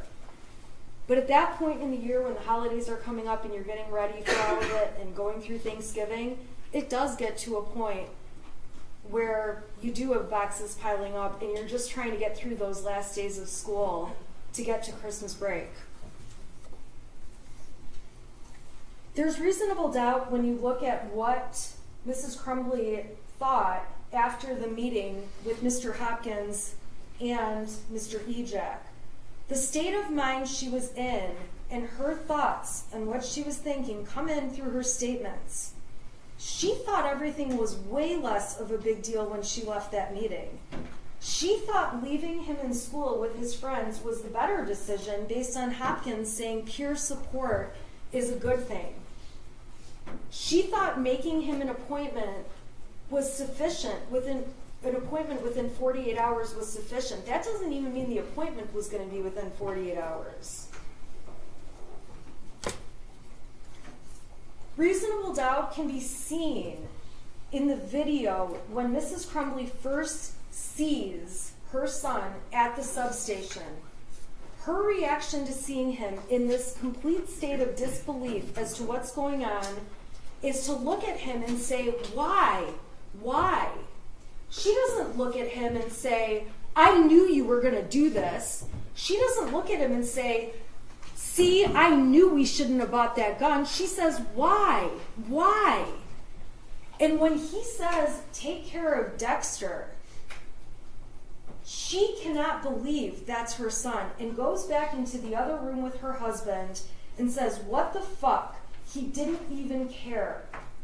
And while the prosecution asked questions about, well, she's not sobbing, and we hear sobbing, and that's clearly James. James is sobbing. When you look at the video, if you decide you need to see it, Mrs. Crumbley is dabbing her eyes and wiping her eyes. And fine, she's not the crier some other people are.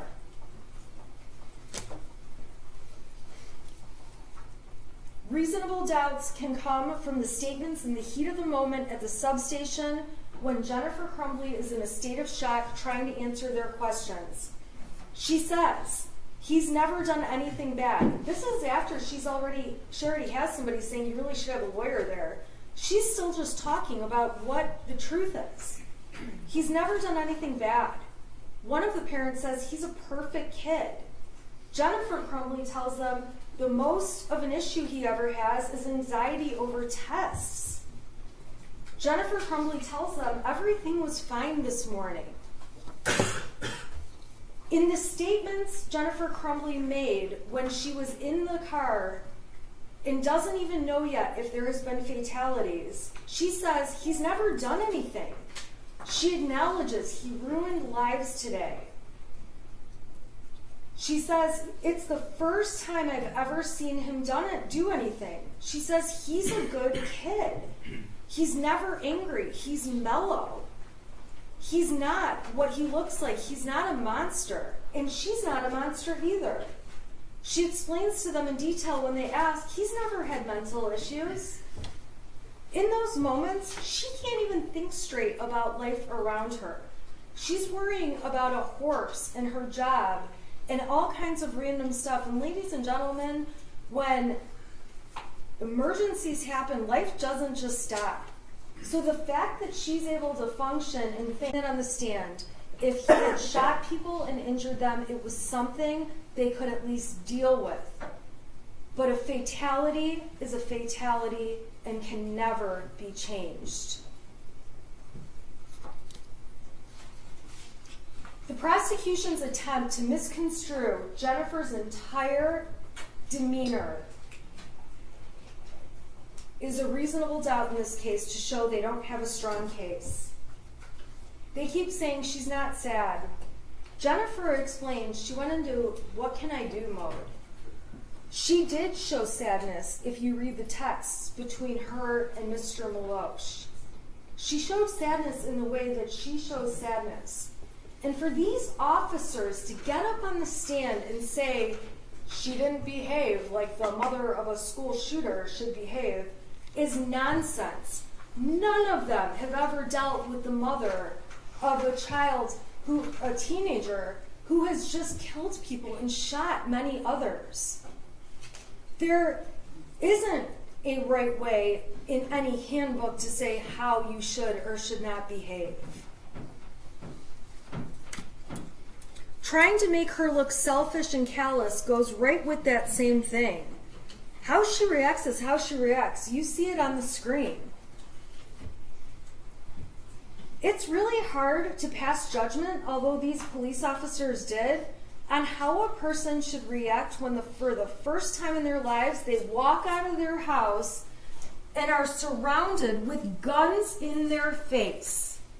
Or how a person would react to be woken up in the middle of the night on a mattress with police around them and above them with guns in her face.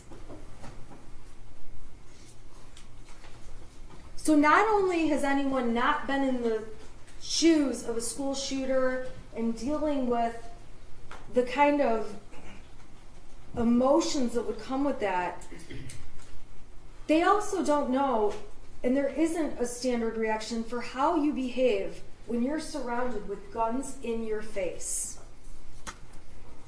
Jennifer's own statement provides reasonable doubt that she didn't think he would hurt other people. She typed to him, "Ethan, don't do it." She didn't say, "Don't shoot people." She didn't say, "Don't hurt anyone." She thought the only thing on her radar that could be possible at that point, knowing there's an open shooter and he has a weapon, was that he would kill himself. Reasonable doubt can be found in Jennifer's testimony. Jennifer's testimony is evidence, and at the end of the day, whether you believe, like, hate, however you feel about her testimony, the defense didn't have to prove anything. You still have to evaluate the prosecution's case for what it was. However, Jennifer Crumbley did take the stand, and that was not easy for her, to give you additional context about what was going on in the shreds of evidence the prosecution cherry-picked and put before you. The only person who's actually been consistent in this case, and you can find reasonable doubt from this, is Jennifer. She's consistent in what she says to police, what she says to her husband about things, and what she says to other witnesses who testified. You can find reasonable doubt in the fact that the police officers are very, very biased in this case. There is no doubt this is one of the most awful situations any one of them have ever been involved in. But it's also very clear they have a narrative that Jennifer Crumbley is responsible, and when they came in here and took that witness stand, they were going to mess with me on questions that were so stupid. Like this ATF agent telling me he doesn't know if teenagers could lie. Everyone in the room knows a teenager could lie. That was a low ball. Just answer the question. When you have an ATF agent that can't even get on the stand and answer a question that's common sense, that should speak volumes. That there's a narrative they've been directed to get out, and they have an agenda. And that agenda, ladies and gentlemen, is not positive for Jennifer Crumbley.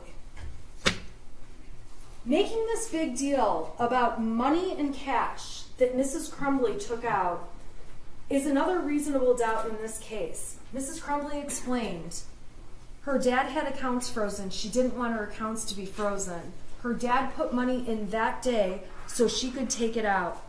Getting money out of the account that had her son's name on it wasn't done in any way to steal money from her son or show she doesn't care about him. She's the one that contributes every week from her paycheck into that account. And at the end of the day, she wants cash because everyone in the world absolutely hates her. She can't walk in places and hand them a credit card. Hey, Jennifer Crumbley's on that credit card. The only option she had was cash. She can't go in and start showing identification and things to get hotel rooms, and the more cash she can use, the better. The less she has to risk that people are going to figure out who she is. And remember, the world was essentially showing its colors against her as she was receiving threatening messages in the days that followed that shooting. On Facebook, from other people, in her emails, in her Instagram, everywhere. They're so threatening, her employer is making her shut down accounts. Her friends, people that have been her people for years, don't want anything to do with her and don't want to be by her because she's that dangerous at that point in time. So for her to want to have cash makes absolute perfect sense. That's not a sign she's trying to flee. And also, if you're trying to flee, you don't go around local Oakland County and areas surrounding it and carry around a syringe of horse medicine. If you're going to flee, you abort mission on the horses. At that point, you're fleeing.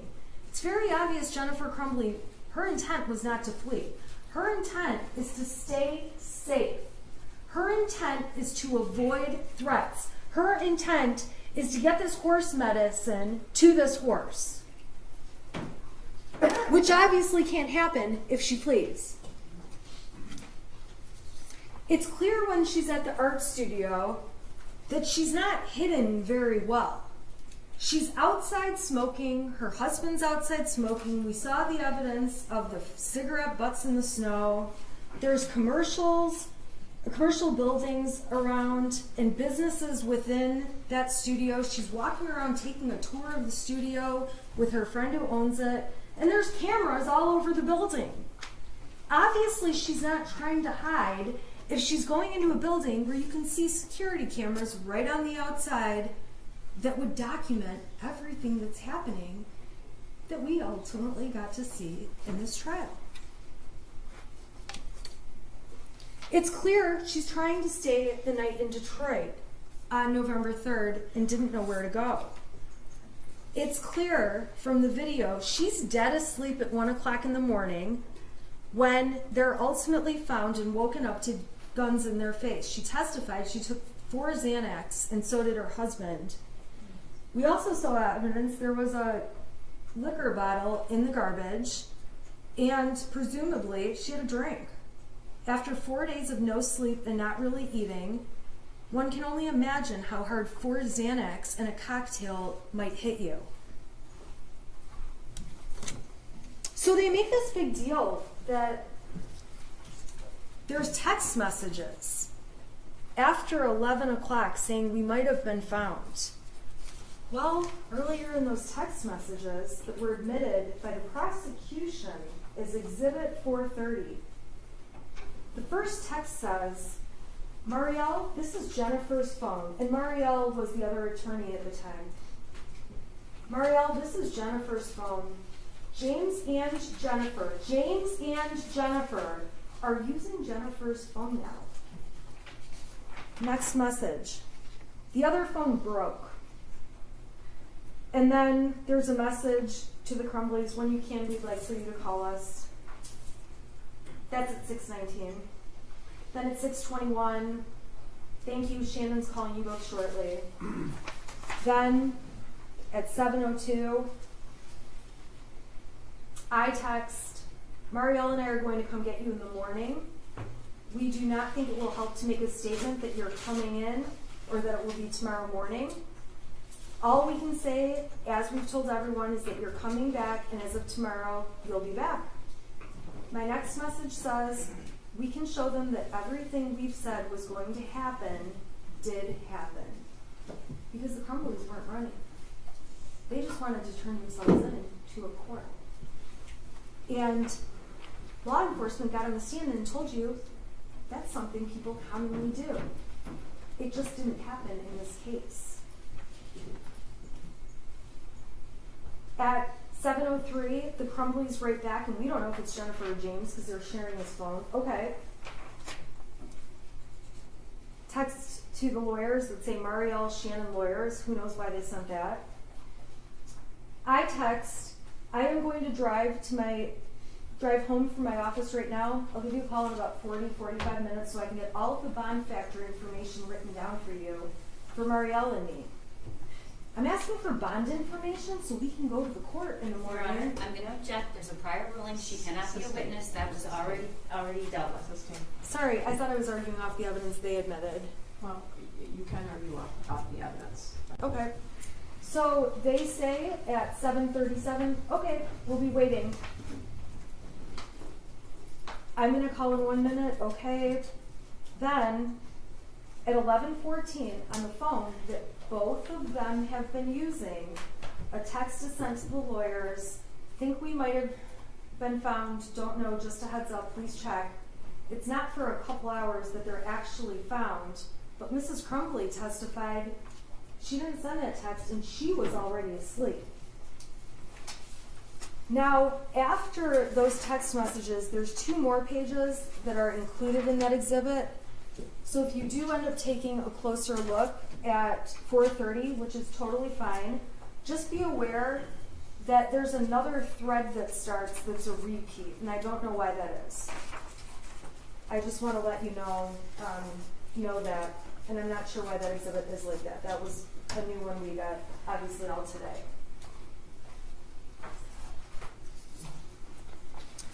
In the days after Mrs. Crumbley and Mr. Crumbley are planning to turn themselves in, we know they're planning to turn themselves in because Exhibit A was admitted, which showed they were trying to find a hotel in Auburn Hills on Priceline for December 4th and 5th, in case they needed it for the weekend. There's no doubts, and I don't need to go on and on about this, they were getting threats. That was so clear at trial. They were afraid to go turn themselves into a police station. A police station where if they went, there would likely be other inmates or bad people there, and their faces would be up on a TV because it was all over the state at that point. They were terrified. They wanted to go in through a lawyer. Reasonable doubt can be inferred from the fact that they set an alarm clock, which was admitted by the prosecution, showing that on Saturday they were getting up at 6:30 or 6:45, completely consistent with their plan to go to Novi for an 8:30 hearing. This is also not James's trial. I am not standing here suggesting that James is guilty of involuntary manslaughter in any way, but it is important to point out that James was the parent responsible for all of the storage of the guns.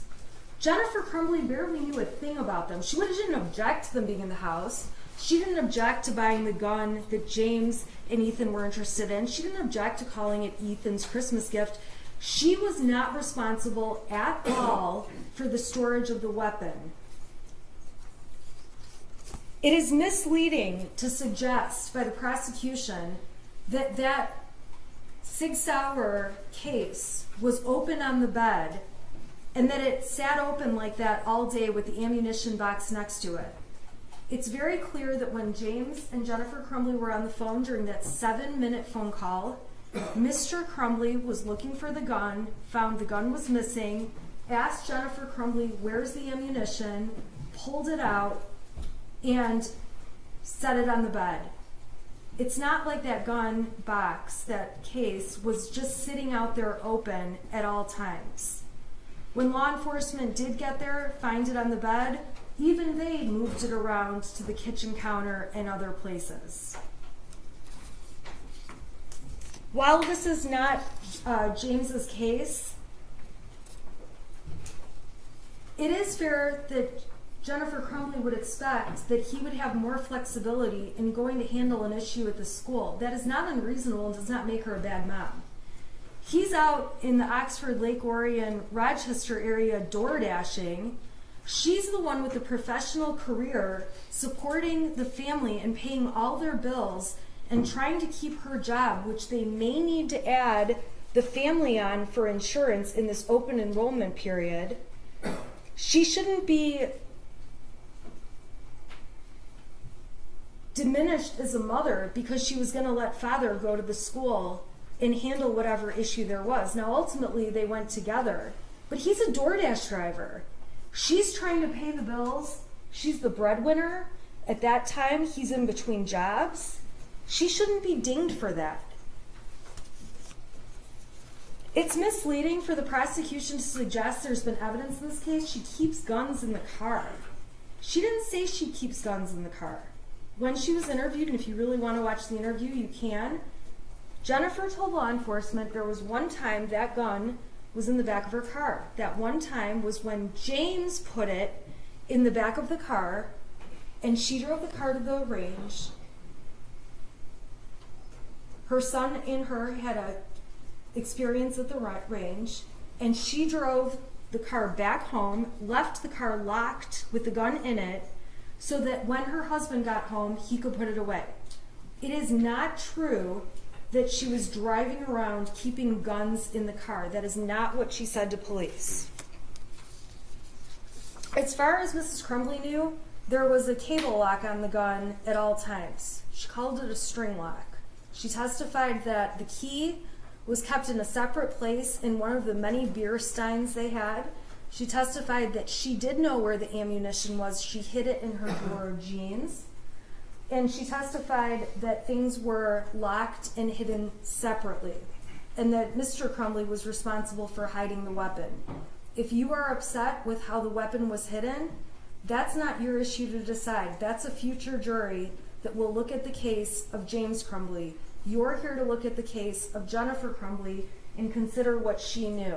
She is not the person responsible for storing this weapon. I'm not trying to suggest she didn't know it was in the house, but she is not the person putting the cable lock on and off or doing anything with the gun.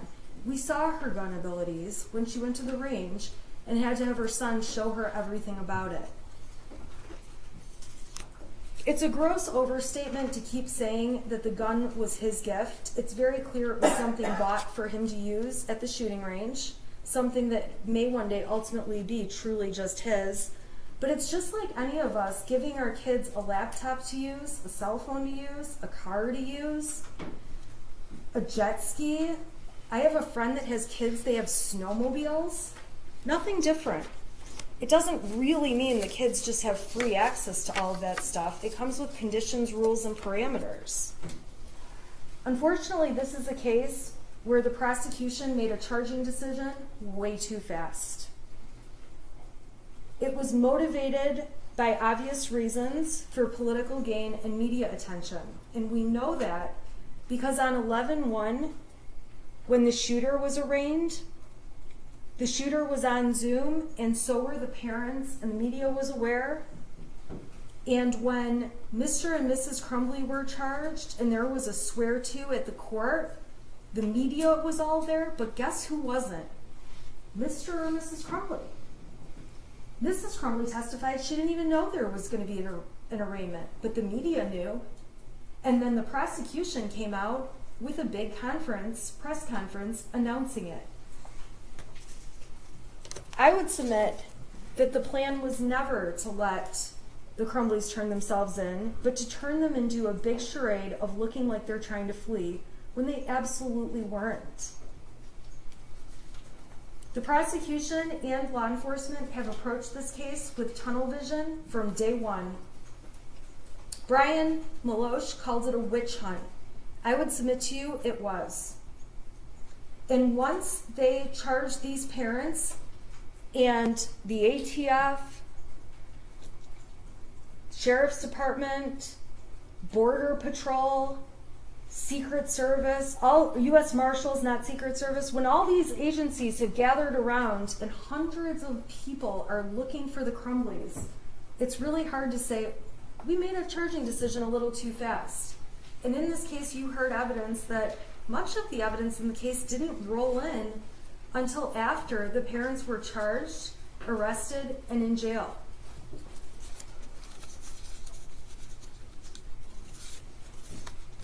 To try to suggest having multiple phones as a sign of fleeing is just garbage. I think everyone here clearly understands why they bought burner phones and why they went and bought replacement phones with their phone numbers so they could use two-factor authentication to get into their accounts. Jennifer Crumbley is seen in the police interview at the substation handing her phone to law enforcement when they're asking questions. When the police tell her they want to take her phone for a search warrant, she doesn't want to hand it over right away, but it's not because she's trying to hide things. It's because it's her only line of communication. She doesn't really understand how a search warrant works until her husband explains it. All of her contacts are in the phone. She doesn't carry around a little diary of all the numbers, although police do let her get the numbers out. And it's the only way people can get a hold of her, and she's been in touch with them nonstop, as we can see when she's in the police vehicles. And again, although she's on her phone, and there is a substantial amount of time where she's looking things up, communicating with people, trying to get things done, that doesn't mean she believed her son was a school shooter and had no emotions over what was happening. The prosecution has painted her out to be a person who lacks remorse, and I would submit to you that she would change everything if she could. And when she looks back and says there's not a thing that she feels she could have changed that would have changed something, you have to keep in mind that the suggestions by the prosecution are just ridiculous. Giving him a hug that day in the counseling office was going to stop a mass shooting? That's just ridiculous. There is nothing to prove that anything could have stopped a mass shooting when you're dealing with someone who is so manipulative and is a criminal and was a shooter in cold blood and pled guilty and took responsibility as an adult for his crimes.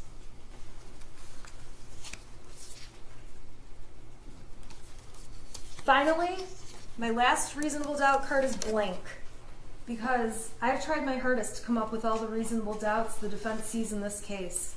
And like I said, each of you need only one to vote Mrs. Crumbley not guilty. But a lot of times jurors think of a reasonable doubt I miss because there's so much evidence. And we've already established, and I've admitted I'm not a perfect person and not a perfect lawyer. So I put a blank card before you so that if you have a doubt I've missed, you know you're not limited to what I've suggested or the defense has suggested. You're welcome to come up with your own doubts on your own.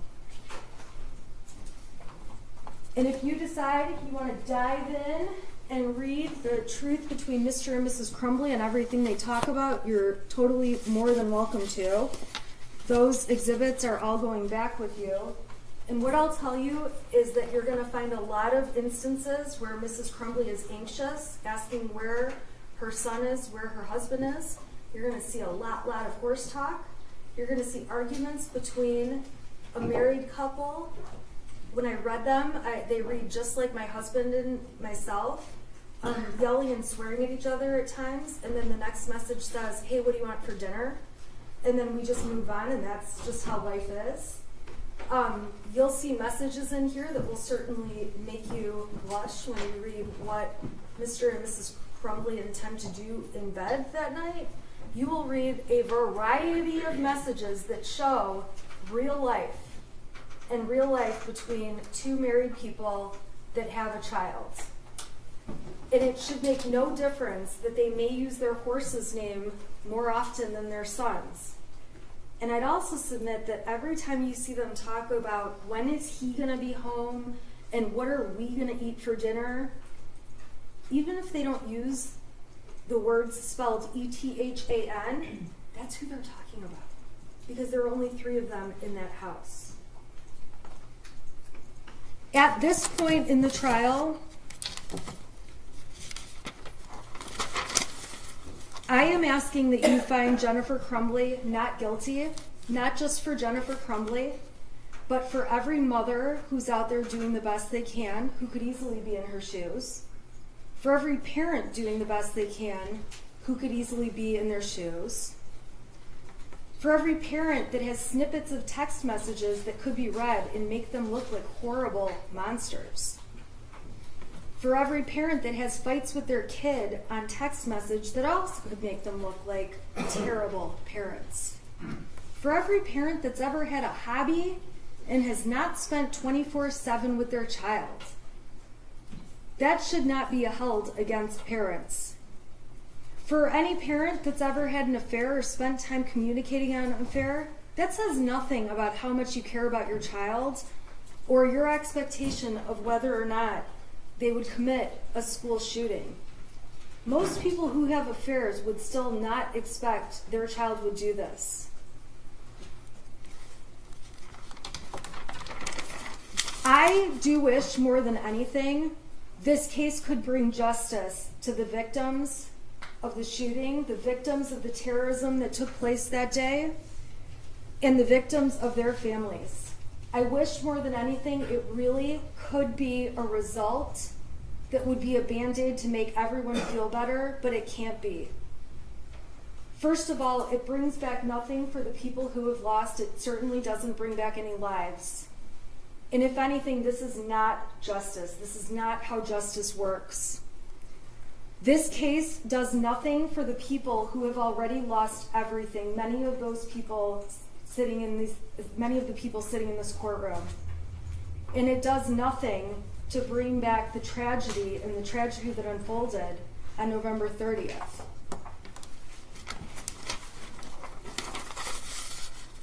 At this point in time, the prosecution cannot prove that Mrs. Crumbley avoided exercising ordinary care that would have saved lives. The prosecution cannot prove that Mrs. Crumbley was aware there was a danger that existed by her son that required her to exercise reasonable care. they cannot prove that she was grossly negligent and that there was any way she could foresee that this would happen, as awful as it is, and we all stipulate it is. At this point in trial, I always have to sit down. This is how the court rules work. Prosecution gives a closing, I give a closing, they have an opportunity for rebuttal, and then I don't get to say anything else. And I'm sure you can see from my demeanor in trial, when the prosecution says something that I know I have an argument against, I get anxious, you can see a reaction, and I'm not going to do that. But I am going to tell you that as they argue, I will have many things that I wish I could get up and say, that's not true, and argue against. So what I would ask is that when you go back in the jury room and begin to deliberate, you think about and ask yourselves, what would Shannon Smith have said in response to the rebuttal where they get the last word? I would just ask that you consider that in your deliberations, because I guarantee you I'll have a very hard time sitting here knowing that the prosecution gets the last word when I know the defense would disagree with it. And I am asking each of you to vote that Mrs. Crumbley is not guilty, because she is not guilty, and because a not guilty verdict is the only fair and just result in this case. Thank you. Yes. Briefly. We do get the last word. I get the last word. The people do. Because it's our burden. And that's why we get the last word. And it's a burden I embrace.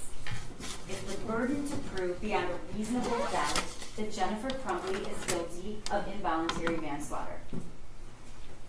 It's not a burden that I have to prove every single fact about the case beyond a reasonable doubt. That's not the law. That's what she told you the law was. It's not the law. The law is I have to prove every element beyond a reasonable doubt. Beyond a reasonable doubt. Not any doubt. Beyond a reasonable doubt. The defense gets to decide how they present their case. They get to decide that. She gets to stand up and say what she said. But your job is to listen to the facts of the case. Your job is to listen to what the judge tells you the law is. Your job is to tell you to look at the evidence, the people sitting here. Not what somebody else wants to have said that they said, but what they actually said. Your job is to consider not what lawyers say about their own life and their own circumstances and their opinion. Your job is to consider the facts and the evidence in this case. I have to address a couple things, and I'm going to be quick. There was absolutely no evidence at all presented to you that anybody at that meeting told Jennifer Crumbley it was no big deal. There was no evidence of that. There was no evidence at all that Jennifer Crumbley was very surprised by how long the meeting lasted. Jennifer Crumbley didn't say that. That's not in the evidence.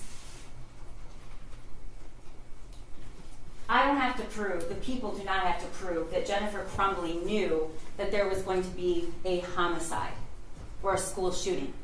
As Lieutenant Willis pointed out correctly, if she knew exactly what was going to happen, she'd be charged with murder, ladies and gentlemen. She is not. She is charged with involuntary manslaughter. And the elements, you'll get them. I read them to you. The standard and what I have to prove is not that she knew that her son would go shoot up the school and kill 4 kids. I have to prove that she had a legal duty. She negligently performed that legal duty. She negligently did not take steps to take care and protect the other children in that school when there was a reasonable foreseeability that ordinary care was required. The smallest of things. The smallest of things.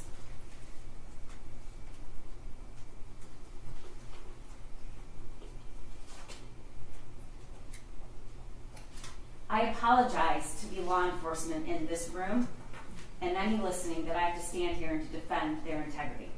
But I do.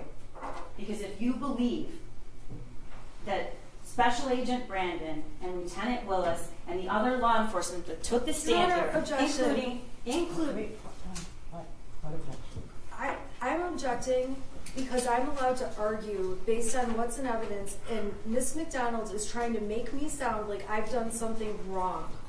And I didn't. My argument was proper.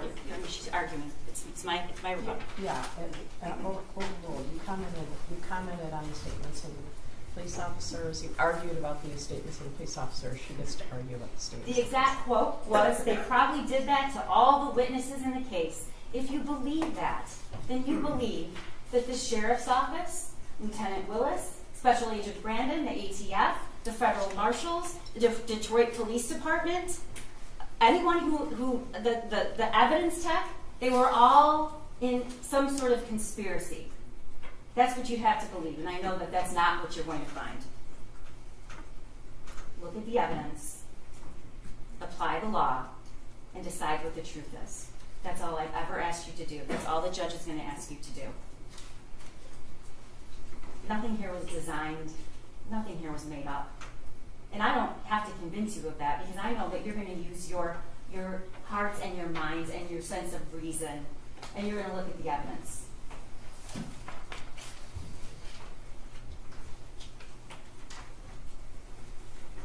The first statement Jennifer Crumbley makes about this gun, her son's gun, was at the substation after the shooting, and this is what she said. It was hidden. It was hidden. That's what she said. It was hidden, ammunition separately. It was hidden in a dresser. It was hidden. That's all she said about it. The school's actions or inactions do not excuse the culpable behavior by defendant. Ladies and gentlemen, he literally drew a picture of what he was going to do. He drew a picture. It says, "Help me." It has the drawing of the gun that she bought him, posted, and bragged about. Blood everywhere. The thoughts won't stop. The world is dead. He drew her a picture. Pretty egregious and unique circumstances. And in fact, it is absolutely not true that we have to worry that we'll all be sitting here. We agree on one thing. Her testimony is evidence. Jennifer Crumbley's testimony is evidence, and you should consider it. And when you consider it, I'm confident that you will agree it is not consistent at all. It wasn't even consistent from her direct examination to her cross-examination. She acknowledged, sitting here, when Mr. Keys asked her about, "Where's this phone? You said you took the phone." You heard what she said. We took his gun away. We took his gun away. I don't have to prove flight beyond a reasonable doubt. I already told you that. You can infer consciousness of mind. And what does that mean? You run, you delete text messages, and you lie because you know she knew she did something wrong. The question about why Jennifer Crumbley didn't take one of these small actions, secure the gun, find out where the gun is, it looms large in this courtroom. There is no one it looms larger for than the victims and the family members of those kids who were killed on that day. We don't have to prove why. But remember what she said. I wouldn't change a thing. Just hours ago, she said, I wouldn't change a thing.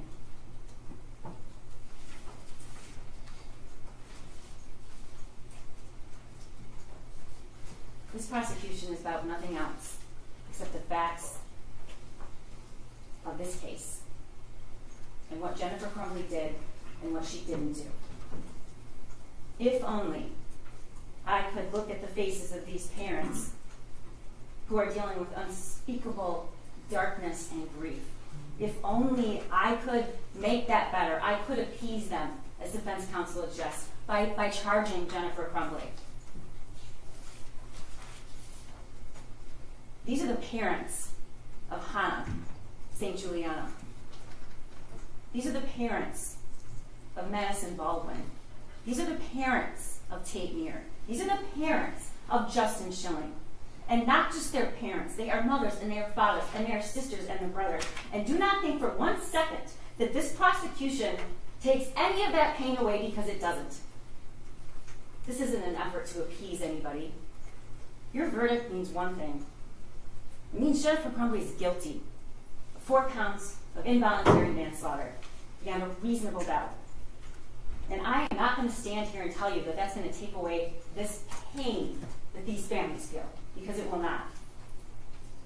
I won't stand here and say that the pain will be gone for Molly Darnell, or Christy Gibson Marshall, or Special Agent Brandon, who ran out of that office so quickly that his chair was spinning, or Ed Rogrowski, who viewed the surveillance video to identify the path of the shooter, and it was burned in his brain forever, or for Lieutenant Tim Willis, who answered the call to lead and maybe the biggest ask of his entire career, but one he did not back away from. Don't render this verdict for the hundreds of kids in that school. It will not appease them. Nothing will. But you are now called upon. You are called upon. You are called upon to do your part as jurors, to keep the oath that you took, to be fair, to be honest, to be impartial. You are the ultimate fact finder. But what happened that day? You are the ultimate fact finder of the truth. We have met our burden.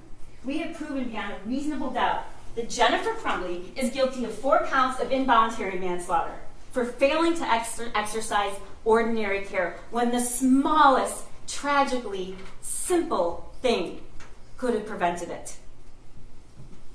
It could have saved Hannah.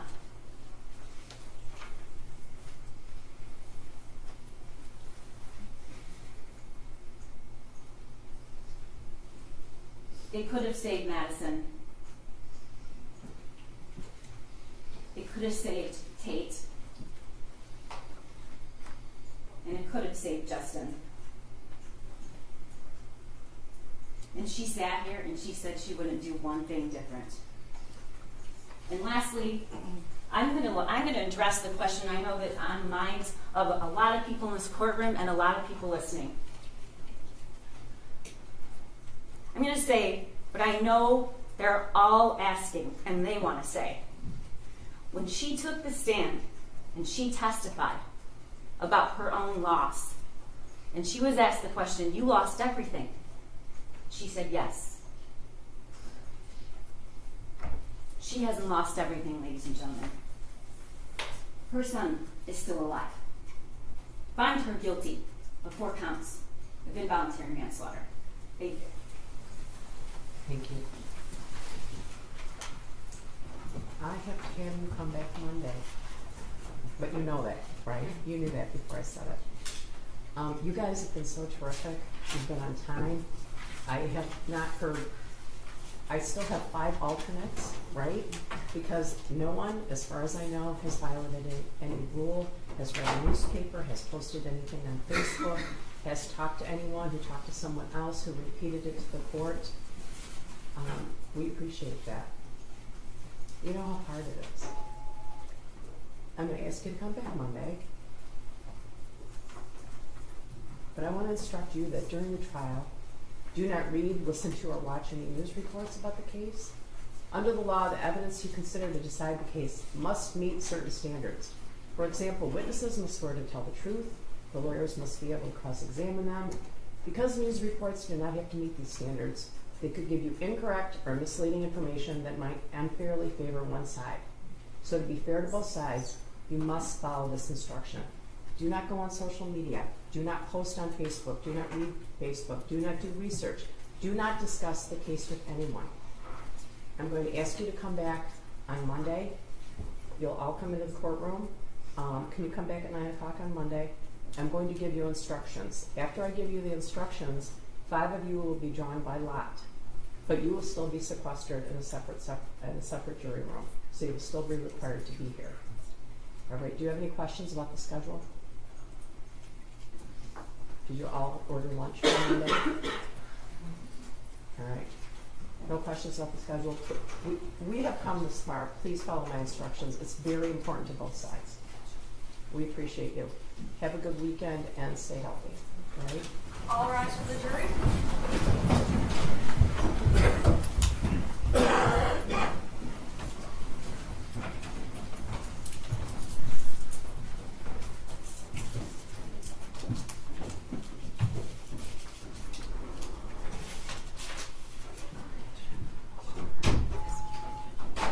I'm going to let the jury go, okay? You can be seated.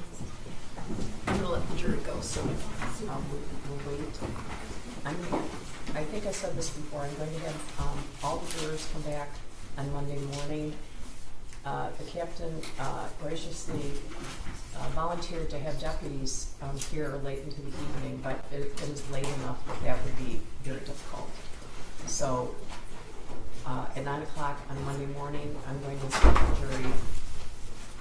I'm going to have the 12 jurors deliberate, but I'm also going to sequester the 5 alternates. All right, any questions about that? No, thank you, Judge. No, Judge. Thank you. So can you wait till the jury's done? Wait till I hear something. Okay. All right, yeah. I'm going to check, so thank you. Have a good weekend. Make sure I'm